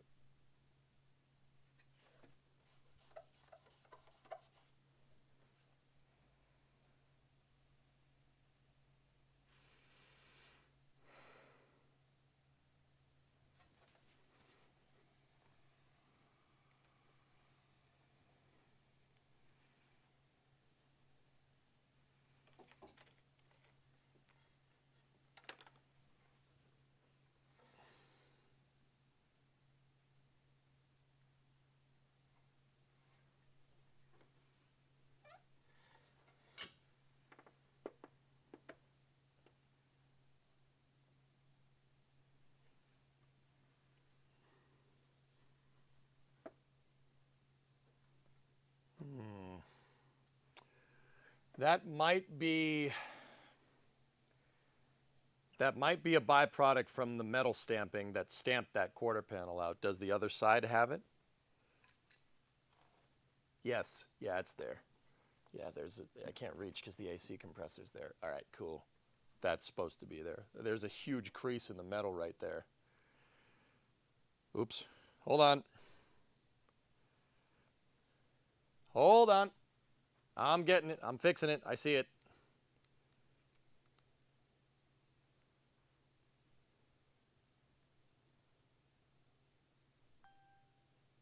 Come on, little Fayu. Come back. There we go. Yeah, there's a crease in the metal right there, but that's from the stamping process. So I'm pretty sure we're all right. Hey! Hey!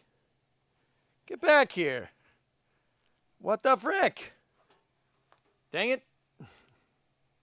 Don't tell me my power cord's going for this thing. It's always something. Crap, that was the camera I was going to use today. Don't tell me you're out of batteries.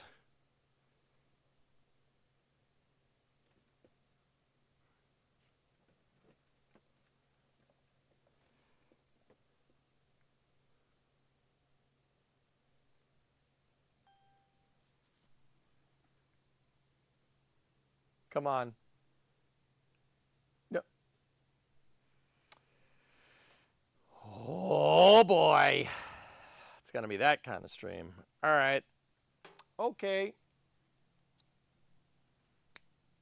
It's cool today, Tessa. It's not really warm.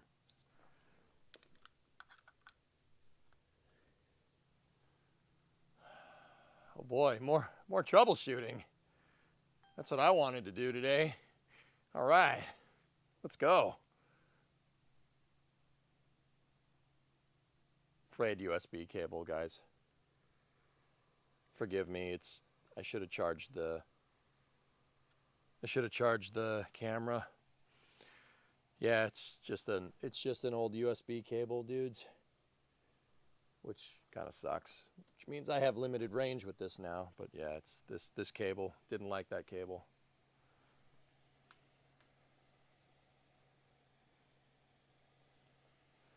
Yeah, Tessa, something like that. You need to make better connectors for the camera umbilical.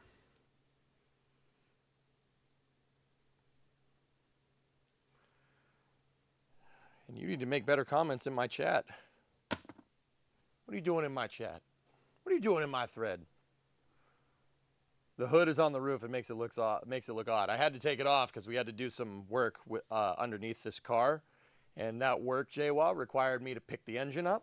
That's why I took all the front bumper and everything off because, yeah, I had to pull the engine up because we redid the suspension completely underneath this thing.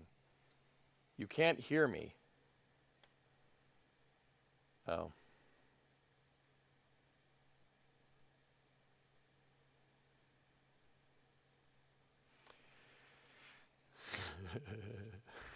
Okay. Good to know. Thank you. I'll see if I have another USB extension cable here, guys. Let me see if I have one in my bag of tricks. I don't think I do. No. Balls. Balls. Crap. All right, well, we're just going to have to roll with it. Anyway, where are you going to put the turbo? Well, after we get that 305 out of here, we'll probably do that. But we got to do work with this. Here. All right, I'm going to try to bring you guys over here as best as I can, I guess. Hang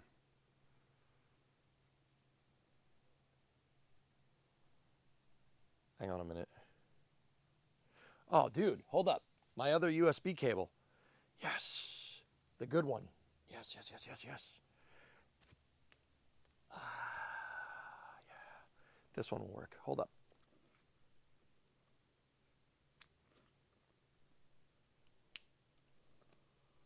Give it a second. Give it a second.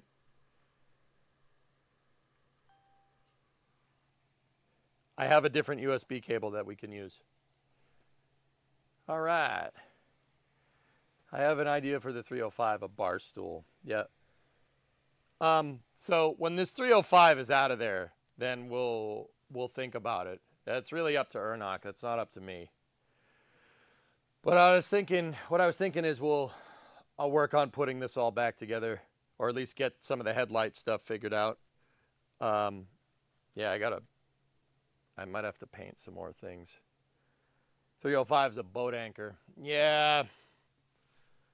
Apparently, per the previous owner, this motor had some work done to it. I don't know what that means.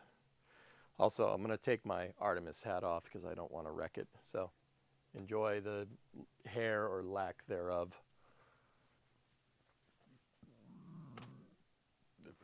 Burp. It's iron block, iron heads, iron everything, piece of crap. Tessa, you remember that episode of Top Gear where Jeremy has a Camaro and he is astonished that somehow they got a V8 to make like 170 horsepower? That he's talking about a 305. Means nothing if he didn't describe what was done. Yeah, that's a previous owner. So I don't believe any of that crap. This thing still has the smog pump on it. You don't do work. You don't build the engine and put the damn smog pump back on, unless you're in California. And the guy that Ernock bought this from was not in California. Let me put it to you like that. Not trying to stir things up or anything, but should I be taking the Starliner news article saying they will be stuck in space until 2025, or is this more fear-mongering? Gujar, one of the contingency procedures that NASA has come up with, just in case they can't come back on Starliner, is to have Butch and Sonny basically do a regular ISS stay. Yeah, that's one of their contingencies. Operative word, contingency. They're still trying to make sure that they have their best odds with Starliner, but NASA has come up with some alternative plans just in case. They're just hedging their bets, that's all. They could, it's a possible outcome, but they're not stranded. Like, yeah, they're not. They're not. That's a weird way of saying that. That's like saying, dude, here's the thing. That's like saying if you're waiting for the bus, you're stranded at a bus stop because your car doesn't work. No, you're just waiting for the bus. You're not stranded. You're just waiting for the freaking bus. You know what I mean? So I wouldn't pay it too much mind, actually. I'm going to hold on to this. You're not stranded if you're waiting for a train. You know why? Because you're waiting for a train. Stranded implies you have no avenue of transportation.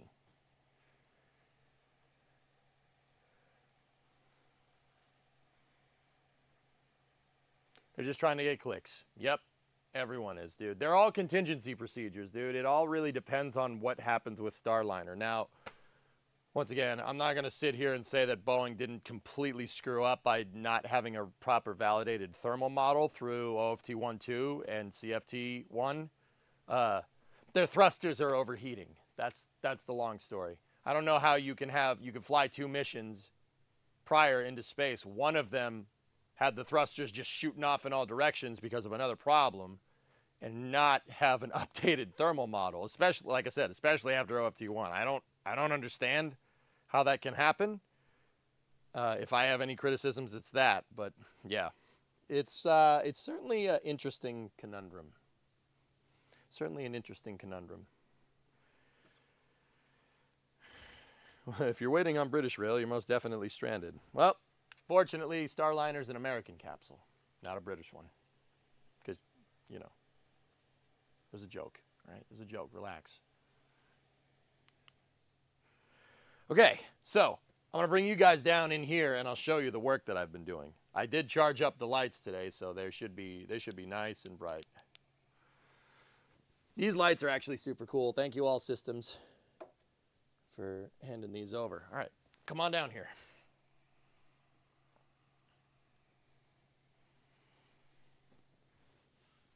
All right, I'm going to take you guys off of the tripod.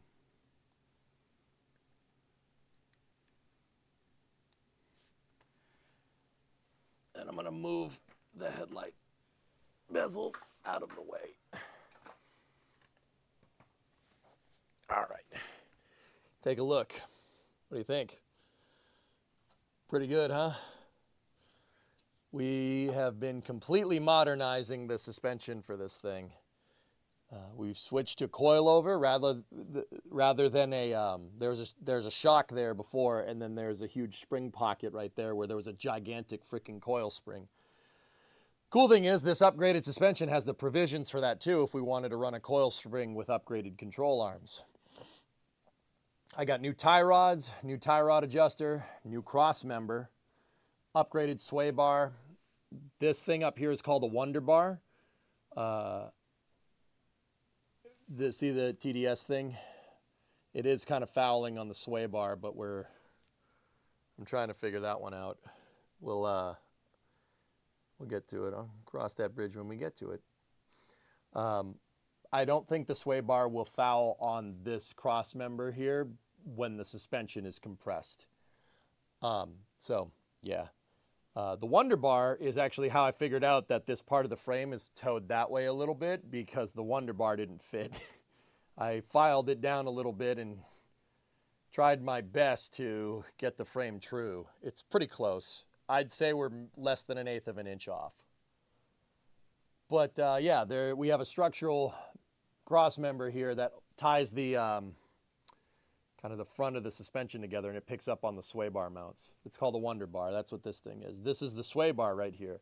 This thing kind of ties together the control rods, or the control arms right here, so the body doesn't roll independently of the suspension.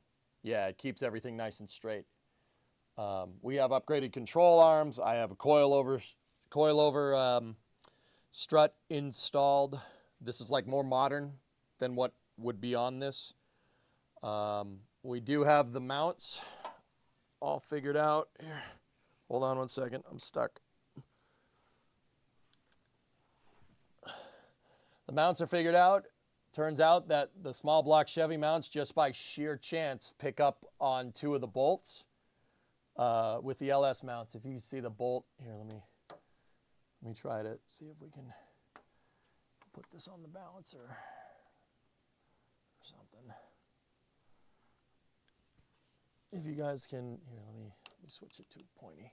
See, it's bolted up, and she's fine. That's the factory stuff that bolted to the LS cross member. The motor is in the same spot that it was, which is actually super cool. Yeah, both sides. Everything else is in. The thing about all this is because here, let me show you. Let me get up top real quick. Oh God. Okay.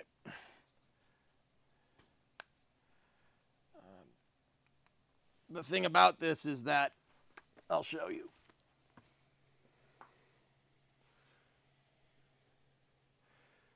So here, take a look. Up here is the adjuster plates. This is how you set camber on the suspension. Now, what's camber? So see how there's a slot going this way? Camber is what sets the angle of the tire relative to like the front profile of the car. So if you wanted to run more camber, you'd tilt your tire in. Changing this slot right here is going to camber the tires in or camber them out. Now simultaneously, if you look at that bracket underneath there, there's a slot that goes this way. That one is setting what's called caster. Caster is the angle at which the suspension moves at relative to the ground. Okay? So if you wanted to run more caster with your car, you'd slot the plate this way, you'd slot it that way, and your whole suspension would be tilted more towards the ground. Why do you run a lot of caster? Well, you'd run caster, it kind of depends. It depends on really what you're doing. You'd want to run a lot of caster in like an off-road application, but I mean, you can do it in certain road applications too. If you know, there is already a little bit of caster to this geometry, just kind of from the factory, but it is adjustable. You can slide it back and forth.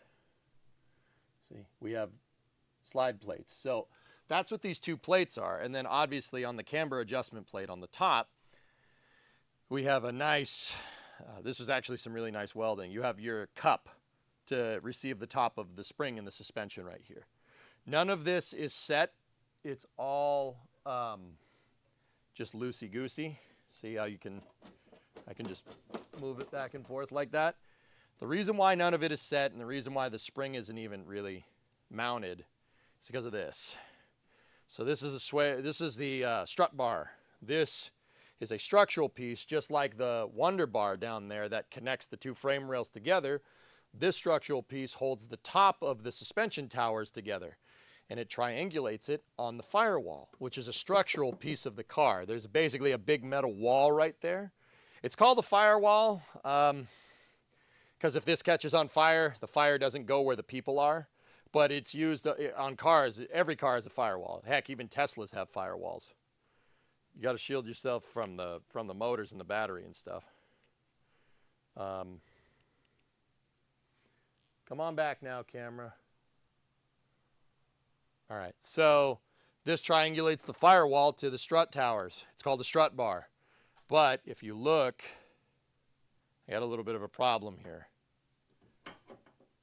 It's fouling on the adjuster plate. So we're going to have to, I might need to take this off, and we might need to find another way to hold this all together. I think if I can get this thing to live right around here, if I can get it to live right around, well,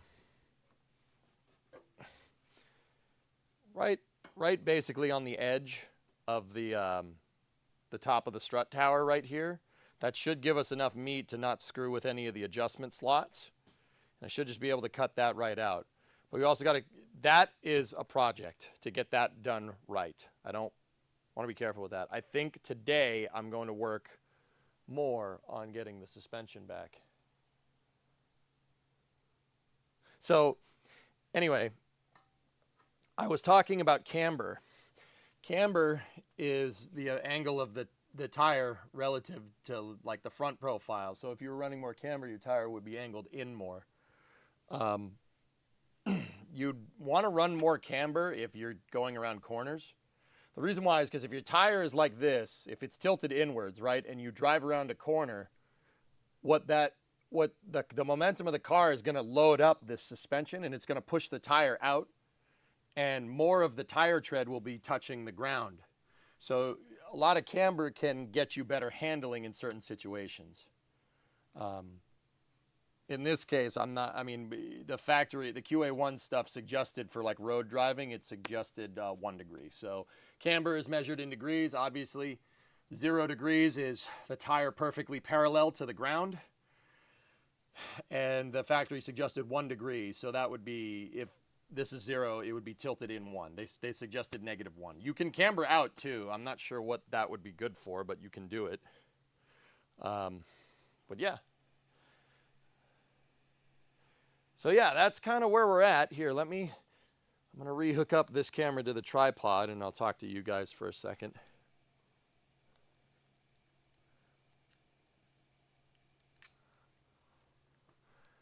So the other thing that you can adjust with this suspension is toe.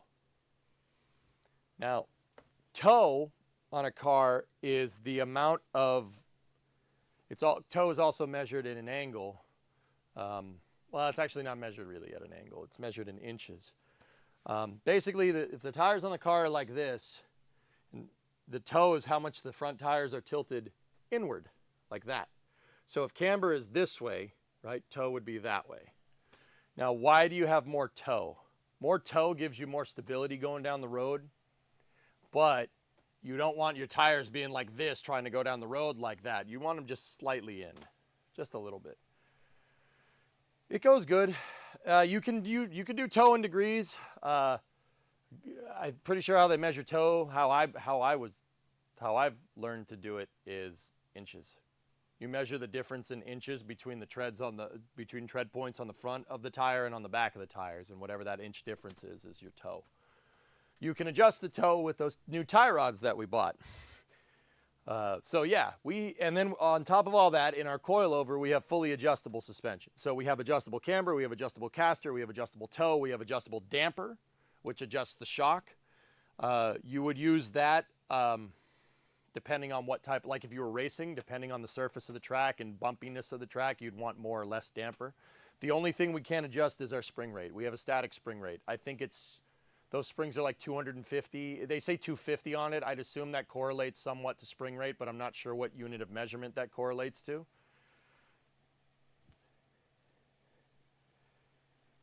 Yeah, we'll see. Does toe matter with how wide the tires are? I mean, it's really more about the tire fitting in there. If you run too much toe, the front of the tire is going to hit something. But, yeah.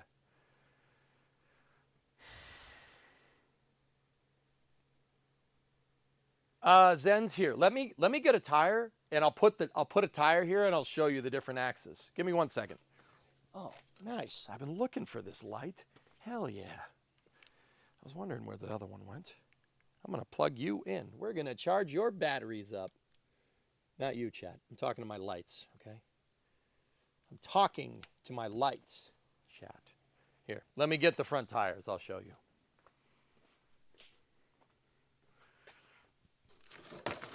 Archer, I was just talking to my gun, all right?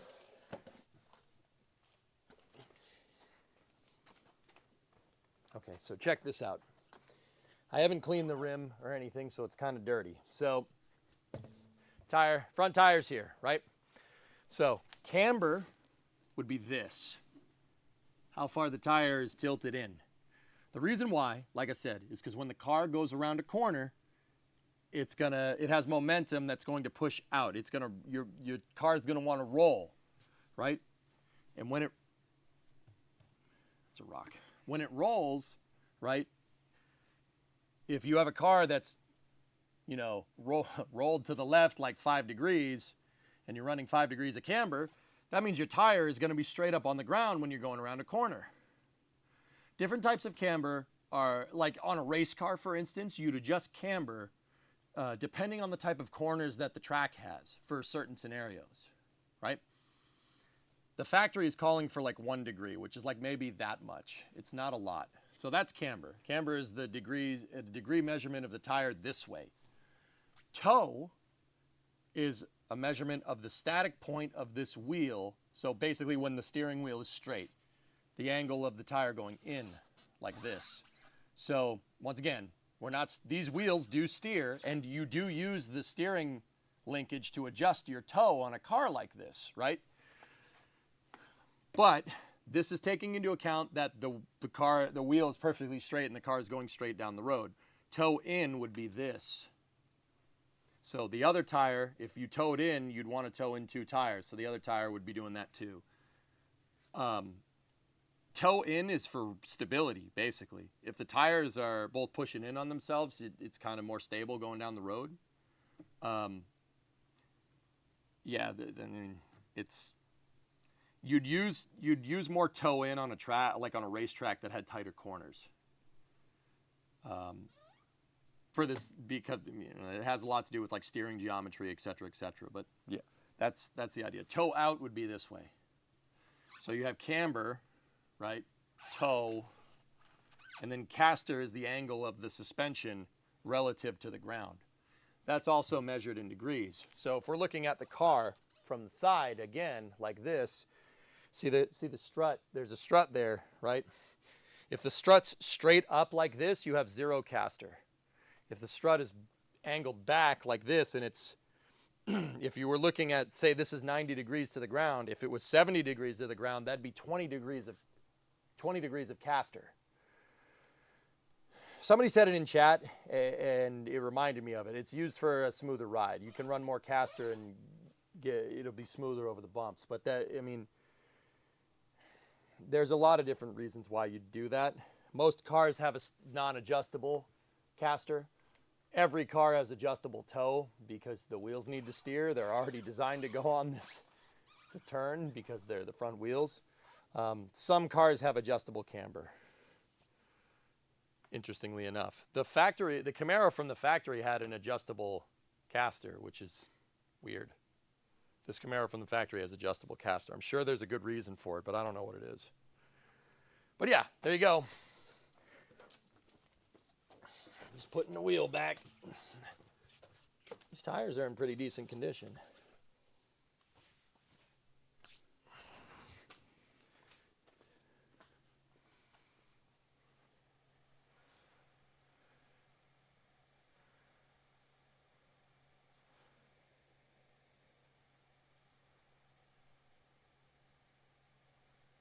Is toe out useful for anything in particular? You know what? I don't know. I can't think of a real application where you'd want toe out. I'm sure there's a reason for it. I know there's a reason for it because toe out is a thing. But I don't know. Yeah, too much toe causes a lot of wear on your tires. Absolutely. You can always tell, fellas, if somebody is not running, if somebody's running the wrong amount of toe, like if the car was aligned and someone's running too much toe or too much caster, the tread wear. On a tire, across the entire tread, if you're looking at it from the front, the treads would be right here. It should be nice and even. But if you're running camber, if you're running too much camber, the inner side of the tire, the one that's touching the ground more, is going to wear unevenly to the side that isn't because your tire's tilted, right? It's tilted inward. Yeah, you can always tell who has a bad alignment and a bad adjustment because the tread pattern on their tires is non-uniform. The tire tread should wear evenly. If it wears out on one side, well, A, that's super freaking dangerous, and B, yeah, your camber was not set correctly. What's the purpose of 40-degree camber? I don't know, man. Dude, I don't know about you. Ernok's car is a little beat up. It looks kind of ratty, but that's just because it's old. I don't really get the reason why somebody would want to intentionally make their car look like the suspension is broken, but hey, whatever. The stance, dude. That's what you want to do. Sure. Why not? If that's what you want. The car is your canvas or something. I don't know. What year is this car, Jay? Well, it's a 91 Camaro.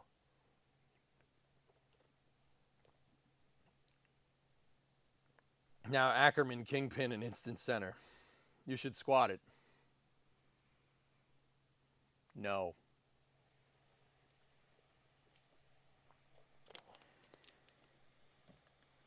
Why not? Reduced grip? People run a lot of camber because it looks cool, because,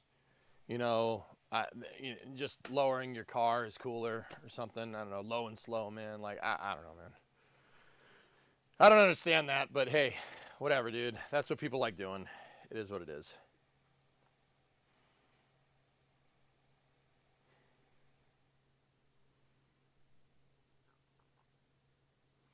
Yeah, that's right. NASCAR, Sun Temple. That would be a good example of toe out.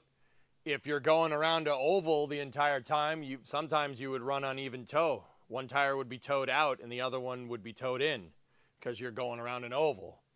And you'd set caster and camber accordingly to that too because you're only taking left turns, right? Circle track cars have weird suspension adjustments for this exact reason. That's actually a good point. I don't know, man. Like, if you want to stanch your car, that's what you want to. I'm not judging. I don't care. I don't care. I don't bother doing that. I don't really understand why you'd want to do that. Like, the second you go over a speed bump, you're going to bottom your car out and break it. But hey, you look cool.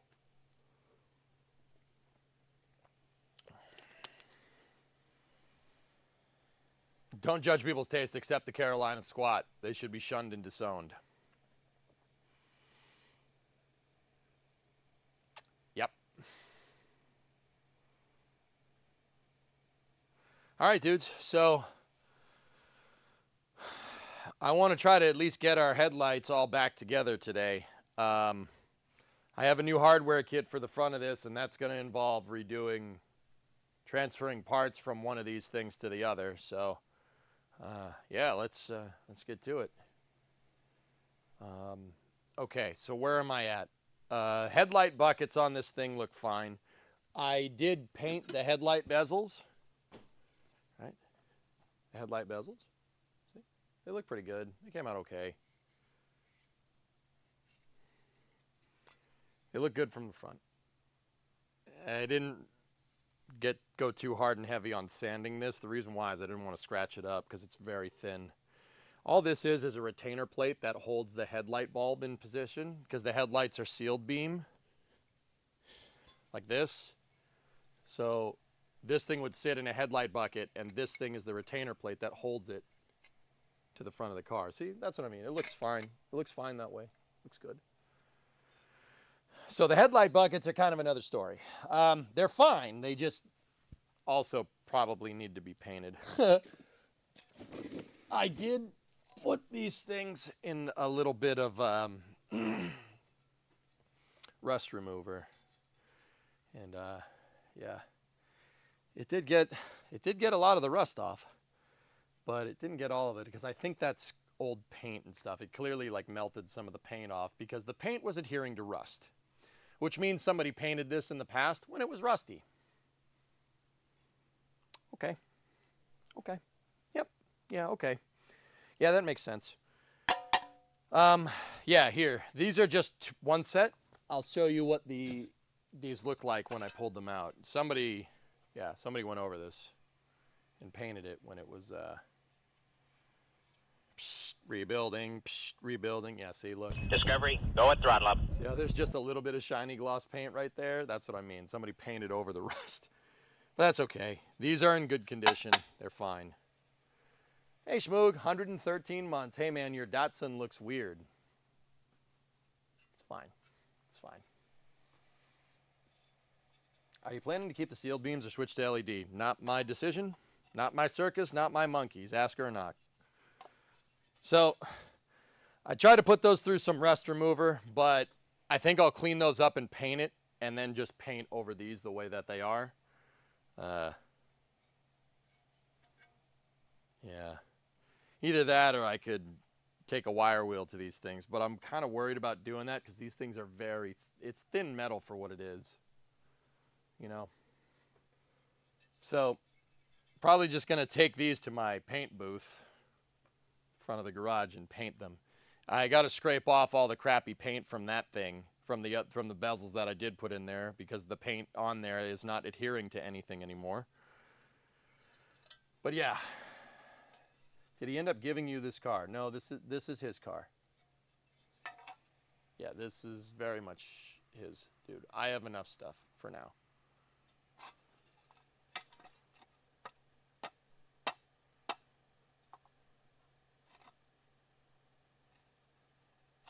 Are you just the wrench? I'm trying to figure the dynamic. I'm working on the car. Yeah, I am just the wrench here. This is Ernok's car. He'll drive it back to California, and maybe we'll stream doing that. Who knows? Okay. I'm going to give these things a coat of paint here real quick, and yeah, we'll work on getting all the crap off the other ones so we can start painting those. All right, let's get to work.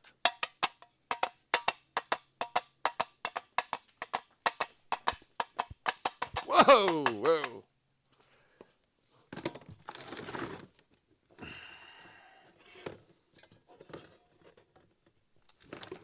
Guys, I'm painting over here because it's close to the garage door and I can open it to get good ventilation. I'm just going to open it a little bit so we get a good vent. It's polite.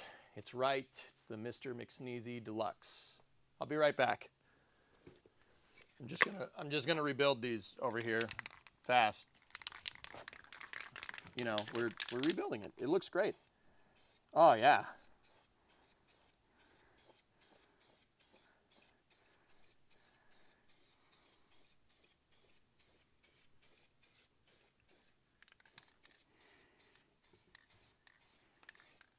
Oh man, this rebuild. I'm grinding it all down. I'm grinding the paint right off. It looks amazing. It's like, real moment.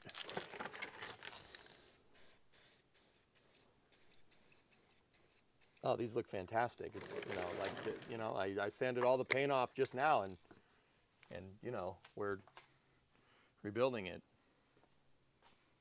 Yeah, it's fine. It's totally fine.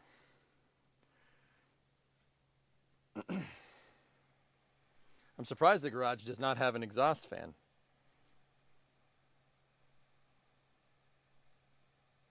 Yeah, I couldn't afford that. I spent all the money on the garage.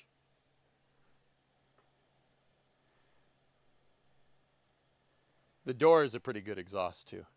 All right, now these other ones. Oof. Yeah, I gotta scrape the paint off this bad boy.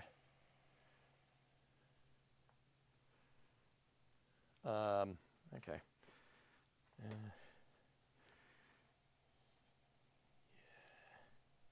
Yeah. Ooh, yeah. These things are, you gotta scrape the paint off. Do I have a wire wheel or a gasket scraper or something? Oh, yeah, there we go. That's gonna make a huge mess. Next big purchase, a sandblaster? Yeah, maybe. Be a pretty decent investment, dude. All right. Come on down here, guys. We got to clean these things off.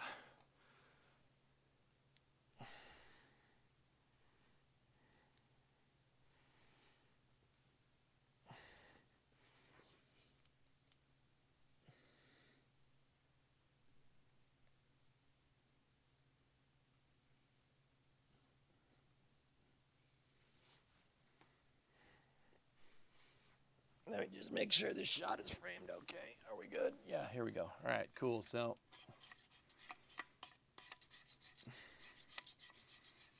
lovely.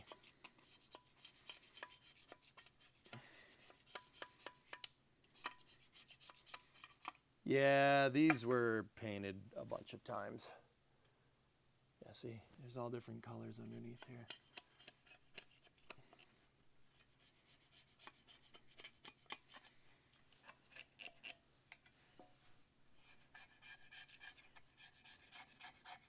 I'm going to vacuum all this stuff up. That's why I'm doing it on the drop cloth.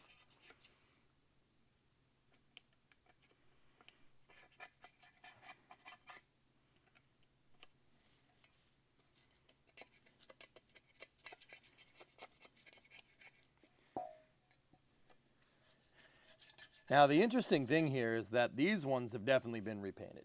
Like you can see that there's multiple layers of paint here. The interesting thing is that the ones that I just spray painted, they were painted a little bit on the outside. The tabs were different colors. They were black. But that's because somebody repainted the headlight bezels a long time ago. But it doesn't look like they repainted the buckets. So who knows? Maybe these ones were repainted because they were on the other side.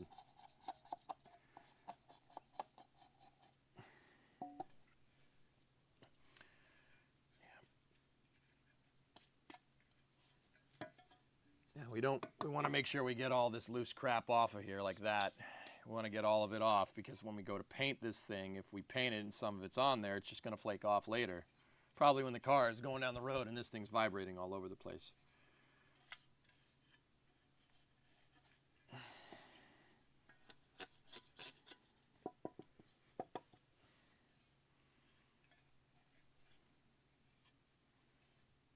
This thing is in pretty good condition though, but you can definitely see that there was rust underneath that paint. See the color right here, right there. See how it's brown-ish.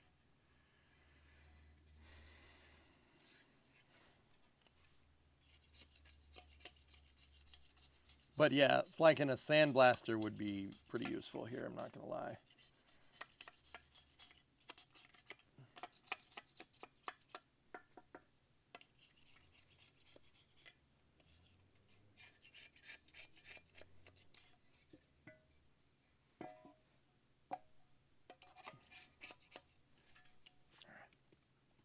That's a lot of it.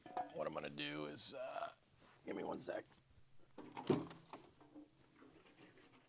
nice. I need my paper towels. I got to go get my tool. Kip, man, that ain't a tool. That's a damn brick. If you need stuff sandblasted, ship it to you. All right. I got to go get my tool. Where did I put my paper towels? Geek, where'd you put the paper towels, man? God dang it, everybody in my shop moving everything around.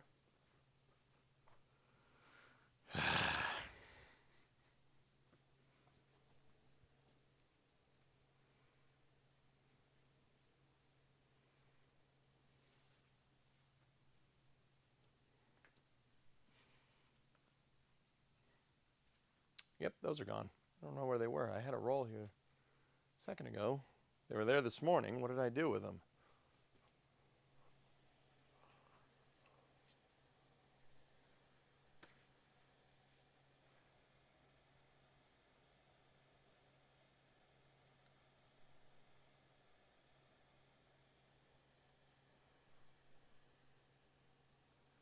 I have no idea where my damn paper towel... Ah, I found them. They were on my desk. They were on my desk. Nice. Okay, give me that. And then I need my wasp repellent over here.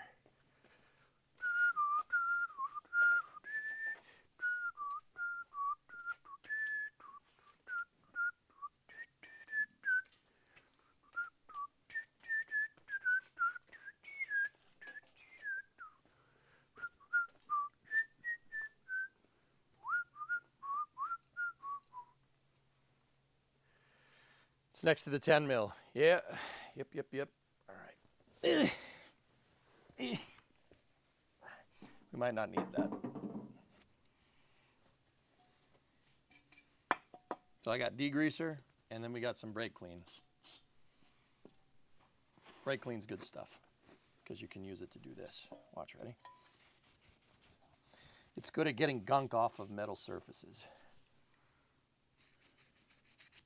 We'll get as much of that damn loose paint off there as it needs.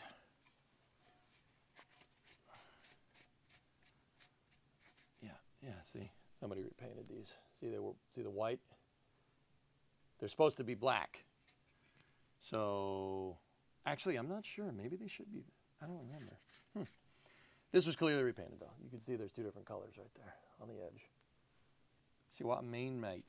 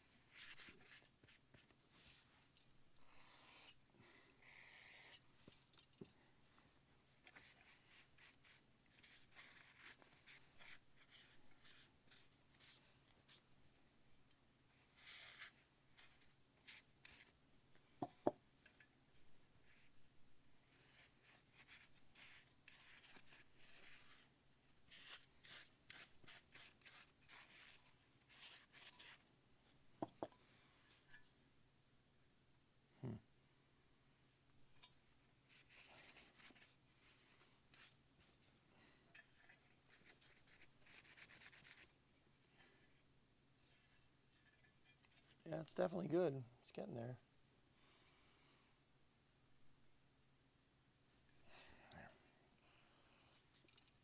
Let's just see if we can scrub just a little bit more of this off there.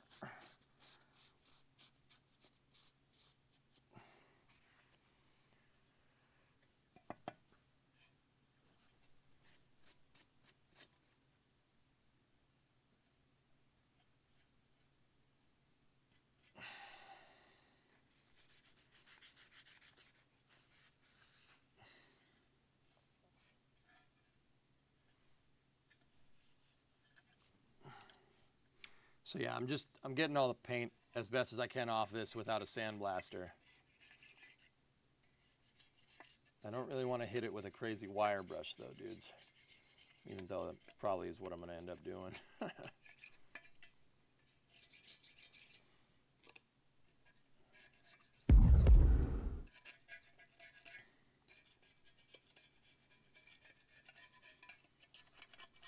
Oh yeah, look at that. Look at that. That's no good.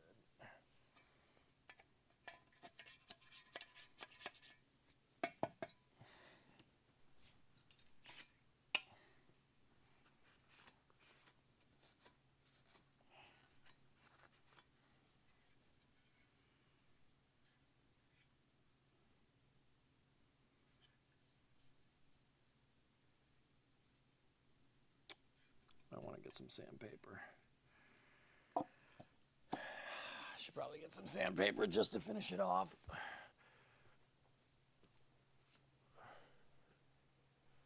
Yeah, I saw it, Forge, yeah. Your whistling is confusing the dog, okay. Industrial strength paint stripper. I don't have that with me, so we'll find other ways. Yeah, Forge, I know. He called out a bunch of people in Discord. Now, Forge, I'll be honest with you, man. If people are going to wish death upon his family, they can piss right the hell off. Look, man, we like space. Not to the point where you're gonna wish violence against somebody. That's absurd.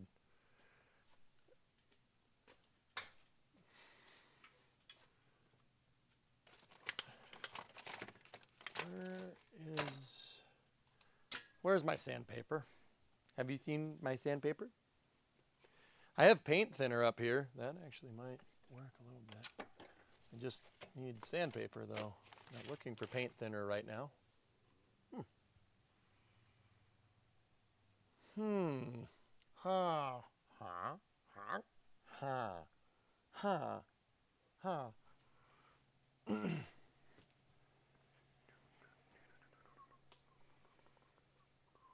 Just put sand on some paper. Oh, okay. Where's my palm sander? Should be here.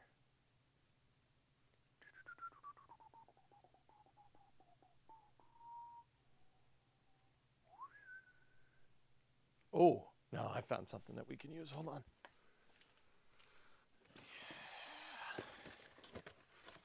Yeah, baby. Scotch-Brite. I got an SOS pad. That'll do it. Okay.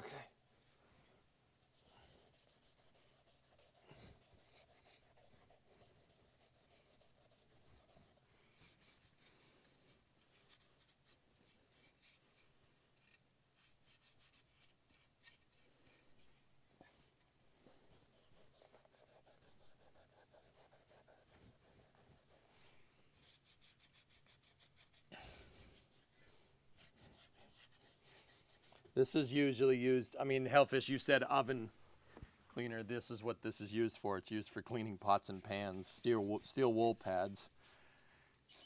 Let's add some brake clean into the mix. Oh, yeah. Oh, yeah, that works. That works real good. That works excellent. I'll show you in a second. I will show you the results momentarily.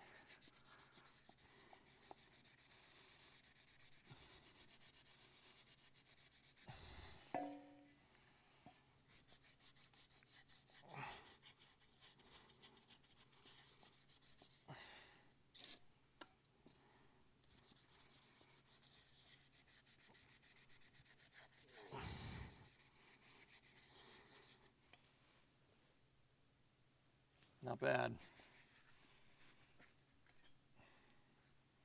All right. This one's good. I'm going to hit it with some degreaser. Try to get all the crap off. I mean, the brake clean should have cleaned that surface pretty good, but we'll degrease it, get all the crap out of there.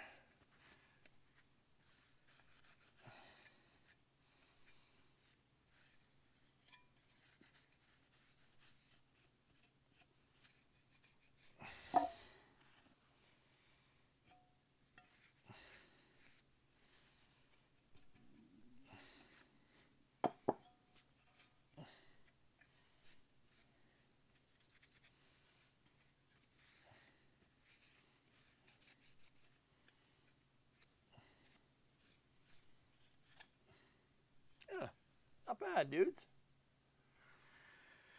Not bad at all.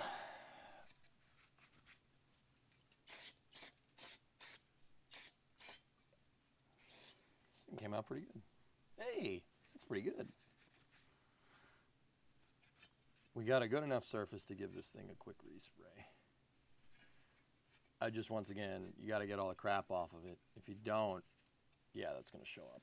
And not that anybody's going to see this, but, I mean, you guys are, so. I want to make sure it's done. The right way, done decent enough. The right way to do it would be to sandblast it. And yeah, I suppose getting a sandblasting pit might not be the worst idea.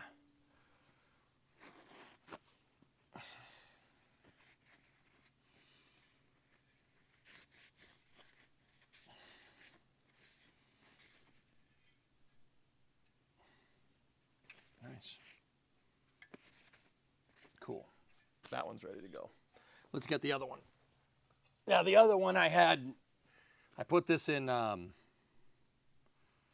Evaporust, and the other one I had in this way, so the back of it is all grimy and gross.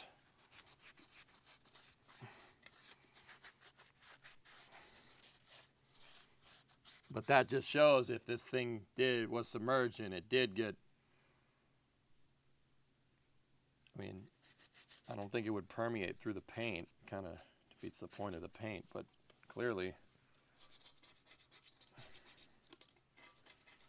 Here, you know what? Let's use this.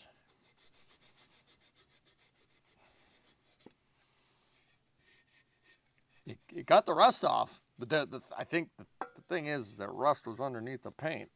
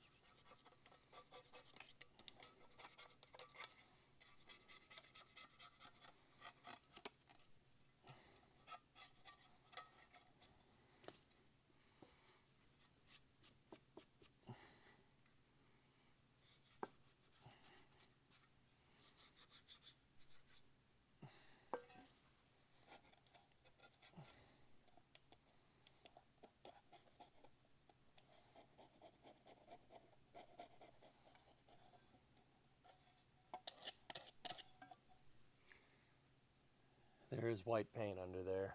See that? Definitely there.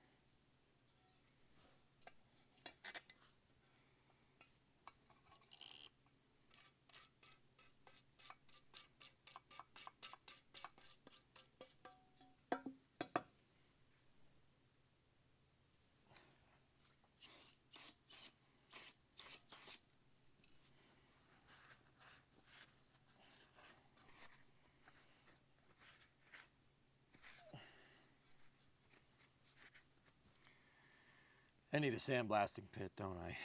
Yeah.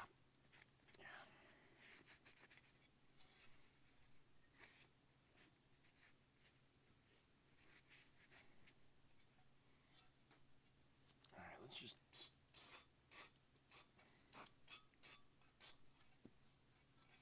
Just going to degrease this and we'll paint it. Like I said, this isn't like a finished thing. I just want these things to be nice and sealed up, and I noticed there was some rust on them, so I dipped them in the spots, like I said, that were rusty.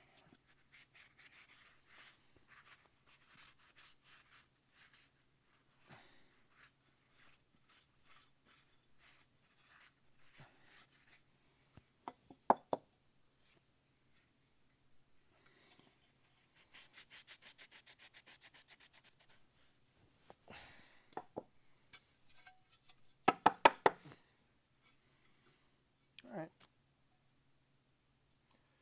I don't know, man. Maybe we should hit these things with paint stripper. You know, like both of them are halfway.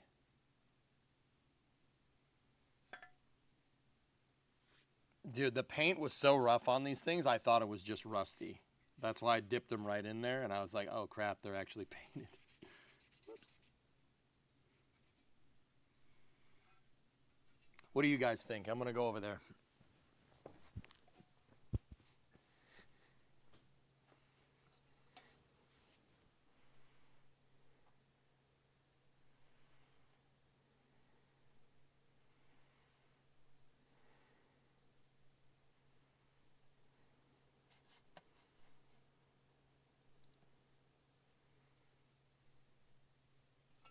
I think you should come visit and bring Bluefist with you. Yeah. Should probably do this right.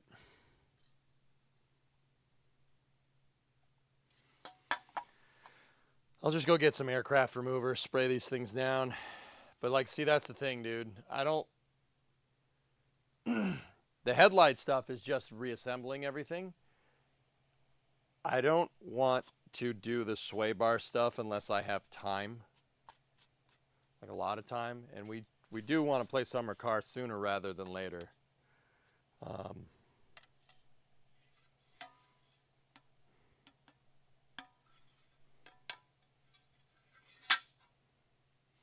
You know? And I'm not saying like we don't do it, but that's going to take time, and we need to make sure we do that right.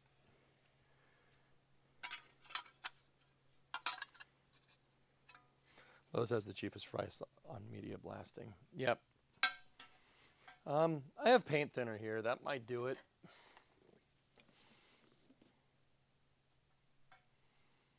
Yeah. It's not the right tool for the job, man.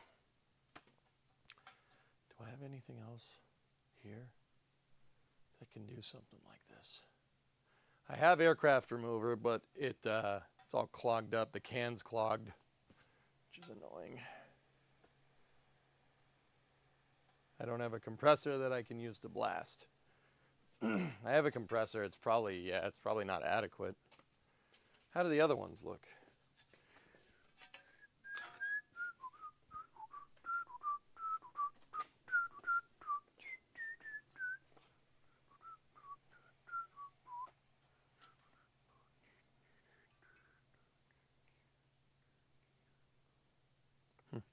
Yeah, not bad. See, that's the thing. Without these things being in good condition, it's going to be it might be a second, like before we can go and put the headlight bezel back together.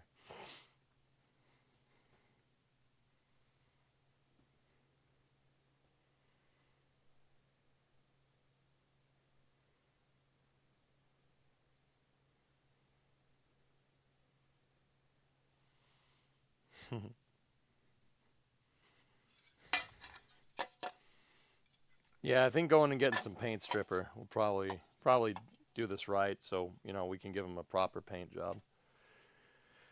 I really don't want to do this half-assed, especially since it's not mine. If it was mine, yeah, I'd be like, yeah, let's throw them back in. Actually, you know what? Let's be real. No, I wouldn't. Don't be lazy. Let's roll with this stuff.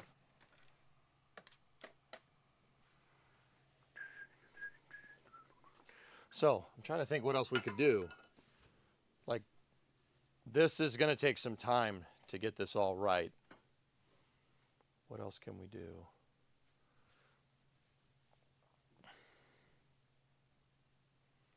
There's also the replacement bumper. Ernok, dude, you out there?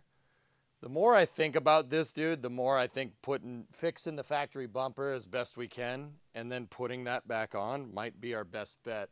The replacement bumper is okay, but I've noticed that it's not the factory bumper. I'll show you what I mean.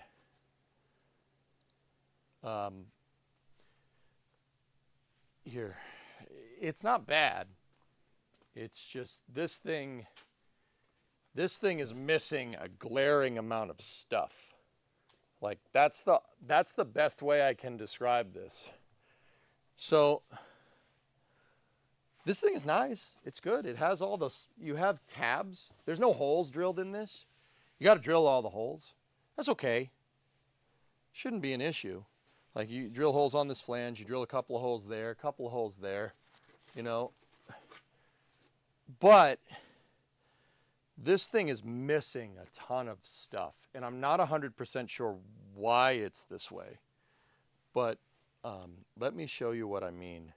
So, like, look down here. See how there's nothing down here? There's just a lip, right? And that's fine. Once again, it's up to you. We'll put whatever you want on there, right? There's just a lip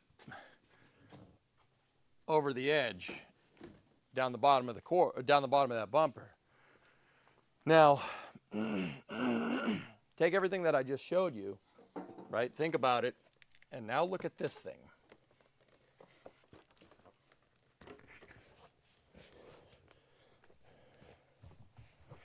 This thing doesn't have any of these tabs.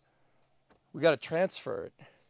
But I don't know how we're going to transfer this because this is part of the bumper. You know what I mean? I suppose that's one kit, but now these tabs right here aren't there. You know what I'm saying? None of that's there. I'm not 100% sure why it doesn't have that. But that bumper, put it on, sure. It's going to be doing this when it goes down the road because it's not bolted together on the bottom. You don't have the provisions for it. And it's entirely possible that I could be missing something, but I don't know. I mean, on the whole, this bumper isn't too bad.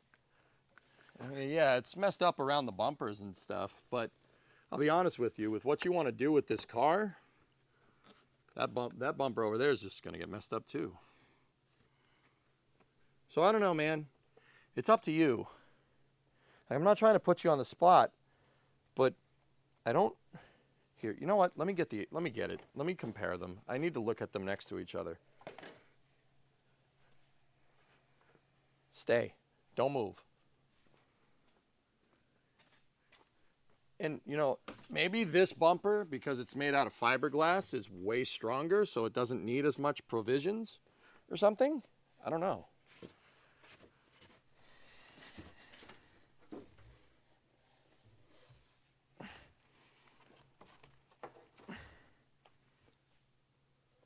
Stay. Don't you dare.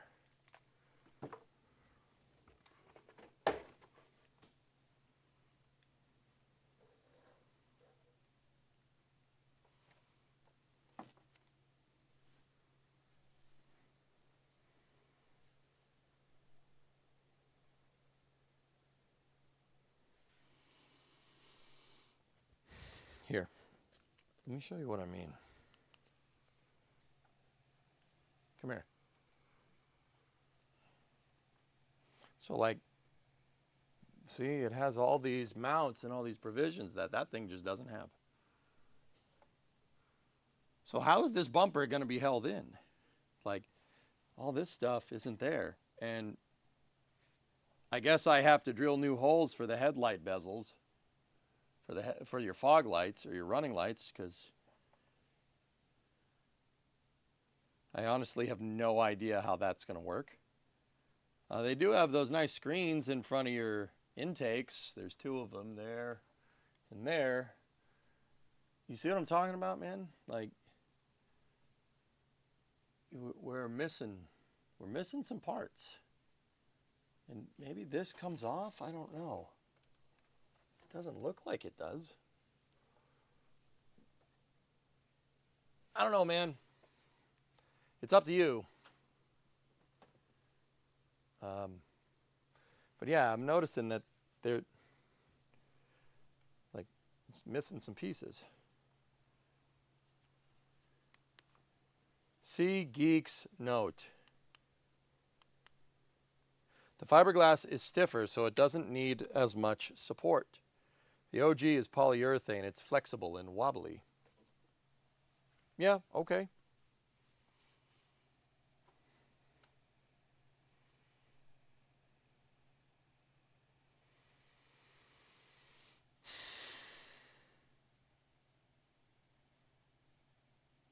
Drilling all the holes for this is going to suck.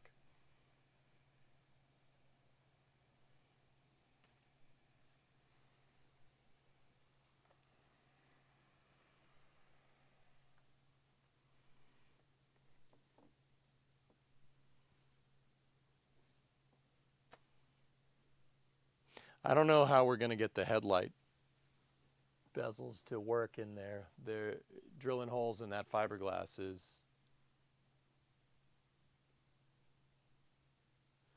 like right here, the headlight.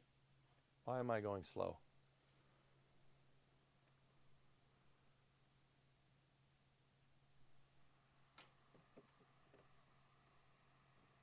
You going to stay this time? You sure? Yeah, so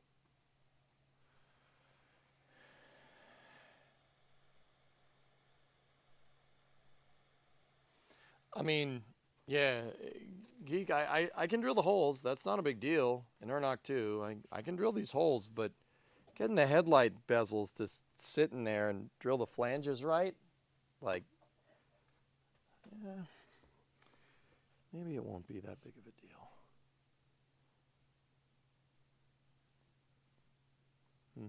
I don't know, man.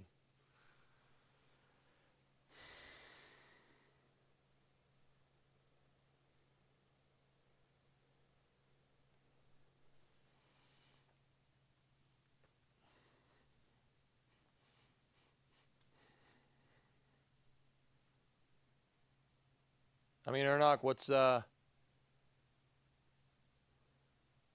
good word, man? What do you want to do with this? You want me to just dump the poly one like before, knowing what we know? Or do you want to, I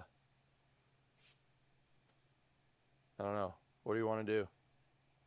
What do you want to do, huh? What do you want to do?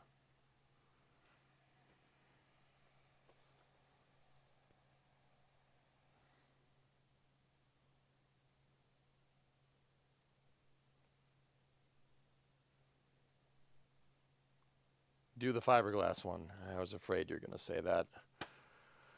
All right. Okay. Okay. I got to transfer parts from this one. We got to transfer the headlights and a bunch of other stuff, so.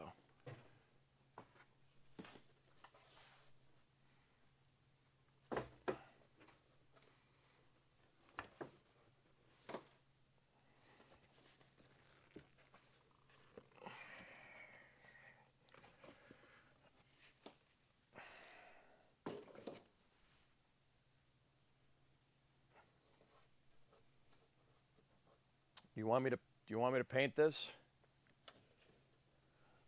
You want to paint it?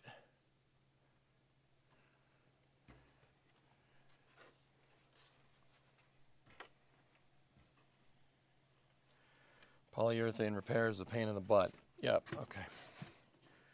Yeah, drilling these holes is too.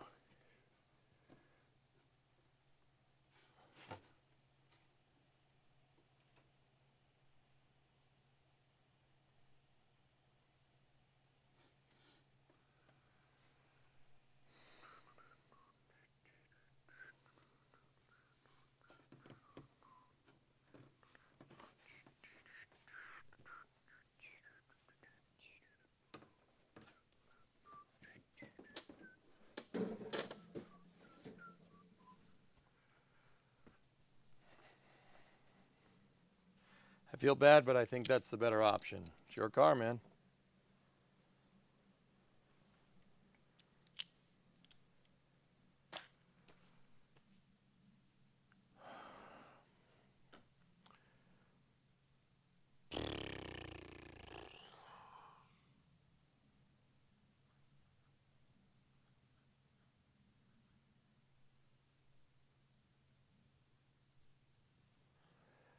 Okay, I got to think about how I want to do this then.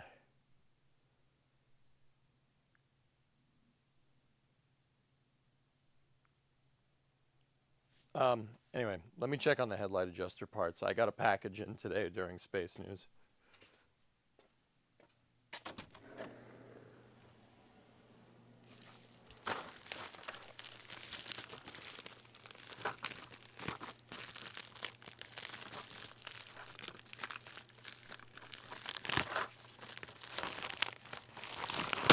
Ah, there we go. There's my headlight adjusters. Sweet. I'll show you guys this in a second. Let me just throw this away because it has shipping information on it.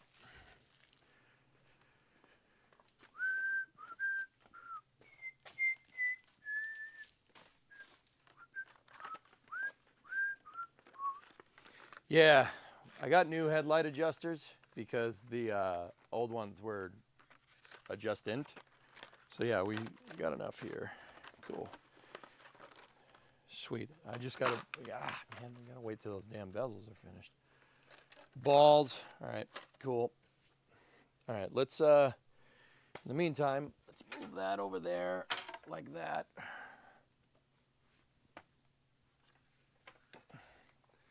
And let's think about how we're going to fix this.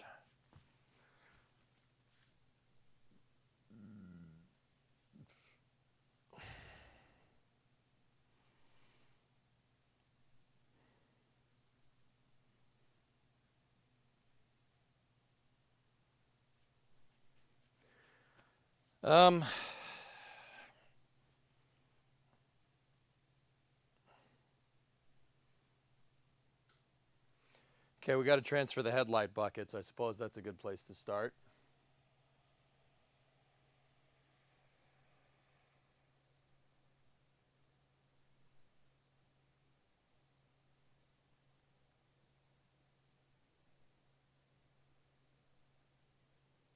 Yeah, Charles Ernock, when he had to go back to work, dude.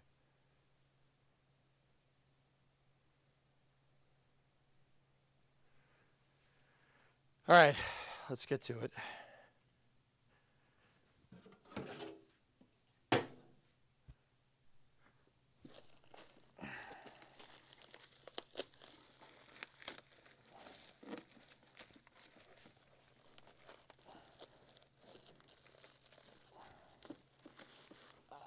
I gotta get my gasket scraper. Where the heck did that go? Did I actually put it back where it belongs?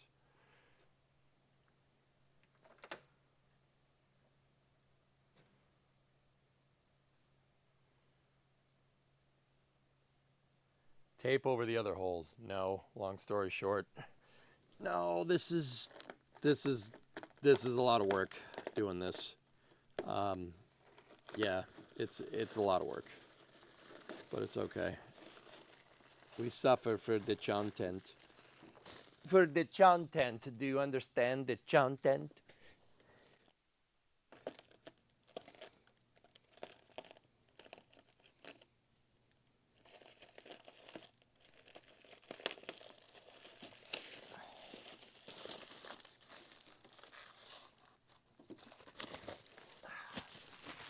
Okay, so we'll try to transfer the running light bezels to the fiberglass bumper from the factory one.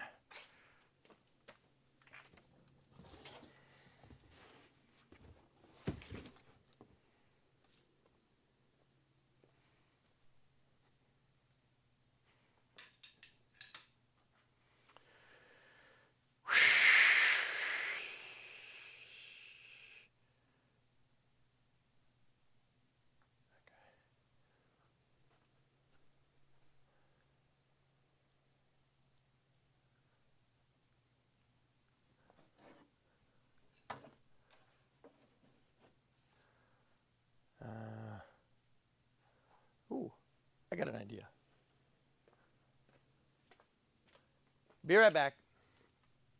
2 seconds. Okay, maybe 5. 7.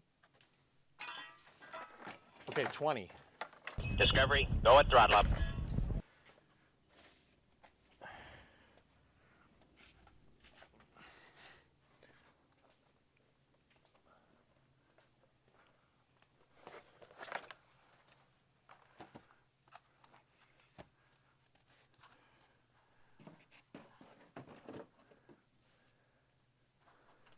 Put these bad mamma jammas down.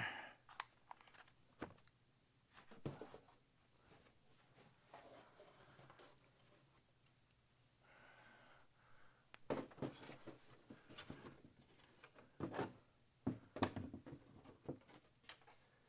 sure we don't mess anything up. Okay, cool. That'll make it, you know what? I'm going to turn it around so I can get at the stupid thing.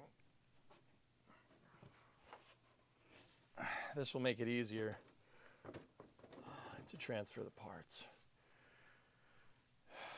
Okay. Now let me get the other guy's bumper.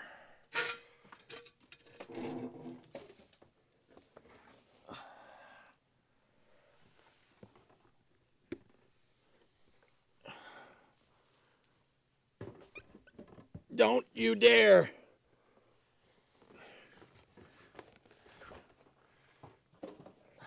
Okay, so we got to get these things. See the lights? We got to get those off. I'm trying to see if you have to take anything else off of this thing. I'm not. You probably need to transfer all the clips.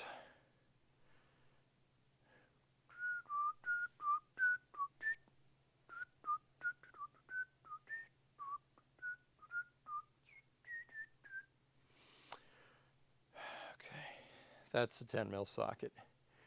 All right, here's what we're gonna do. Take these and move them back a little bit, like that. Don't you dare. That thing almost went. It almost fell. That would have sucked. All right, let's see what else.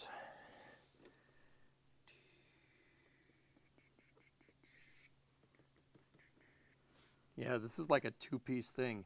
It's almost like GM made this, like this top kit first, and then they were like, no, put a splitter on it. And then they put whatever this thing is, the kit for it, on it after. Oh, man.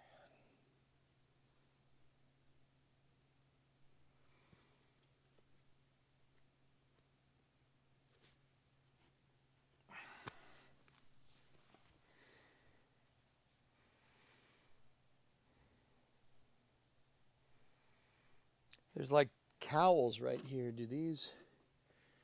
Are we gonna need those?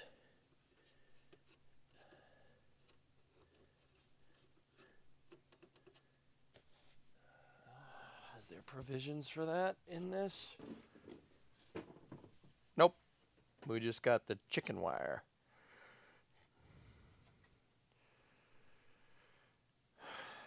Okay, it seems like the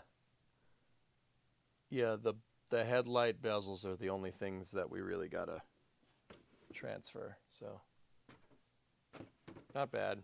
All right, those are on a 10 mil socket. I think I have one already on my ratchet. Where's my ratchet? There it is. I found it.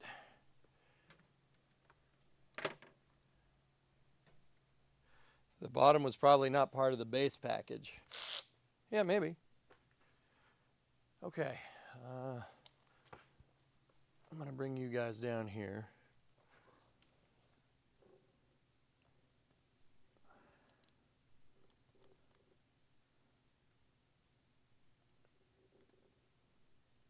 Got to get those ones off.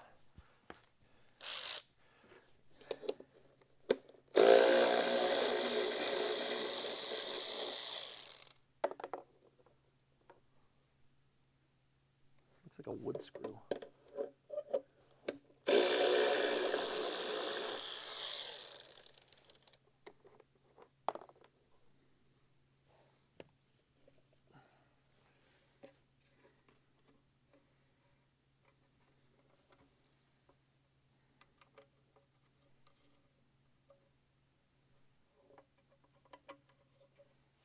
Always put the screws back in so you don't lose them.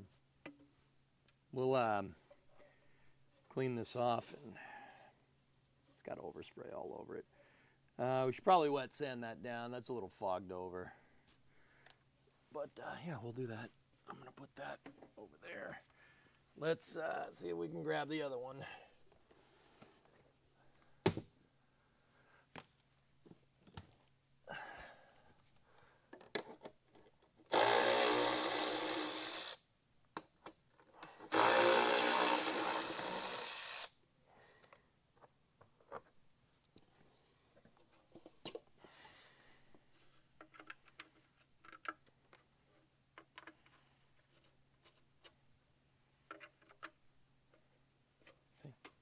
The screws back on. Anything else that we need to pull from this thing? I mean, maybe, I don't know, maybe we should try to put the cowl brackets back in. But that means I'd have to take that chicken wire or whatever it is off, and I don't really want to do that. I don't know, man. It's up to you.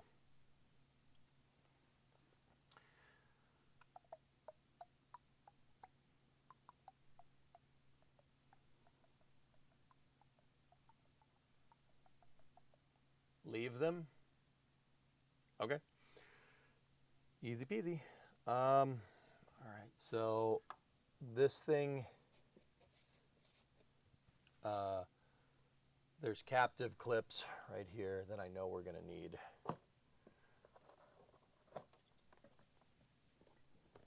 Because I need to drill new holes in the damn fiberglass.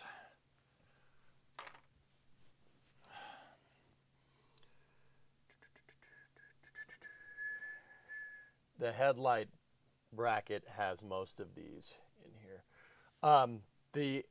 If I'm understanding this right, the headlight bezel, if I'm understanding how they built this from the factory, the headlight bezel needs to be on the bumper before you put it on, before you put that thing in.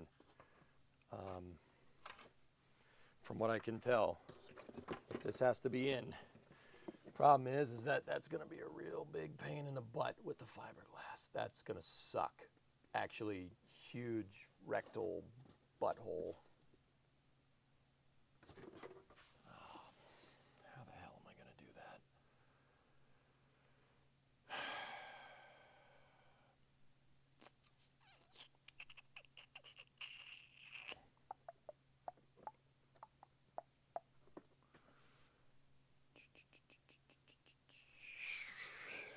So where I'm at, dude, is, okay, take a look.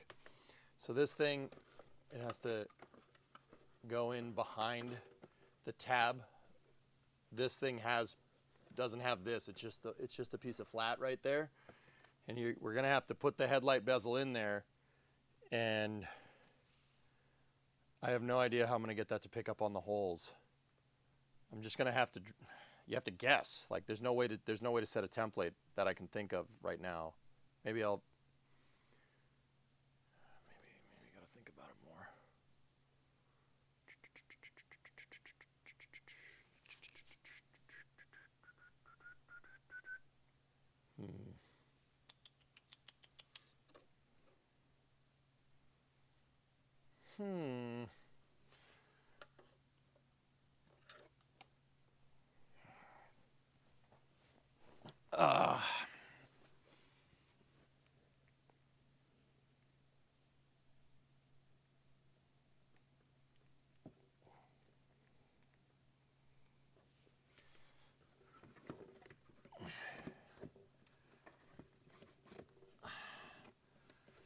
How am I gonna drill those damn holes?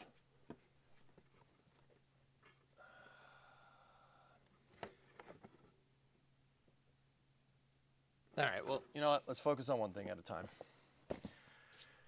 Let's see if we can get these things to fit.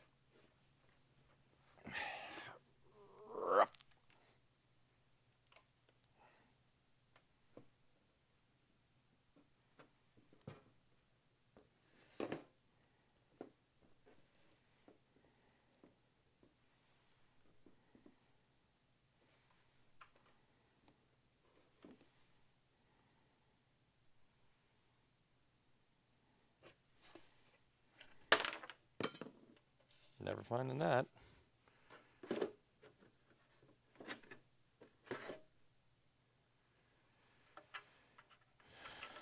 This goes on the other side. No, it doesn't.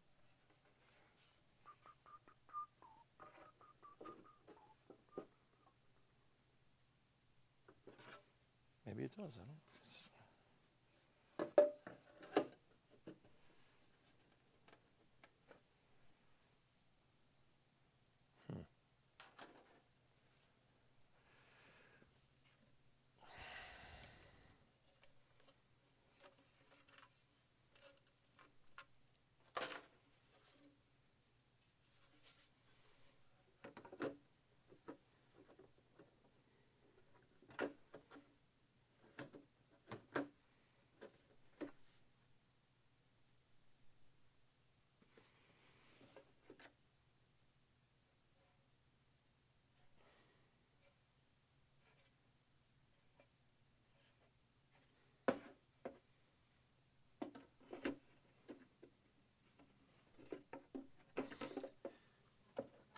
It's not even right. It's not even close. Okay. Here, let me show you guys what I'm seeing.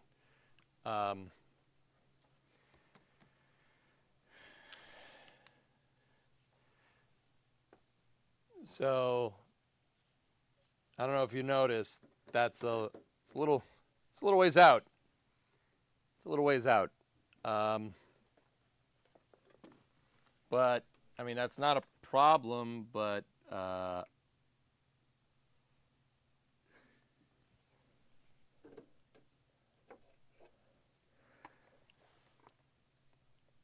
or we could just turn the camera.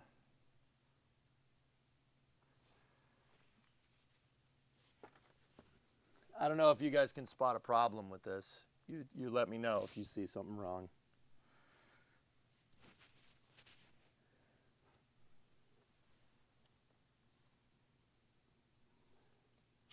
Hang on, cord's getting snagged. Give me 1 second.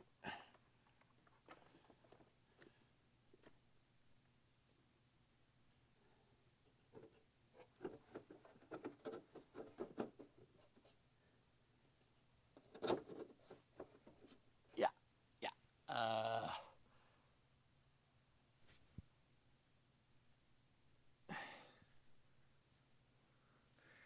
I'm just going to leave that like that. I'm going to check chat and see what you guys say.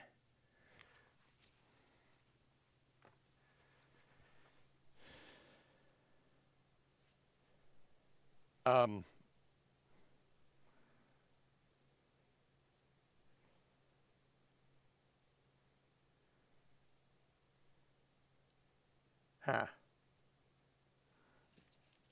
So,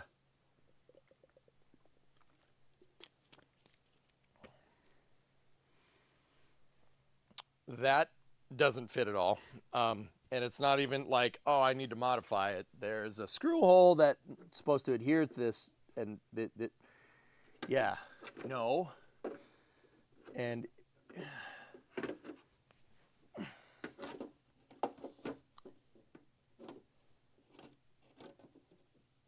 this bumper sucks.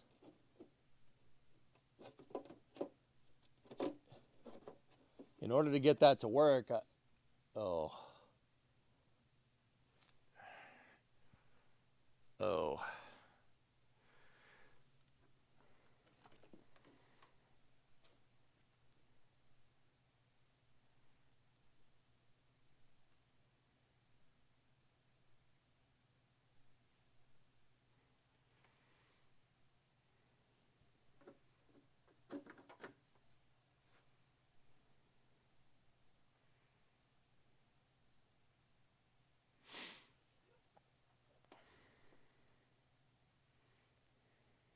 Hang on 1 second.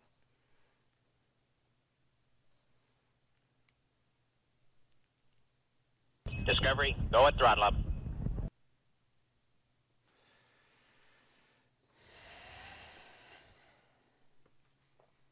Hey, Oki, tier 313. Where does the time go? I don't know. Places.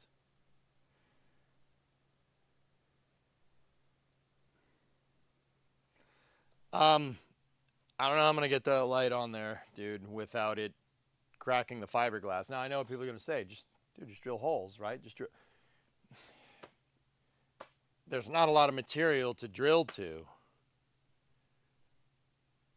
Damn.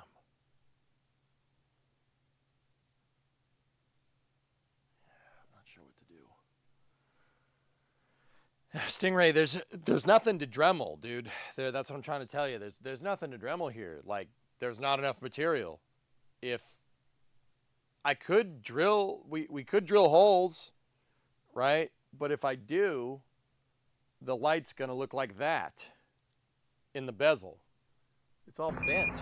Listen, Tranquility Base here. The Eagle has landed. Has landed. This is the United States calling. Are we reaching?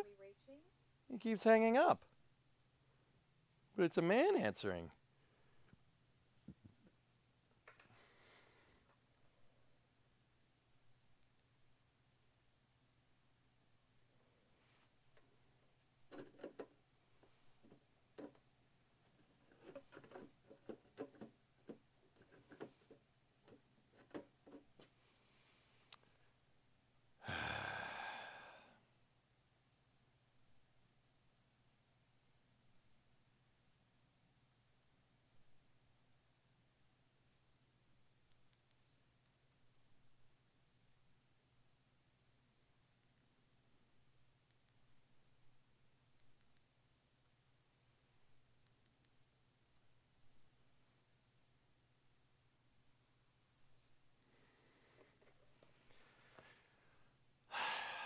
I'm not really sure what that is, dude.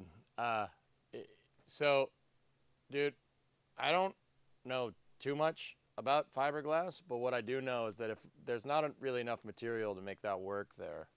So, I'm not really sure what you want to do. Let me check the other side while we're here. Same thing. It's the same thing. There's this thing goes right through. This thing doesn't pick up on any bolt holes. Oh, this is ass, man.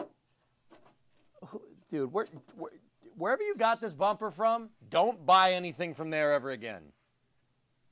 There's no way there's nothing to pick up on, guys.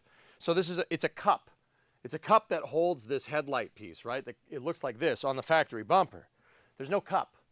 There's nothing. There's just kind of some walls on either side.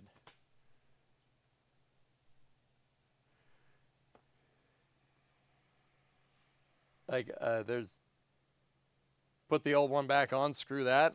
Dude, I hate being a dick. Like, there's nothing to mount it to. Like, we could run with no running lights, but these... man, I'm sorry. That sucks. Like, I mean, maybe I could pick up on one screw hole, dude, but even then, it's going to look all goofy. Your car's going to look cross-eyed. No, sorry, not your fault. I mean, maybe I could make a back plate or something, Stingray, like maybe, but like I said, dude, look at this. I'll get that out of there. Hold on. Look. Get this piece out of there. So, look. Right here. See how this has a cup? You can't see it. Here we go. Right. Come on. Just drop everything. Screw it. See this? See this piece right here? That's not there. It stops. It stops like right here. Like the part where you need to screw it in, this side doesn't even have it. It just has the guides. And then it stops like right there. I got...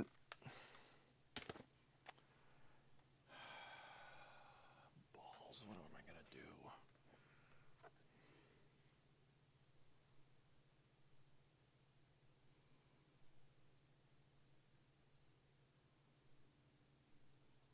Those bumper covers are made so you have to fabricate them. There's nothing to fabricate to, dude. That's what I'm telling you. There's no material there. That's why I'm getting really confused. There's nothing there. There's just a hole for the light, and that's about it.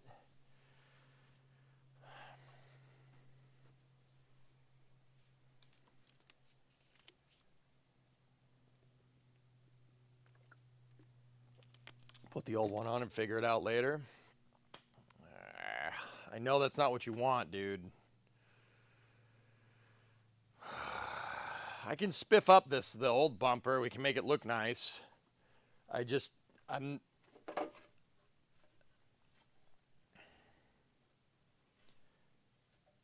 yeah, there's no hole. There's nothing. Guys, like I'm not. You guys got to see this. There's so like on the bottom of this light. See, there's two screws, right? There's one here, and then there's one right there. There's two holes for it, and then there's an indent. See the indent right there? There's an indent there and an indent there. That's to guide the light in, and then there should be a plate on the back of this, right? Should be. Let me just get this off here. There's no, here.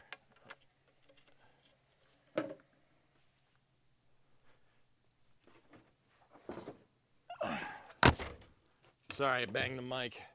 Look, there's nothing. There's no provisions here for any holes. Excuse me.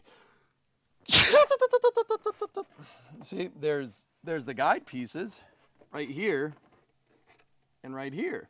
There's the guides, but there should be a piece right here where the light can go into. There's nothing. There's nothing there.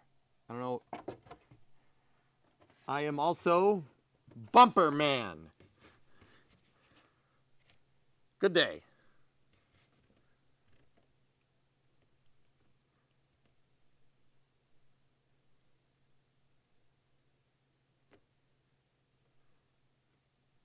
I don't know, man. Here, okay. See this video. Yeah, hard to do when there's a bumper in my hand, man. Give me one moment. I'm just trying to set this down so we don't break it.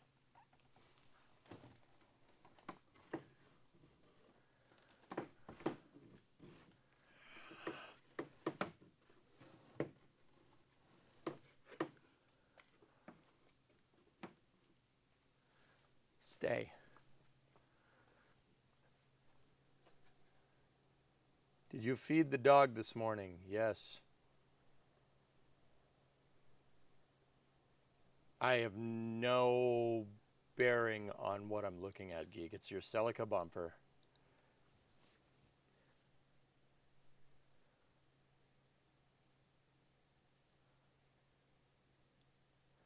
Ernak, yeah, I'm sorry, man.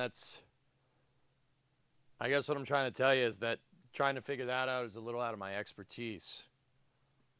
If you could call what I do expertise, I guess. I don't know. Make the argument that if I can't do that, ain't no expertise.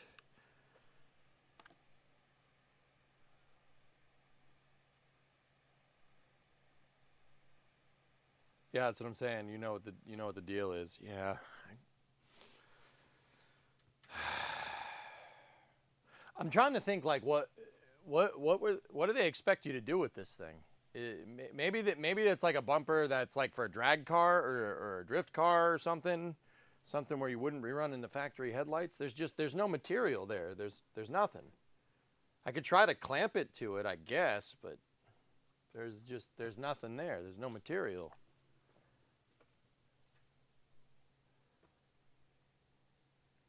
Don't worry about it. You didn't know either. A drag car would have that blocked off. Yeah, I don't know. Maybe it's just a crap bumper. I don't know, man. I'm sorry. Like, I don't like showing you that this is a piece of junk on stream. You know what I mean?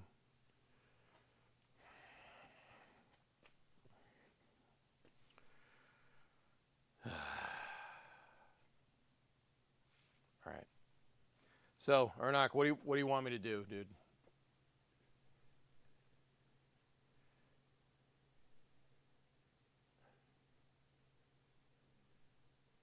Can you see the stock bumper cover for posterity's sake? What are you looking at? The headlight thing? The mounting area for the light. Yeah, sure, man. Yeah. Here. So this thing, Geek's right, this thing is definitely urethane bumper, but look. See the loops? The loop right there. So there's a guide for the light and then there's the loops. There's no loops on that aftermarket bumper. Like there's not even material there to drill a hole. And if I did try to line it up, the thing would be completely crooked. It would be completely crooked in the hole. So I don't... Maybe I'm missing something, dude. I don't know. I could be missing something. It's possible.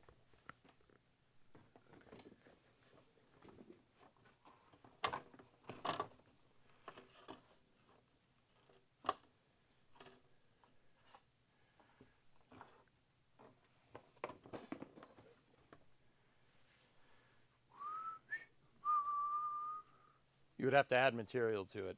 I'm not. Look, I know Corvettes and I know a little bit about fiberglass, but that's kind of outside of my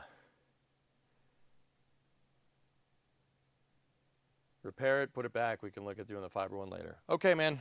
I'm sorry, dude. That sucks. Like that's why I asked you about it. I know you were keen on it.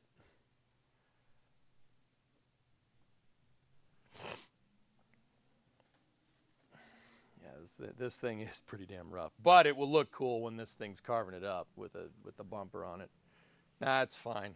Yeah, sorry, man. That sucks.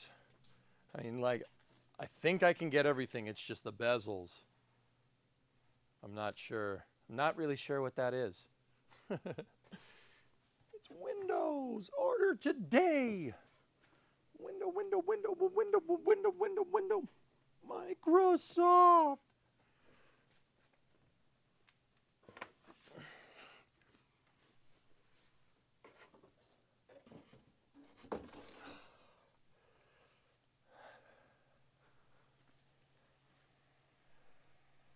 All right.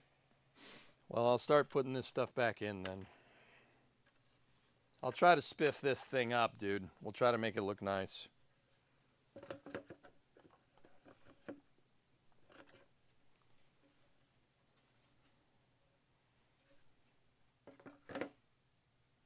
Wait a minute. Wait a minute. Kind of looks like a baby.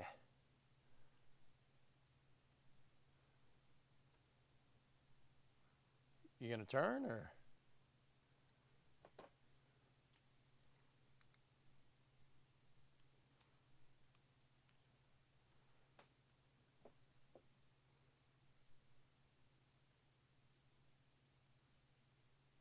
Let me check something. So this one goes in there, right? That's fine. Maybe I screwed something up. Hold on. That's supposed to go in.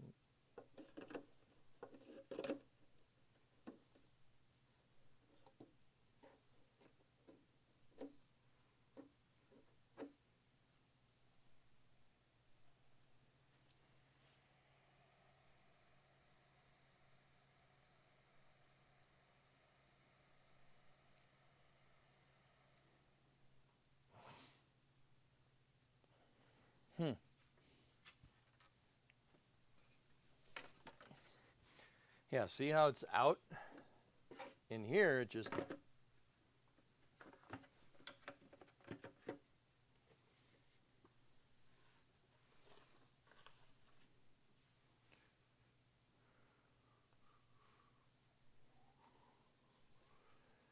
know, there's not a lot of cracks in this airlock. Really, there isn't. We could, could fix this. Make it like a streamlined butterfly. The part where Mr. Bimmerman decided he wanted to make your car into a bumper, that part is a little messed up. But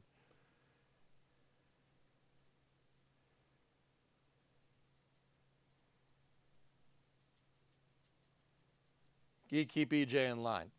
Shut up, punk. Okay.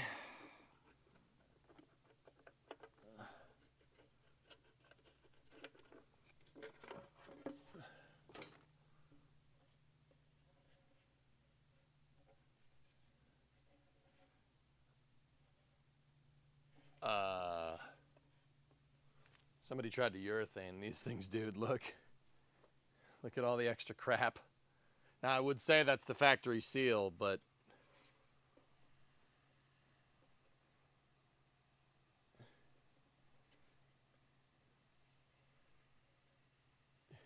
See all this? Look at all the excess material. Somebody urethane this thing. But once again, I thought that was a spider's web. Yeah, they leak. I know. This one definitely has stuff in it. I don't know if you guys can see it. There's definitely like a spider web in there. See it right there?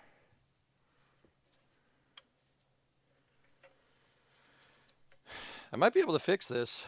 Actually, I'm pretty sure I could. If we get a heat gun, we melt all the crap off, take it all off, and then seam seal it back after we clean this out. You know, it's doable.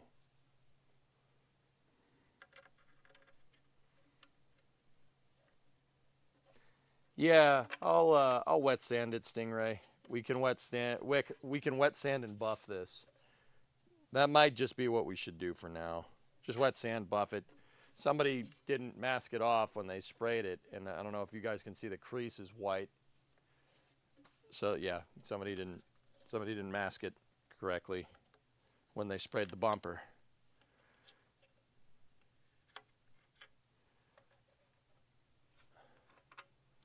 Am I wrong for thinking that the part I linked isn't present though? Are we sure that bumper is for a 91? Wait. What are you talking about, Aqualux? The headlight bracket? I already have a new one, dude. And I've test fitted it to an extent. It definitely is. It's definitely, here. This is the one that came off the car.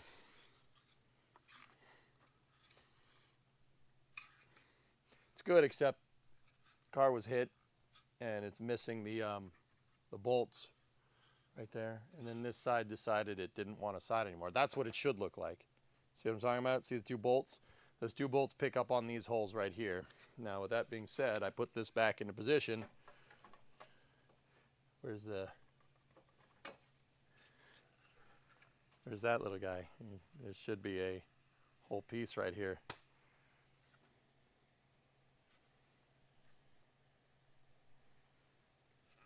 Yeah, Stingray, I can restore headlights. I'm not worried about that. But yeah, so check this out. This piece is supposed to be gray.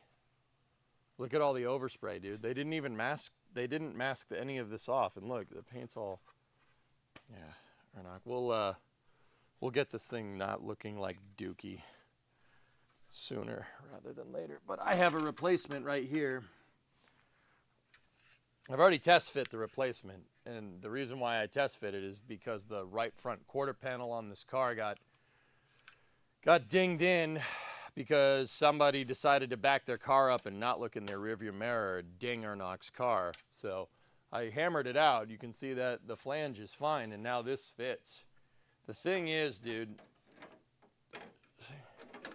everything should fit just fine. See, the reason why it's not fitting in all the way is because I have bolts on it.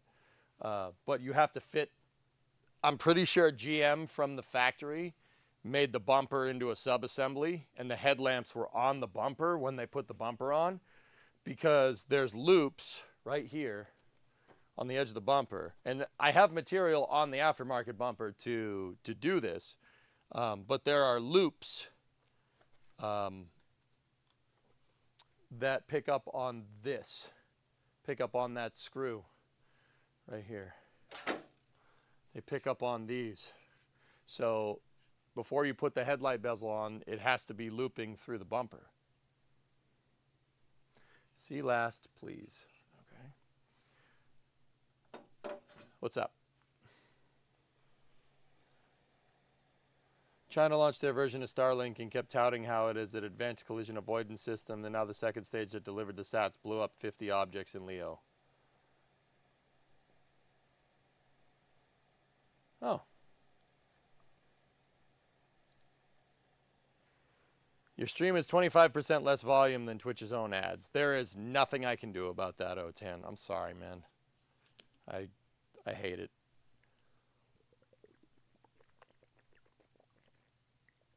If you have a good product, people will pay for it. Just saying. That's all I'm saying. You wouldn't need to run ads. People would pay for it. Just saying.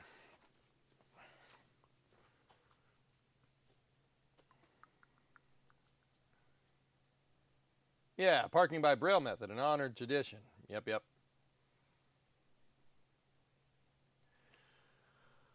All right. Well, okay. So I guess I got some homework here then. It's just one of those days where every time you try to go do something, everything is like, so my homework is to go get some paint stripper, and we'll strip down all the headlight bezels. Yeah, I'll just dip them in paint thinner. You know? We'll do that. We'll get this thing nice. Just gonna take some time. I mean, Ernog, I'm not gonna lie to you. I'm pretty pumped that we belted out the entire rear end. We did that in like a day, which was pretty cool. Well, that was a frustrating exercise. Yep.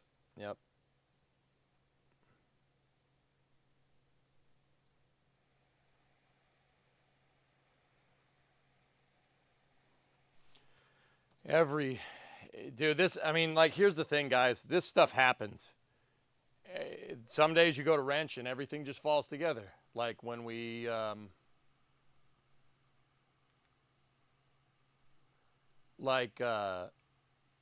everything just falls together. Like when we put the rear end in this car, we just belted that out. Everything went together. Everything was fine.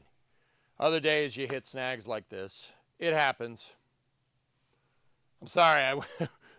I was coming in. I'm like, oh yeah, we'll do a lot of stuff today, you know. But yeah, you got to take the whole suspension apart. I need more time to get something like that done. We'll have to do it on a longer wrenching stream. Open your package. What does this vehicle's means of vertical takeoff? Yes. Damn it. Yeah, I'll try to fix this thing up as best I can, dude. When I button it all back together, it's, and it has all the bolts that it needs, it should be okay, man. Please. It's down in the house, RJ. I'm sure whatever it is, I'm gonna appreciate, dude. Don't get confused. I'm just doing a lot of different things. So these are my headlight clips. These should go in here.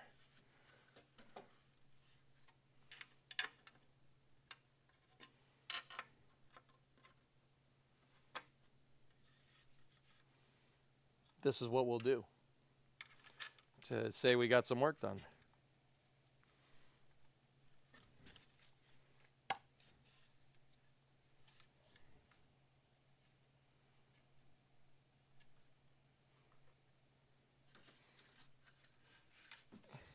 I will put the headlight adjuster clips in.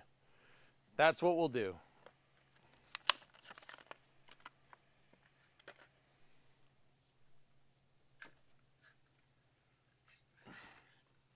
Okay, I got 2 in. Now, let's... Come on. Yeah, right. So these are your adjustment avenues for the headlights. Cool. See? Nice. That all fits. That all lines up. Excellent. Actually, pretty good, man. Not bad. Yeah. Somebody, I know what people are going to ask. Well, where's the adjuster clips that were in there? I think someone tried to adjust them with a hammer.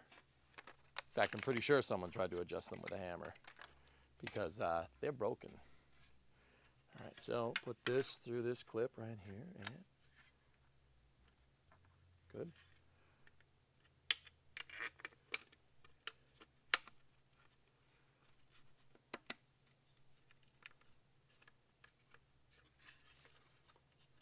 Good, good. Sweet. Last two. Could it have been a car-shaped hammer? I'll show you them in a second.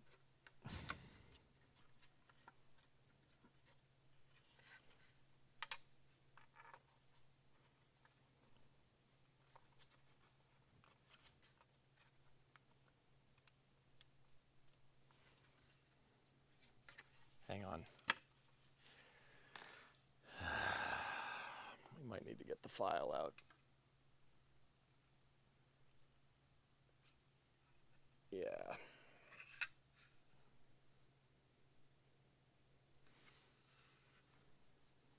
So this thing has two retaining clips in there, and it goes in, and you have to push it through so the clips clip to the front side so it holds it in.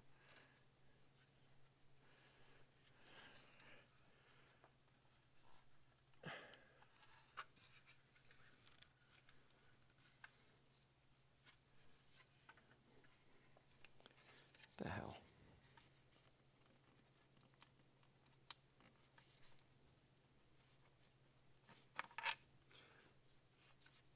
File time.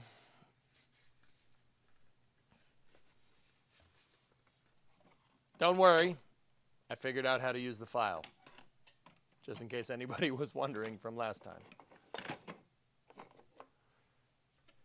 Oh, the file I want is on the ground.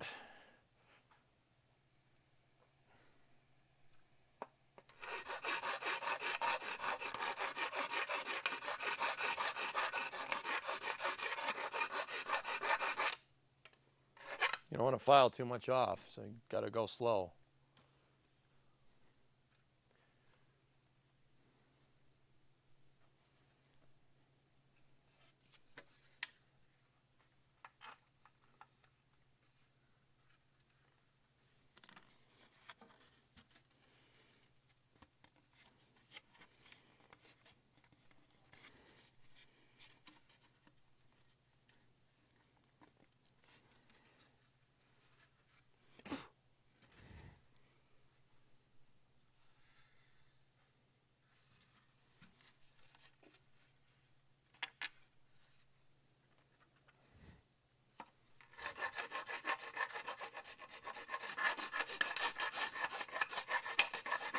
Hey Nez, what's up, buddy?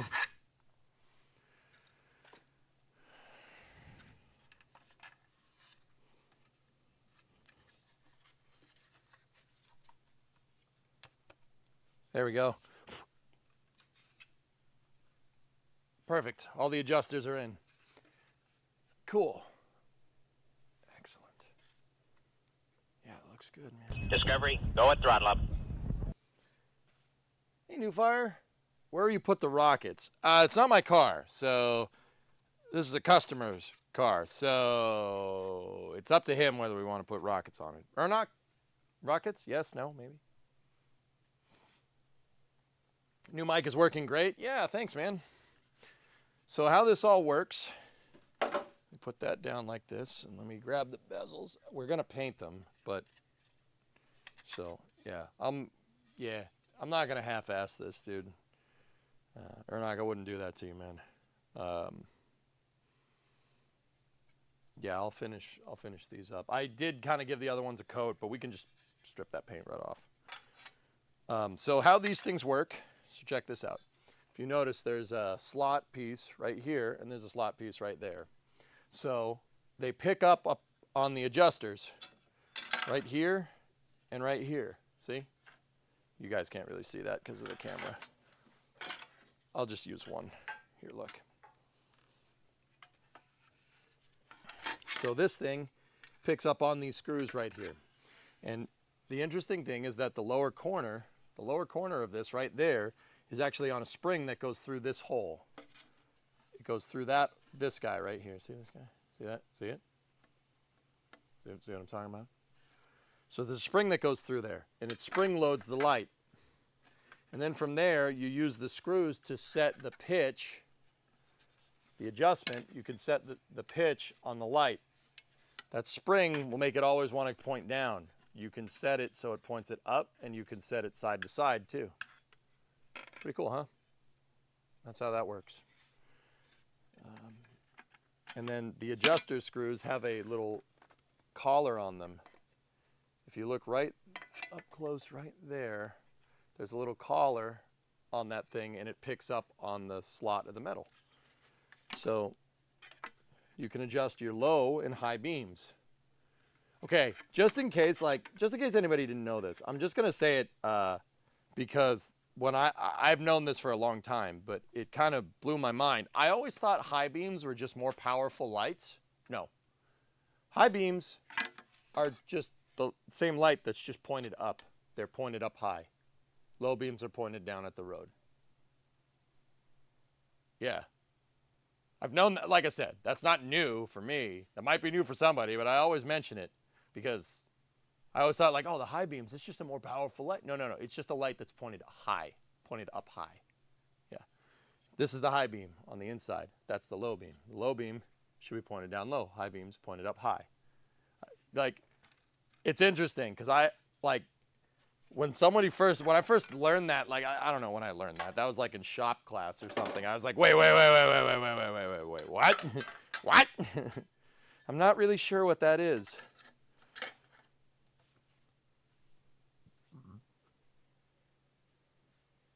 I hate new LEDs. I'll gladly blast them and prime them for you if I get them to you. Geek, I'll do it, man. I'll do the work. Dude, I'm sorry. Ernak, yeah, Geek, I'll take care of it, bud. Thank you, though. Thank you. Ernak, I'm sorry, because I was like, use the factory bumper, and you're like, no, don't. And then we had that. I apologize, dude. That kind of sucks. You know, it's money down the toilet. That sucks. Anyway, yeah, modern HIDs piss me off too. You can't see anything. Like they blind you when you go down the street. I can't stand stuff like that. It's quite annoying.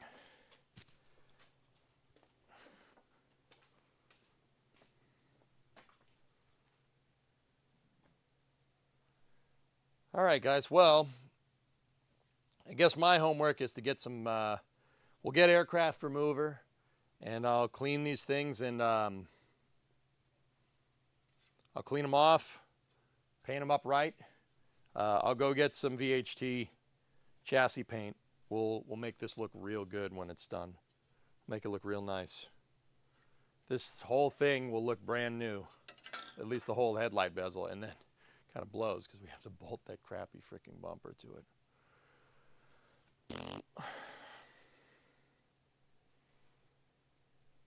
Okay, yeah, sorry about that, guys. There's not a lot of wrenching content there. I swear we'll get more done, but yeah, I have to. I just want to see. I just want to make sure I'm not nuts. Okay, that like slips in, no problem. Does it slip into this? It's actually not bad. No, it's bad. The left screw hole is not even attached.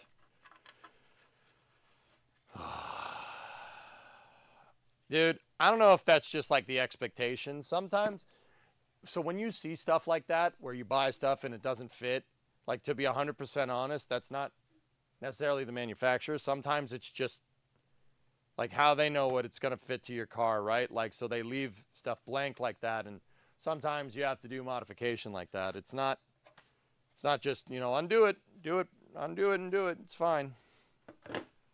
Sometimes you do get snags. It happens. Can we just get a different light? I mean, I could make something, Brun, but that's not what Ernox said to do. He didn't want me to do that, so. But I'm pretty sure I can spiff this old one up. It's still going to have some cracks in it, but I can make it look nice. We can get her there, dude. You know, we'll, I don't have too much experience painting plastic, but, you know, whatever. Either way, with the bezels and everything all up front, man, the car's going to, with the exception of the bumper, the car from like here forward is going to look mint. And it's going to handle like a freaking boss, dude. I'm really looking forward to that. This thing's going to be fun as hell to drive. Even with that damn 305 in it. You know what sucks, though? That 305 is super healthy. It's a nice motor. It doesn't leak, doesn't do anything. It just goes, but it doesn't go very fast. Yeah, Brun, I'm kind of with you. I know, like...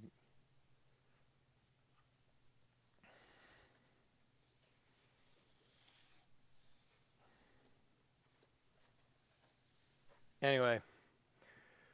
All right, dudes. You guys ready for summer car? I'm going to take 5. It's best to learn how to drive on a track with less power. I'm going to go take 5. My hands aren't too dirty. I don't think I need to take a shower or anything. I didn't get too dirty today. So what I think we should do is, yeah, we'll jump into my summer car. Yeah. Really happy that the new mics are working well, so that's good. If you paint the bumper, make sure you spray it with a flex agent before you paint it, or it will just crack when it flexes. Yeah. Yeah, you need special paint for this. Geek, I can bring this thing around. I'm not sure what to get the paint off with, though. If you have any tips on that, that would be good. We'll make that, I mean, it's still going to have some cracks in it, dude, but we'll make it look okay. It'll look good. Clean up the headlights. You know, just shine up the plastic with the Chevy logo on it. Shine up the Camaro logo. That with the black headlight bezels and everything, it'll look real good. How's Titan? Titan's good. He's outside. He's like right outside that door. Actually, you know what? Let me see. Not the dog. I want to look at how the paint came out on the bezels that I did spray. Yeah, it's not bad, but it's definitely a 20-foot paint job here. Look, it didn't come out too bad, but we can do this better. I don't want to half-ass it, man. I'm not really sure what that is. No, it's Windows. Order today. I mean, if we're gonna strip the bezel or the lamps down, I did a crappy paint job on the bezels too. We'll do that all right, man. Make everything good. Look freaking mint when it's done. And then I got to do the damn sway bar. Or the strut bar. Yeah. That's gonna... Yeah, I got to clearance those plates. Anyway. The other thing I could do is just sliver a piece of 1/4-inch steel in front of the plate and then drill 2 holes in it, and that'll look terrible. I'm not doing that. The strut bar needs a partial spacer. It's fouling on the plates, Hellfish. I'm not see, here's where I'm at. This is why I said I needed time to do this. You got to load up the suspension. The reason why you got to load up the suspension is because I have to see the full range of travel here with this thing. So I'm going to have to bring the car down. But yeah, I got to see the full range of travel. You can't really get it right now with the spring not compressed. You're not going to, and if you do, whatever you get here is not going to work, right?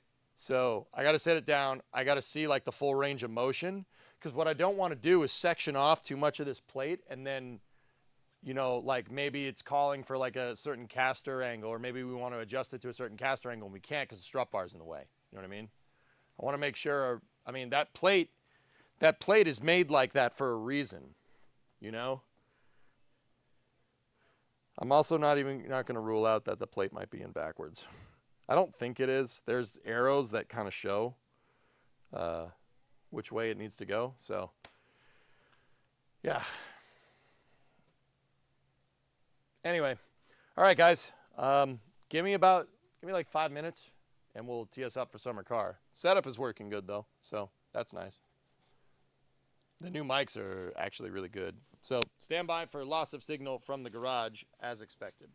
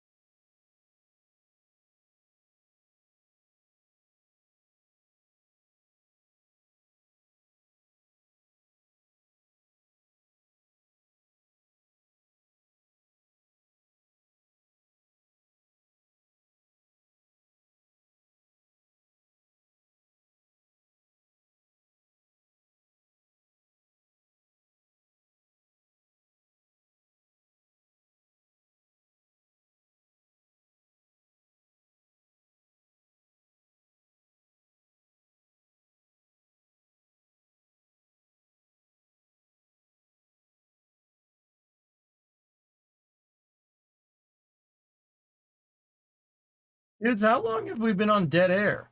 I thought I told this thing to loop. Yeah, guess not.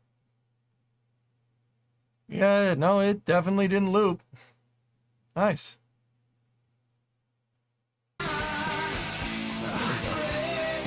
Actually, you know what? You know what would be good?